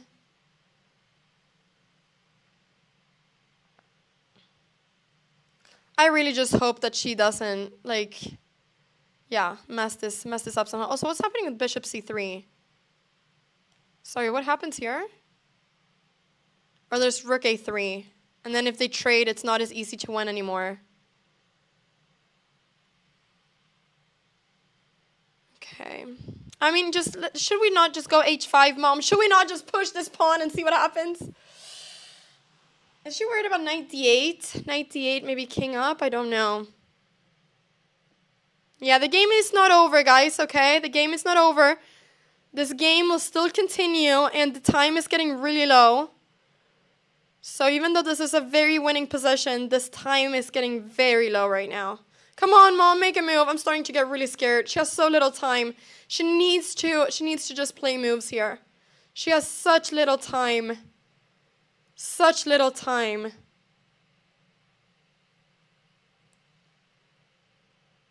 Oh no, her time is taking. I'm so nervous, guys. I am so nervous. I'm so nervous. A minute 17. This time is killing me. Oh no. Okay, she needs to play moves.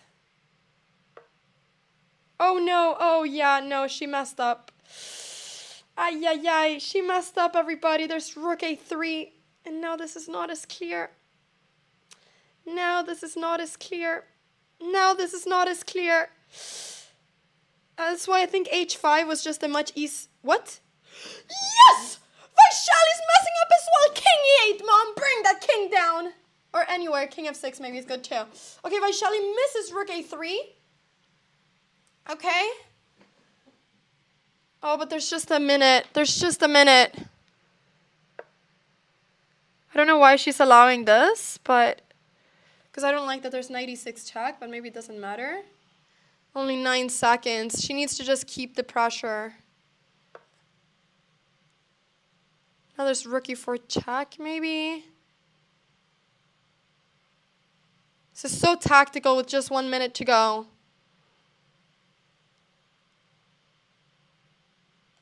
Her best move is rook e4 check, and she finds it. She finds it. If this loses a rook. Only move is king d5. And now I think the idea is to go rook e3. What I didn't get is why she's putting her king in a position where... What? Okay, this is probably fine. This is fine.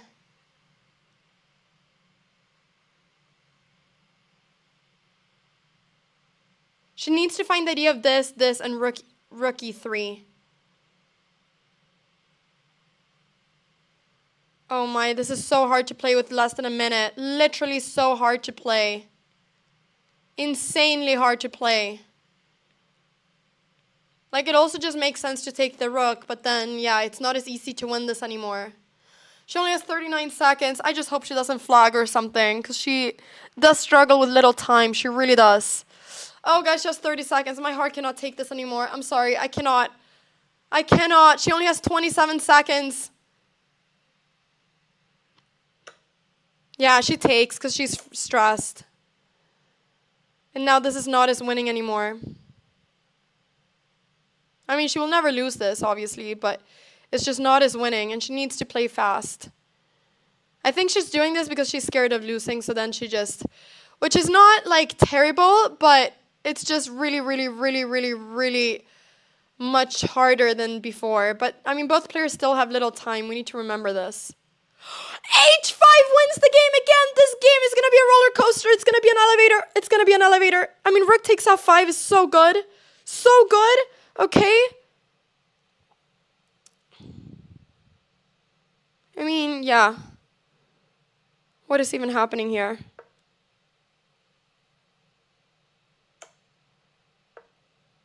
Okay. I love that she's playing fast moves. That's all that matters.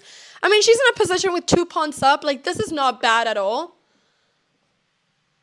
It's just the time that is just insane.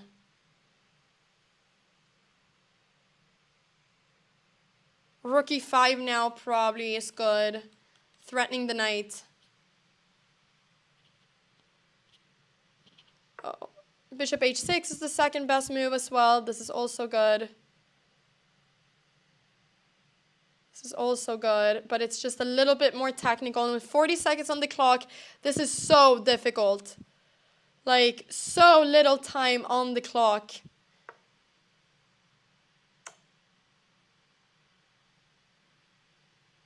Okay, let's see. Let's see. She needs to find this idea of rook h5, king b5, I think. Maybe she can go rook h1 as well. Oh, so crazy. 35 seconds versus 25. I think she's just playing a move now. As long as she has an idea. I think the idea is to go bishop g7 and h5. So she wants to bring this down, push the h-pawn. I think that's what she wants to do.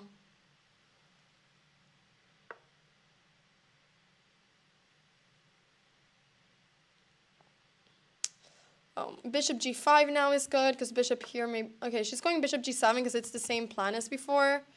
Now if this... I think just bishop f6 looks good. She has 8 seconds. Vaishali has 8 seconds.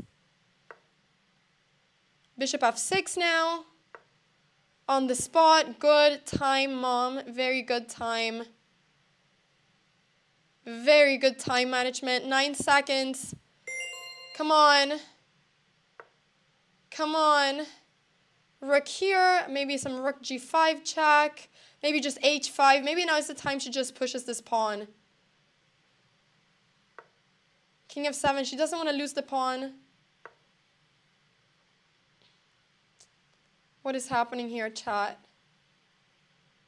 What is happening? King g6, she needs to keep this pawn for sure. I hope she doesn't do something like e6 check. But you know, anything can happen here. Like with this time, anything can happen. 25 seconds. Oh, bring that king up. Just don't lose the h-pawn. If she loses the h-pawn, she cannot win this anymore. That is... Okay, rook g7. What is even going on here? What is even going on?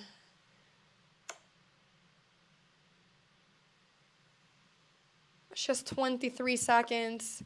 King g8 is good. But her pieces are becoming so passive. Her pieces are becoming so passive. Mom, why are our pieces over here? I want our pieces up, up, up. Throw the pawn up. Why are we here? So what is even happening? What is this king up to?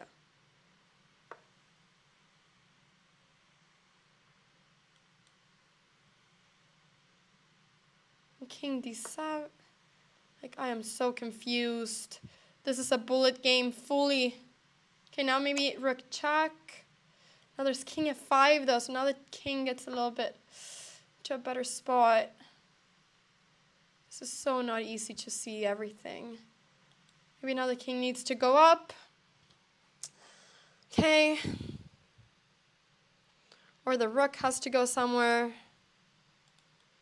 Maybe rook c2, rook b2. I know my mom must be so stressed right now. She must be so stressed at this moment in time. Like, so stressed. Oh, she can even go king h8, actually. Which looks so crazy. She can, if rook h3, which is the best move to attack this pawn, she can go king g7, king h8. I don't know if she will, though. I don't know if she will. Oh, she is going king g8. Oh, okay. Now she's going the opposite way. Where is she going?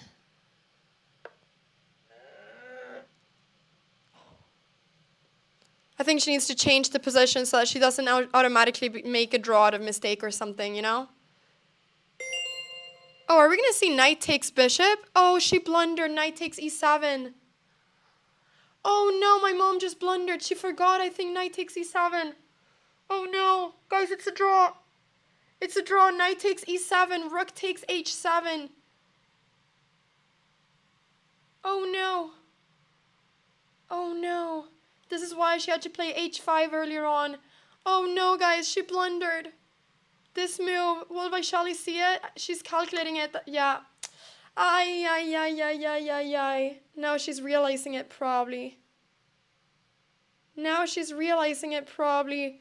Oh no, guys, she messed up. She messed up.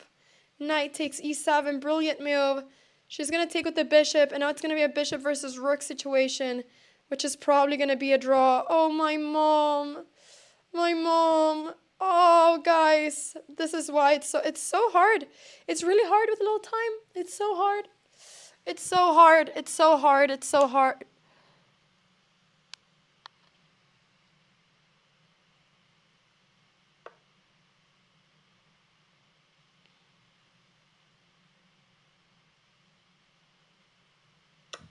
She's taking. They're going to play this out. For sure. They're going to play this out. But. Oh, my mom. She didn't have any time. I knew that she would be really stressed. What? Oh, my heart. I just almost had a panic attack. Excuse me, but I did not sign up for almost rook f4 on the table. I did not sign up for that. So they're going to try to play this because there are ways of winning, but there's very few ways of winning. I think you need to bring this king to this corner to win this.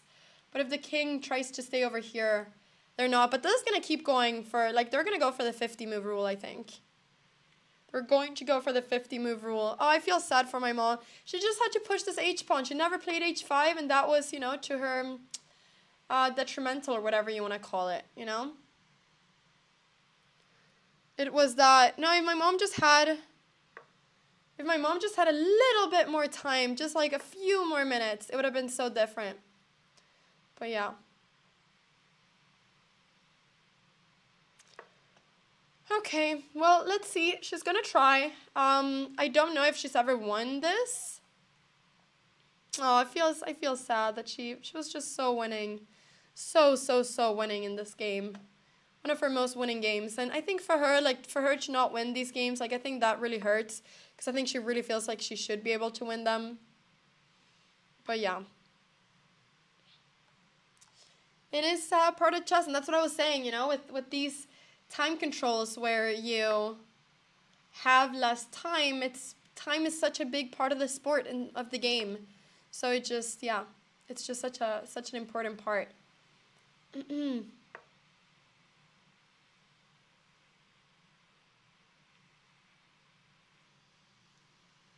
She'll probably go check and then king g4, maybe.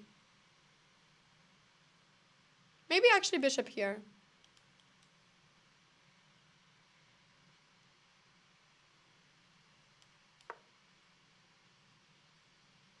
Actually, what happens here? Yeah, she played it. Okay, maybe nothing happens, but... yeah, nothing happens.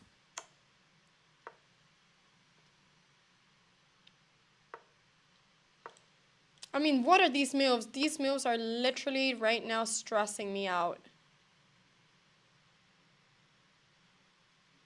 Okay, she's gonna try to trick a little bit.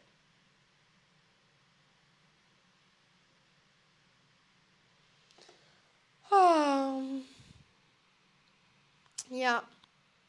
Let's see. She's just making a move.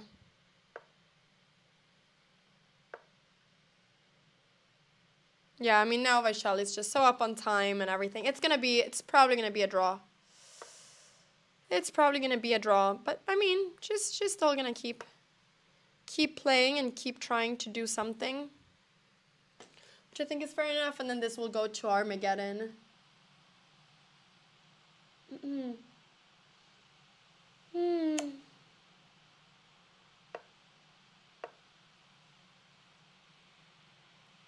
I mean, yeah, if she would have pushed h5, probably she would have won the game.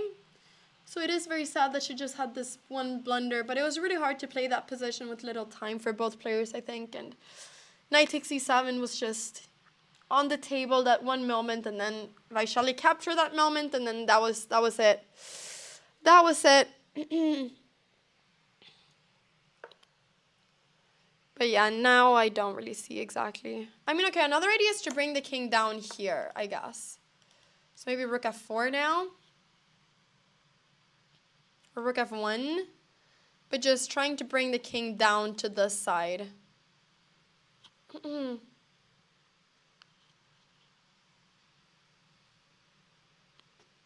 why she didn't push the pawn? Because she thought what she did was winning as well. It is as simple as that. She thought that what she did was winning. And so she just, yeah. It was like we all make some blunders, you know. We all make some blunders.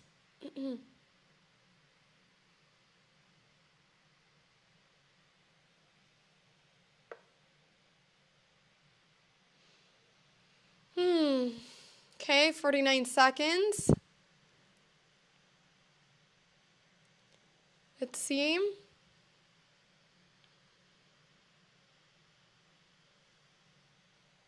And Vaishali also, I think she plays well with little time. And that comes from practice. That honestly comes from a lot of practice. So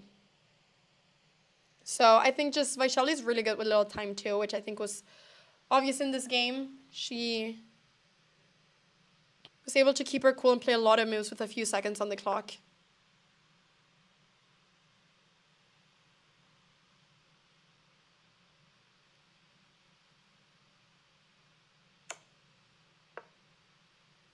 Okay.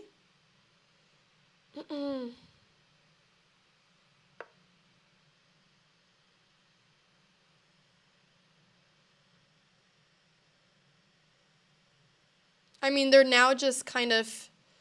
They're going to try to make 50 moves, I guess.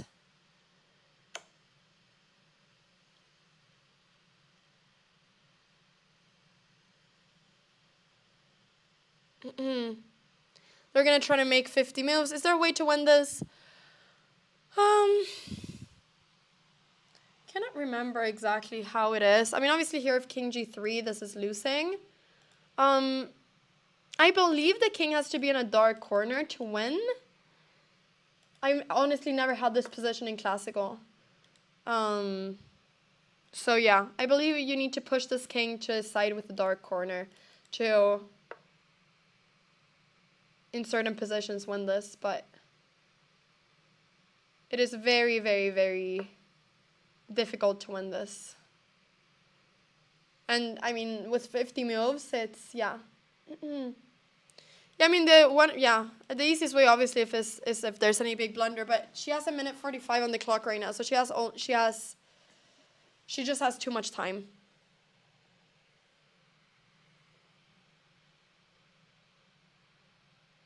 My mom just needs to not flag. Like, I'm worried she's gonna flag somehow.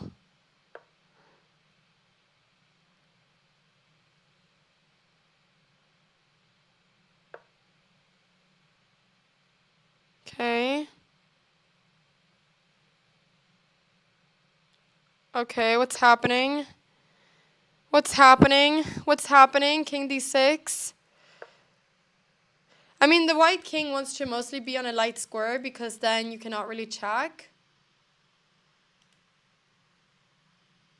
Honestly, at this point, Mom, just take the draw. I'm kind of worried she's going to flag somehow. Maybe I don't have enough faith in her, but...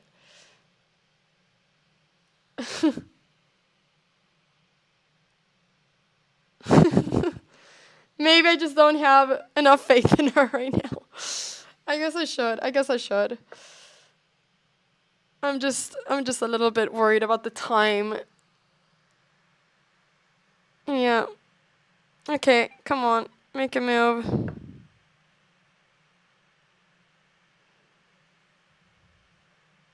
Make a move.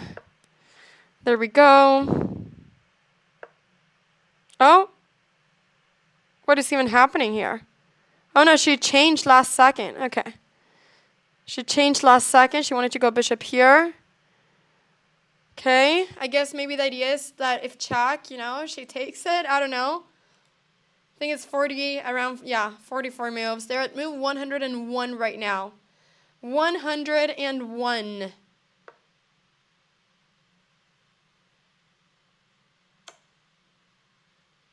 Which is crazy. Actually crazy. Like, there has to be the biggest blunder in history for something to happen here now.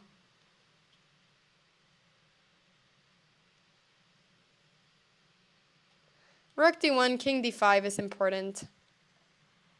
So, yeah, I don't know if there's anything here. If the rook wasn't a dark square, of course, there would be some good check, but here probably isn't, and I think they're now going to sign very soon. She's trying to wait for her to put, the rook on a dark square. That's the only trick, but yeah, as long as she doesn't go something like rook here, it should just be a draw. Obviously, rook here would be losing because bishop f2 check, and then it's a check at the same time, but this should be now completely finished. This is move 104, which is kind of wild.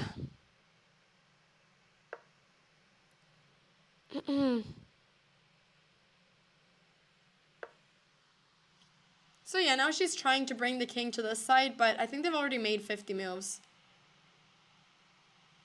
But nothing is going to happen until an arbiter either interrupts or Vaishali says something, I think.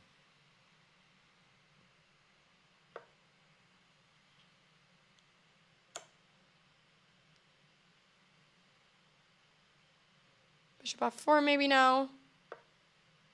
King goes back. I think they have no idea what move they're on.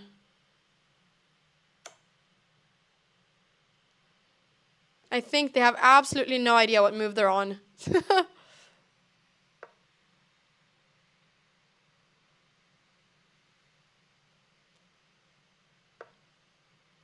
Okay. I mean, yeah, she's improving a little bit her position, I guess. She's improving a little bit her position. Now maybe king f5. But I think it's already, oh, it's 10 moves left now? Okay. So maybe the arbiter does interrupt. So check.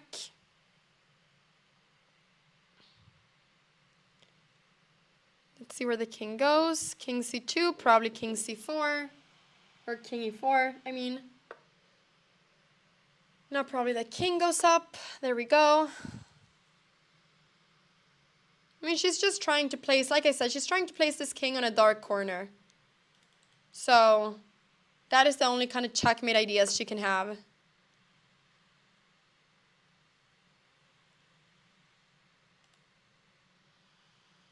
Maybe bishop here. Maybe just rook somewhere.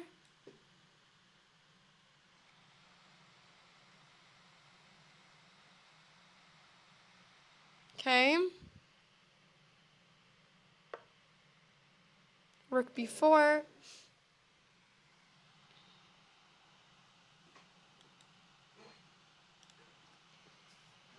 I mean, it's this completely draw, but I mean, some of you would lose this with white, for sure. Like, some of you would lose this with white for sure. I want to say this. Right? Like, there are ways of losing this. It's not impossible. It's just hard at this level.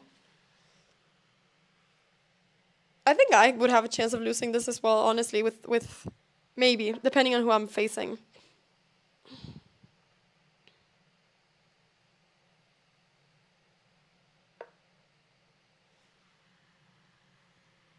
Maybe now bishop d4, so that the king cannot move more this way.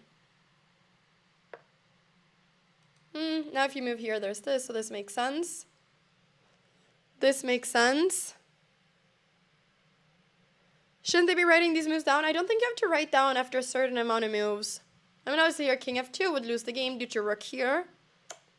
So rook c4, bishop here.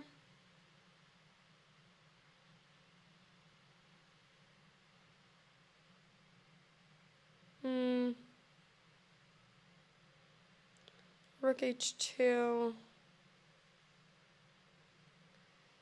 Yeah.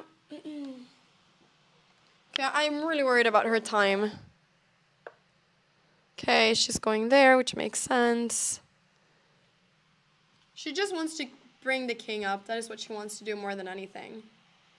If she's able to bring the king up, then she's going to be kind of happy. So now maybe bishop here. Bishop e3 maybe?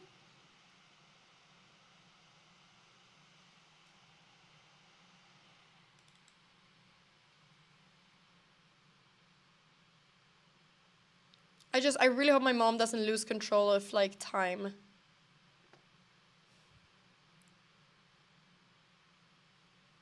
Mom? Okay, bishop c3. I'm freaking out with the time. I seriously am. I guess the idea is that if check, king here. Okay.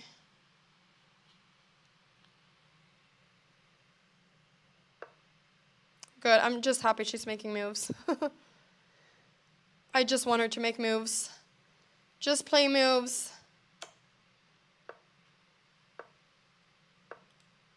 Okay, good. Now we got a lot of moves in.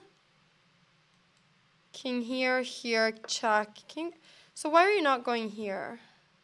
Maybe rook here?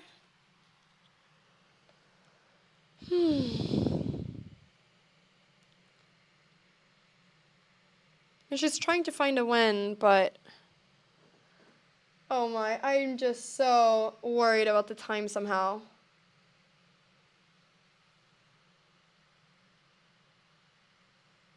Because sometimes my mom can just forget. And that is, yeah, what I just don't want. I guess they're repeating now.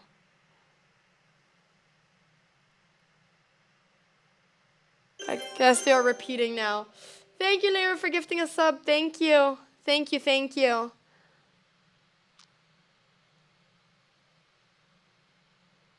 There is an Armageddon after this, so obviously the match is not over. It's just that my mom was so winning this game. She's probably a bit upset.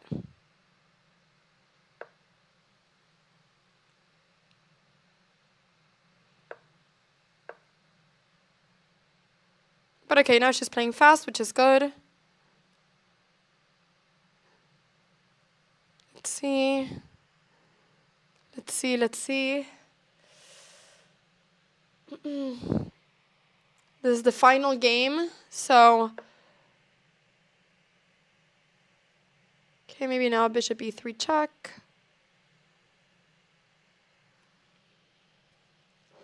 Maybe now bishop e3 check. The arbiter should step in at some point, I think, yeah.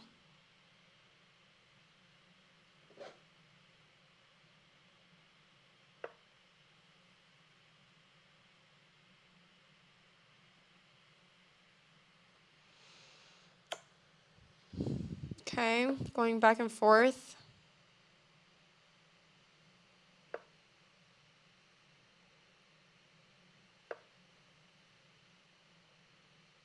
Okay, this is kind of nice, actually.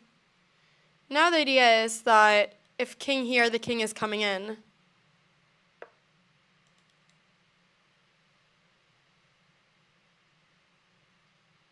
I mean, she has to play king d3 here, I think, no? Yeah, king d3, she's threatening checkmate in 1. But then there's this beautiful move. Rook d2, where if you take, it's a draw because it's just, this is very nice. This is a draw because it's just stalemate, so you cannot take. So,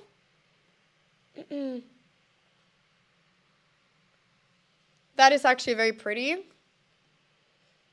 So now the rook has to go somewhere, and then, yeah, there's always this idea. Actually, otherwise I wouldn't really know exactly how she defends this, but rook d2 is a beautiful idea, actually.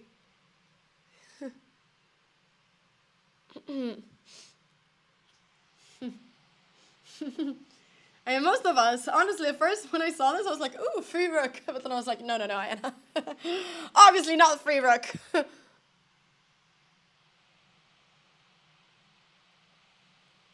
Okay, maybe king b3 to try to get this here. Honestly, like, what? Doesn't this win? Rook check? She takes? Oh my, I am so lost. It's a draw because it's a stalemate. I wouldn't have seen that either. It's a draw because it's a stalemate. Oh my, I didn't see that. I got so confused. Vaishali's tricking us all. Are you kidding me? Are you serious? She's tricking us all. Wow, what a stalemate. How does she see that so quickly? How does she see that so quickly? It is insane. It is insane.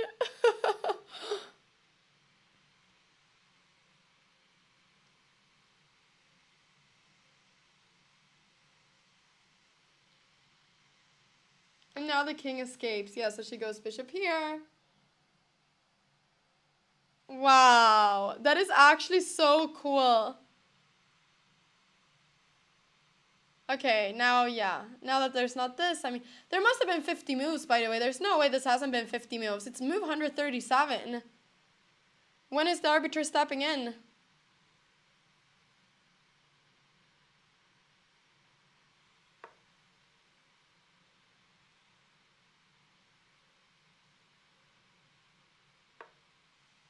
What is going on? Why is the arbiter not stepping in?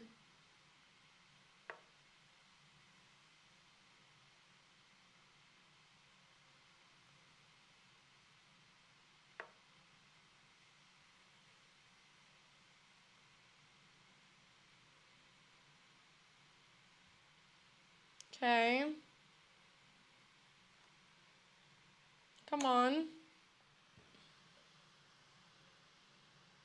I think maybe my mom didn't see these stalemate ideas at first. Last piece capture was a move 70. Yeah, I mean, this is just draw. What is my mom realizing?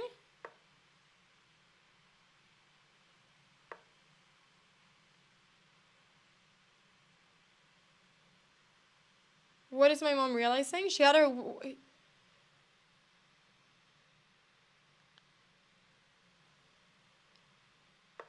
Yeah, mom looks upset. I don't know what she just realized. Something happened.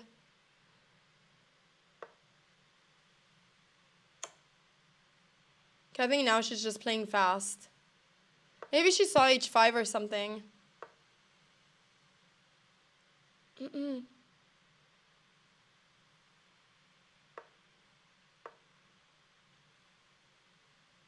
at least she's playing very fast now.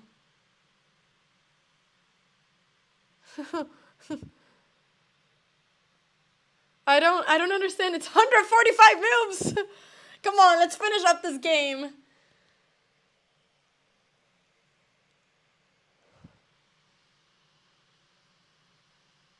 Oh, now there we go. 50 moves.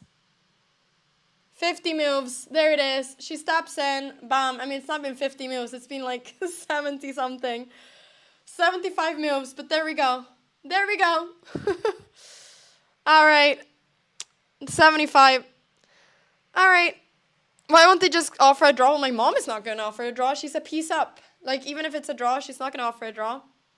But this is a good, you know, showing in that you should always fight all the way until the end. And, oh, okay, mom is smiling. Oh, I feel sad for her mom. This is her best chance to get a win. Absolutely should have gotten a win here. Just missed this one move, knight takes e7. This was the critical moment in this position. I mean, these are so many moves. You know, here she was completely winning. Knight here, king g8. This was all beautiful. This was all great. She was playing this amazing. But then with a few seconds on the clock, she plays rook c2, forgetting that now there's knight takes e7. This was just a one move blunder. She just forgot this. Here, instead, if she would have played king g8 and found this idea of king h8 and started pushing the h-pawn, that would have been winning. But what the really easier win before would just have been to, instead of going for all these trades, because she was playing like all the engine moves for so long. She was playing such a good game until she had, once again, a minute on the clock. That is when she started messing up. So here she was playing all the good moves. Check, you know, this is completely winning. She didn't have to go g3. She could have just pushed this h-pawn. I don't know how you stop this h-pawn, to be fair, if you just push it. But then here, this was where she did her first mistake. Vaishali blundered as well. Maybe king a would have been easier, but not a big thing. Rook e4 was amazing. And rook e5 was amazing too. But it was here that things became a little bit harder. So what she should have done was that she should have, you know, but it's hard. It's really hard. It's really hard. But her best idea was to play rook e3. And just because now after this, she can once again play h5. The problem was that she never understood that she has to just play h5 and push this h-pawn. She didn't understand it until that pawn was lost. If she just would have played it earlier at any point, she had so many times to play it, it would have been different. But, you know, she just, even here, she could have, instead of gone for this was a really nice attack. It was, you know, the engine's best moves. But she also here, if she wants to make life easier, she can just play h5 and just bam, bam, bam, bam. How do you stop this? Knight c6. I don't really know. You can go anywhere. Like, you can go here, you can go anywhere. Okay, maybe not. Maybe you don't want to go here. You know, it's not so easy, obviously, but it's not so easy. But let's say you have a position like this. Whoops, sorry. King f3, and then you just... can you push? Or is this wrong? No, you can just push, yeah. This, I don't really know exactly where you go. You can go king g7. It's just hard to see how you stop this. I mean, you push. What do you do to stop this? I mean, here you can even take, I think. Yeah. Yeah, I think this is going to be one of those positions she's going to be really upset about drawing. Pushing the h-pawn was just an immediate win. So she just had to push that pawn. But yeah, I really don't know. She just missed knight takes e7. She complicated it. I think she thought that she was winning some rook or some material. She forgot about the h-pawn, and then she overcomplicated it, and then she just missed this one move that she had of sacrificing the knight and getting 2 pawns. Vaishali found some beautiful drawing ideas. She played, all the way till the end, 144 moves, but this beautiful stalemate idea, I didn't see it at all. I didn't see it at all. Anyways, everybody, now my mom has the black pieces in the Armageddon. It's going to be that Vaishali has 10 minutes, my mom has 7 minutes in a tiebreaker. Vaishali is in a must-win position. To win the match, Vaishali must win. My mom can draw and win the match. So, let's see if that happens. She just needs to draw. The Vaishali. The Armageddon will start at any point. I will be going to take a little short bathroom break. And I'll be back very soon. Don't go anywhere. This is about to start. There's going to be some really exciting tiebreakers. We will see if my mom is able to get at least the win in the match, which I really hope she does after that super winning game. So, I'll see you all very soon. Don't go anywhere. I'll be back in a few minutes.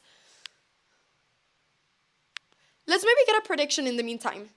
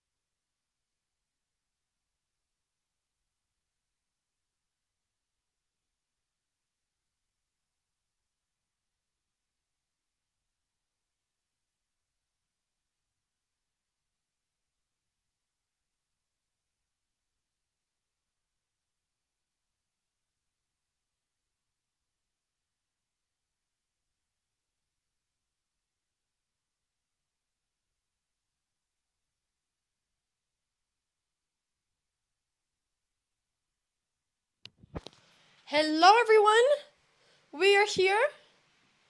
So, we are going to be watching the Armageddon very soon. It's about to start, I am sure. Thank you, Dabin TV, for the Prime. Thank you so much. We're going to be watching the Armageddon. We're going to be watching the tiebreaker between my mom and Vaishali. I am very excited to see what happens here. I really, really, really hope, especially after this game, that my mom is able to clutch a win in this match. Obviously, very sad that she didn't win the previous game. Super winning position. I feel really sad for her. But she is now going to be playing Armageddon, and yeah, I mean, I think that this is just, once again, it's just, this literally will tell her, like, if this tournament doesn't tell her that she needs to practice more Blitz, I will. I will be the force in telling her to play more Blitz, because she's playing amazing chess all the way up until she has 1-2 minutes on the clock, and then she just gets really stressed, doesn't really gain any time because there's only 10-second increment, and she's just not used to it, and then these mistakes happen. So this will be good motivation to her to play Blitz for future tournaments. Okay, so ads, so not towards the game.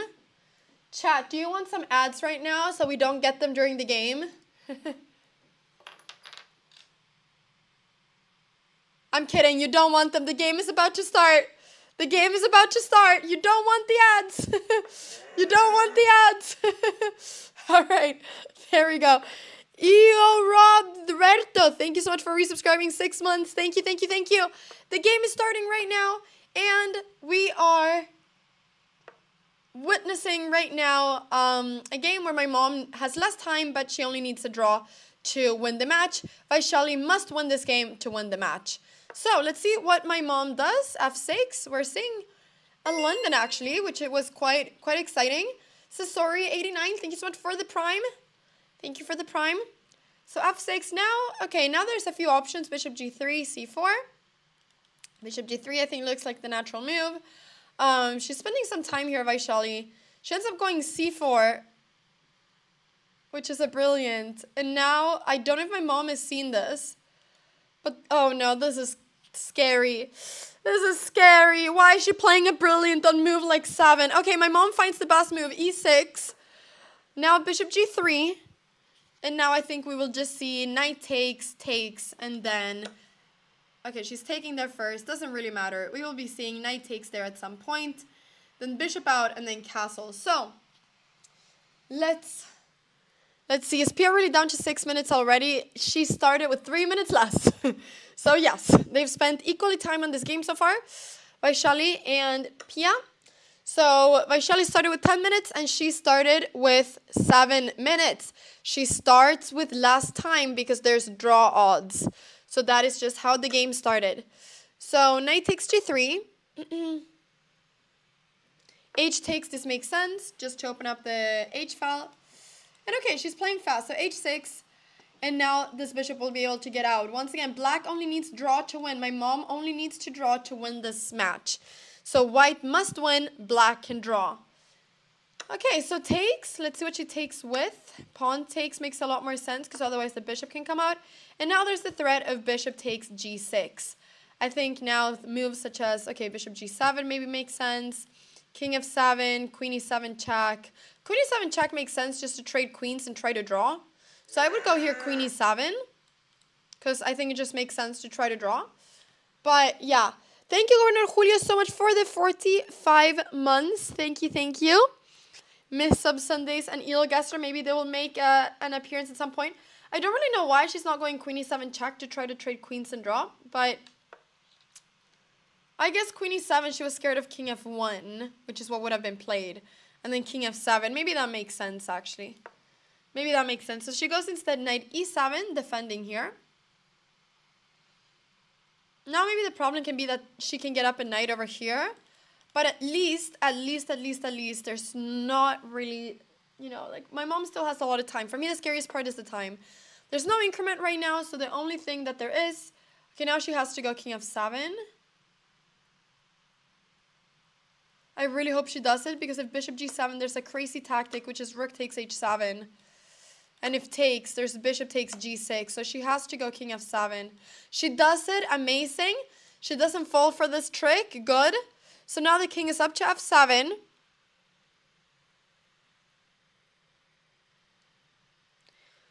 Okay, mom has thought a little bit less in this game than Vaishali, which is good. We're seeing long castles. But now, okay, now what happens? This bishop is getting out. The rook is coming in. I'm starting to like this a little bit more and more. Bishop f5. Okay, makes sense to want to trade. I think that makes sense. Queen d7. They're playing very fast here. They are playing very fast. King a1. The king is running all the way. I don't know if we'll see something like takes. Okay, now rook c8. This makes sense. Activating the rook. The problem is that this pawn is so weak. In a way, it feels like it would have been nice if she would have played h5, because that 1 prevents g4. Okay. 1 prevents g4, but also 2. Okay, let's maybe just go bishop g7. I was a little bit worried about g4, g5, and then if pushed, knight check. That doesn't really seem to be a problem right now. So maybe knight b3, we'll see b6. And, okay, now mom is getting closer with the time. There's almost only 2 minutes in between the two. So she's gained like a minute. There's no increment, but after move 40, you get 1 second increment. But that is like nothing. Like 1 second and over the board is nothing because you cannot pre-move. So it's like literally almost nothing. The point here is that it's to finish, basically. So now there's just 2 minutes in between them, which is good. I really hope my mom is able to equal down on time. Send some Pia cheers in chat, everybody. Send some Pia cheers. Send some Pia cheers. Okay, now it's only like 1:30. This is getting closer and closer in time, which is really good. Which is really, really good.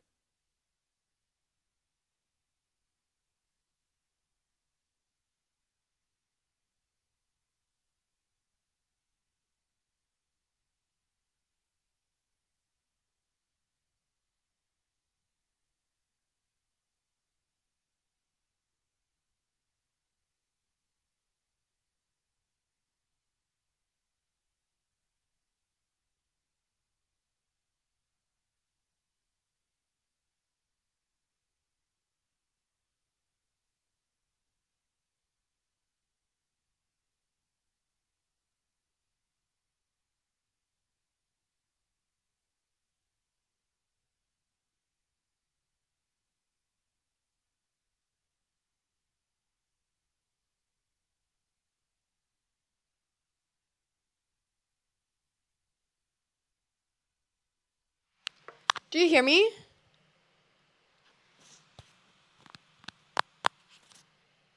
Okay, perfect. Perfect. Okay, so now things are getting scary because takes, and then g5 is really scary. She's taking with the rook. But yeah, g5 is the move that is really scary. So we will see here what happens. But the idea of g5 is that if takes, then the knight is coming in. Yeah, g5 is played, which is a really good move. And now things are going to get crazy. So Vaishali is really pushing here. And okay, here my mom has a few different options. You can play h6 or h5. Because if takes, she takes with the bishop. Maybe check. We will see a little bit what happens. But yeah, she cannot take for sure. h5 is one of the best moves. So I'm really happy that she played this. The problem also here is that this pawn is falling. There's actually a few issues, but we shall remain positive, and a really good thing is that the time situation is looking quite good. So, will she go en passant? No, Vaishali doesn't think that en passant is forced, unfortunately. I wish that she thought en passant was forced. That would make me so happy, but I don't think Vaishali reads anarchy chess. Maybe she does. I don't know. Who knows? Okay, she's thinking. She's thinking. Time. Okay, time is now getting a lot closer. Started with a 3-minute difference. Now it's just 1 minute. Now rookie 8 is almost forced.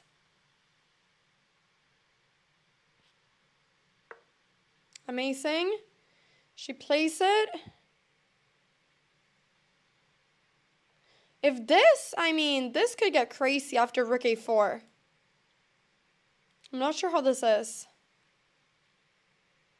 No, I actually quite like this position for my mom. Like, the engine is saying that this is slightly better for white, but, like, time is getting closer. Mom only needs to draw. This pawn could be weak. King is a lot more safe. I don't know. I'm starting to see some hope. I mean, now the threat... What is happening here? Is this even a good move? Okay, maybe rook a4 is bad, but rook e4 could be good. Because now this pawn is getting really weak. Rook e4 is a really good move. Okay, queen c6 is played. I'm honestly not exactly sure why. But there must be an idea. Okay, now she has to go rook e4. For sure. Oh, what? Wait, what is happening? Why is she allowing the pawn to push? Oh, it's because she wants the trick. Well, is there even a trick? Oh, then there's rook e4. Okay, I thought there was some form of trick. Okay, so I guess she can't do that. But the point now is that there's f4. Yeah, f3 is a good move. Okay, let's see. Or f4 would have been a good move, but okay, it doesn't matter. Point now is just time. d4. Push the pawn. Push the pawn, Mom. Push the pawn. Push the pawn. Queen e6. I think she's maybe playing this a little bit passively. Because, you know, there's g4. There's all these moves. I think she's playing this a little bit passively. But I understand. She maybe wants to go... Okay, d4. Now, finally, we get d4. Ay, ay, ay. Ay, ay, ay. But there's this, maybe... I mean, I don't really know exactly what's happening. I honestly like this and then this. What is going on even? There's no check. I have to go here. Can you after this go rook here? I mean, this is a little bit scary. What happens here? What if you go rook a8? Rook a8, I think. Rook a8 is the only equalizing move. Only move that doesn't lose the game.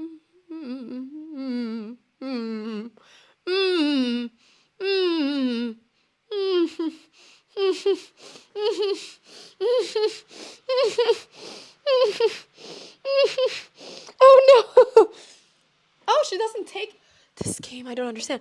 Rook a8 is better for my mom. Go rook a8. Rook a8. This game I don't understand. Push this rook all the way to the side. Threat and checkmate. Go for the threats, Mom. Go for the threats. Go for the threats. Yes! Ow! I literally hurt myself. Ow! Oh, it's equal. What is even going on here? Ow! Ow, I actually hit myself. That hurt. Ow! Okay, I don't mind. Let's go. Both are blundering. This is the beauty of Armageddon. Both are blundering. What is the idea here? Well, the threat is just rook takes h2. That is literally the threat. Rook takes h2 and then almost checkmating. So now she's gonna have to really think, which is really good because her time is going down. What I don't understand is what my mom would have done if she just simply picked up the rook. Like, what's the idea? Okay, I'm not sure. We just look at this position. Oh no, yeah, you're right. The threat is actually rook c1 check and then checkmating. Sorry. You're very right. The threat is rook c1 check and then checkmating. But there could maybe be ideas of rook takes a2. I'm not sure. So that's why king b1 is so important. So that if king b1, rook c1 doesn't work. But she needs to calculate these sort of moves, you know? Like, this is not easy. Rook c3. This would actually be repetition. Oh, sorry. Where do you even go? King C2. Wait, sorry, this is not even repetition. You know, this is not easy for both players. What?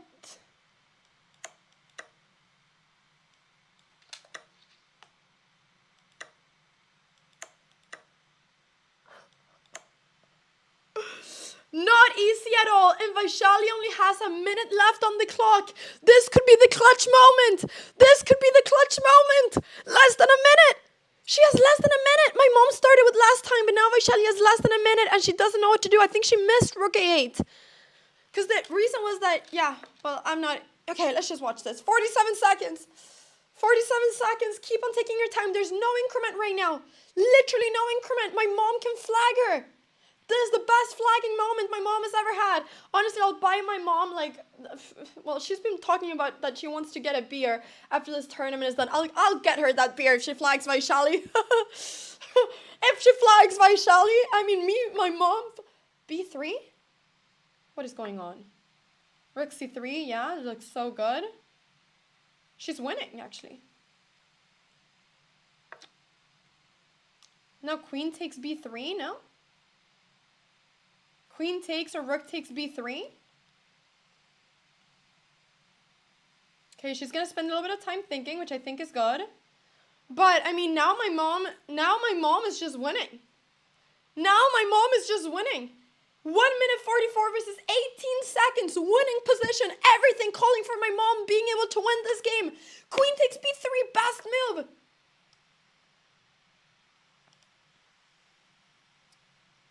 Okay, I mean, I really think the best thing for her is to not trade queens, even though this would give her lots of good drawing chances. She should probably go for something like queen c4.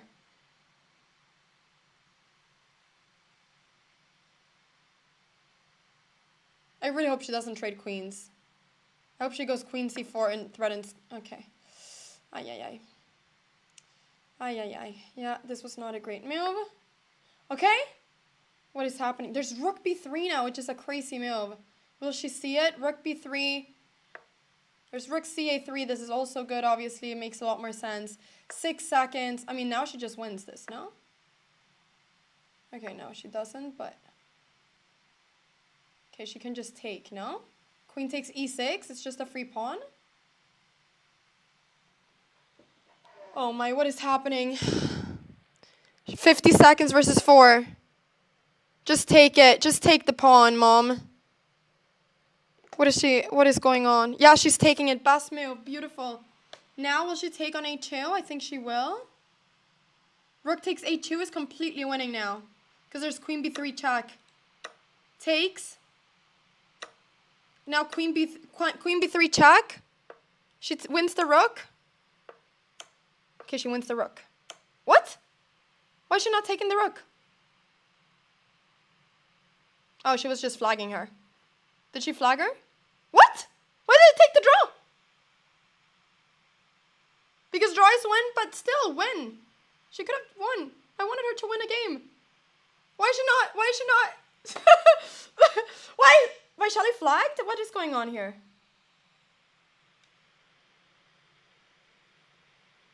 Why is she not? Yeah, but Vaishali had 3 seconds and she can take a rook. Okay, I am confused. I love my mom, but I'm confused. Why does she not win? I mean, I get it. It's the same. It doesn't matter. But, you know, I'm a competitive person. This is just winning. You just, like, I don't understand. Oh, because it was... I mean, it's a win. It's just that it would have been nice for her to win a game in the tournament. Okay, maybe... Okay, no, I mean, we should still be happy. We should still be happy. It's just that Vaishali had 3 seconds and a rook up. Because it's more respectful to her opponent. Maybe that's the difference between my mom and me. I would not... Let me just say something here. I would not have gone for a draw here. I would not have gone for a draw. Maybe that's the difference between the two of us. I would have tried to win this game. MX Farsh, thank you so much for the 10 gifted. Thank you so much for the 10 gifted subs. No, I mean, it doesn't matter. Like, obviously, my mom is completely winning. It's just, or sorry, it's, you know, she won the match. Very good. Very, you know, amazing. She wins the match. It's just that, you know, she could have won. But yeah. Anyways, I am a bit confused, but whatever. Kearney, lol, thank you so much for the 9 months. Thank you. Thank you, thank you. If Black holds the draw, they win. I know, it's just... Dun, dun, dun, dun. Rook. Rook. Okay, I will ask her. I mean, I guess it doesn't make a difference. I should be happy. I'm just confused. I'm just confused. I mean, no, she won the match, so drawing and winning, it's the same, but is it really the same at the heart? Is it the same to be able to say I beat Vaishali and I drew Vaishali? It's not the same. It's not the same. Or I don't get it. It's literally the same because it's a win. No, I know it's the same. It's just, I don't know. Maybe I'm being weird about this. I don't know. It was right there. I guess it was maybe just respect.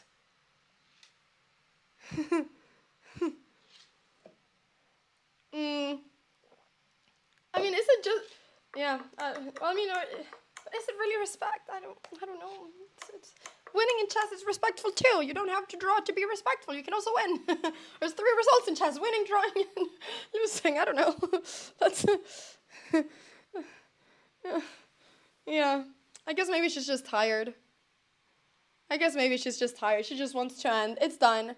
Actually, maybe it's to make it to the dinner. It's 10:05. Dinner closes 10:30. I don't know. I mean, she wins the match, which is nice. Yeah. Yeah.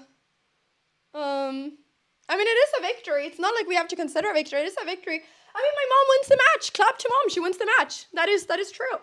That is true. We're going to make this interview super short because... because it's so late. But I do want to ask her about this decision at the end. Thank you for the 100 bits. Thank you. I appreciate it. No, I mean, you know. No, I mean, I guess it makes sense. I'm just a little bit confused about why it's a draw. But I will ask her, and that's that. She will say just wanted the easiest way to win by drawing. Yeah, she will say that. She will. But it's just, this was like the safest thing ever. She cannot lose this. Like, how do you lose this?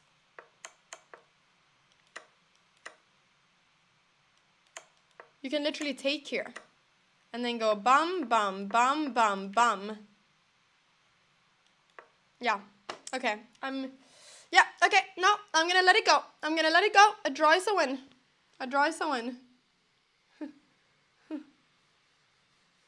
That takes more moves to win. No, I guess that does take more moves to win. She already won. No, she already won. I guess that's the way I have to see it. Yeah. Okay, well. Yeah. Okay, do you guys want me to be completely honest? I wanted the YouTube title to be, she wins! And now I can't do she wins! Well, I guess I still can because she wins. It's just, no, it's not the same thing. I'm sorry. I can't do she draws! Not the same thing. Oh well, it's okay, she does win. It's okay. No, there is no draw in Armageddon, she wins. That's the way I have to see it. My mom won, so she wins. Okay, everybody, clap to mom who wins the match. Bam, bam. Hello, mom. Hello. Oh. Mom, congrats. Yeah. You win. Can I just ask why you didn't go for the win in the game? No, this is what I normally do when I have a little time. I just lose control and then anything. No, I mean in the Armageddon. Because I didn't see I could take an A2. Oh, you didn't see that the rook was... No, I didn't see I could take an A2. I didn't see that. You know, I just. Oh, you were so just so focused. tired. You were just Yeah. so focused on the draw that you just didn't see it. Okay, I thought you were doing... People were going, oh, PA's too nice to win the game. But I knew that you're not too nice to win the game. That's not the truth. Yeah, okay, that makes sense. Okay, yeah. So I of course, I just could have taken. But then if you would have seen, you would have taken the rook. I would have taken the rook, but I didn't see. Okay. That's fine. That's fine. I was just wondering. Okay, you see, that makes more sense. That makes more sense. Mom, you win the match, which is great. Do you want to come to the camera? I will come to the camera. We don't need to look at anything because it's very late. Yeah, it was So a very just- long game. Yeah, can I sit here? Yeah, we can share the chair. But I do want, this was the last round of the whole tournament. So the tournament is finished. And what are your thoughts of the tournament? Are you happy in general? Oh, no, I love this tournament. It has been so exciting to be here. I've been so happy I could be here and play. It has been perfectly organized. It has been just wonderful to play, these two tournaments together. Norway Chess, the Women Norway Chess tournament. And I've been so happy to get the chance to play against these strong players. Today I played an opponent, she's so much younger than me, but it was so nice, I enjoyed it that I get the chance to play with these best players in the world. And so it has been a great time here, Are you happy that it's, are you tired after all these rounds, do you feel like? Yeah, I'm tired. I've been feeling tired before today. And you played, okay, can we just say, so basically what my mom said is that she was just so focused on the fact that it was a draw that she didn't see that the rook was hanging. But the point is just that my mom also played a 143 move game before, It is a lot of chess. And she does win. So big clap to my mom for winning the match, everyone. She beats Vaishali now. She gets the revenge against Vaishali from the previous match. So big clap to that. It's been so fun to commentate all of my mom's games. We will be doing a recap of this game as well. But it's been so fun to commentate all of my mom's games. I'm so happy that I got to be here and follow the whole journey from start to finish.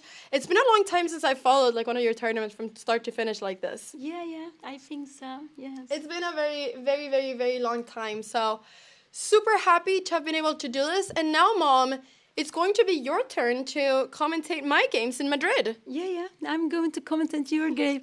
And if you make a mistake, I cannot say anything because I made so many mistakes here. So. No, Mom, don't say that. So I cannot. So you will not say, this is a shocking move, Diana. Yeah, no, shocking, yeah. No, normally I don't think I say that about your moves. No, you do. I do that. Yeah, but it's because... Well, this is your catchphrase. Yeah. Anna just played a shocking move. Yeah, but maybe it's just because it's something, something different. But I also play some shocking move, I must say. I don't know. So... Did you miss knight takes c7 in the other game? Yes, I missed it, but I missed it. But anyway, I have this problem. I just lost control completely. And I have this problem of playing with the wrong color bishop for the corner. So I cannot change rooks. This is my problem. I cannot change rooks because then she would just take the e-pawn and my king is too far away. So that would just be an easy draw. So... yeah, I just wanted to play for mate, and then everything went out of my control.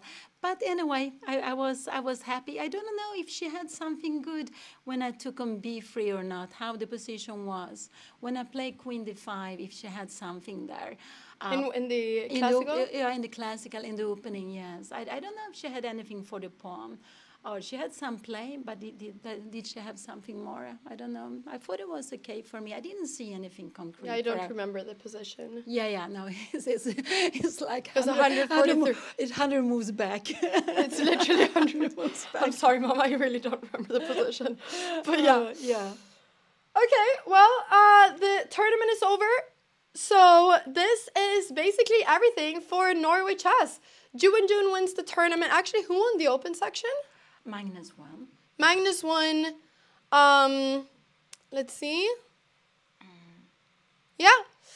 So, Magnus wins the open section of Norway Chess. Jun wins the women's section. This has been an absolutely amazing tournament. We're gonna run because dinner is about to close. But it's been so amazing to commentate. I hope that you guys have enjoyed all this commentary all of these days. Thank you for joining me all these days. I will be back the 10th of June from Madrid for my tournament, and I'm gonna try to play some good chess. And well, it won't be at the quality of these players over here, but I am hoping to play at least good chess for me. So my mom will be commentating. I'm going to try to gain some rating. I'm going to try to get back to 2100, and that's what's going to happen. So I'm very excited about that. Thank you so much, everybody, for joining. I'm going to send over a raid. Give me one good person to get the final Norway chess raid, everybody. Final Norway chess raid. Who should get it? Who is live right now? Who is live right now? Is Photo Chess streaming? If she's streaming, she's definitely getting it. Oh, no, she's not. Okay, interesting. Give me 1 second. I will check this out myself. Who is playing chess right now? Chess.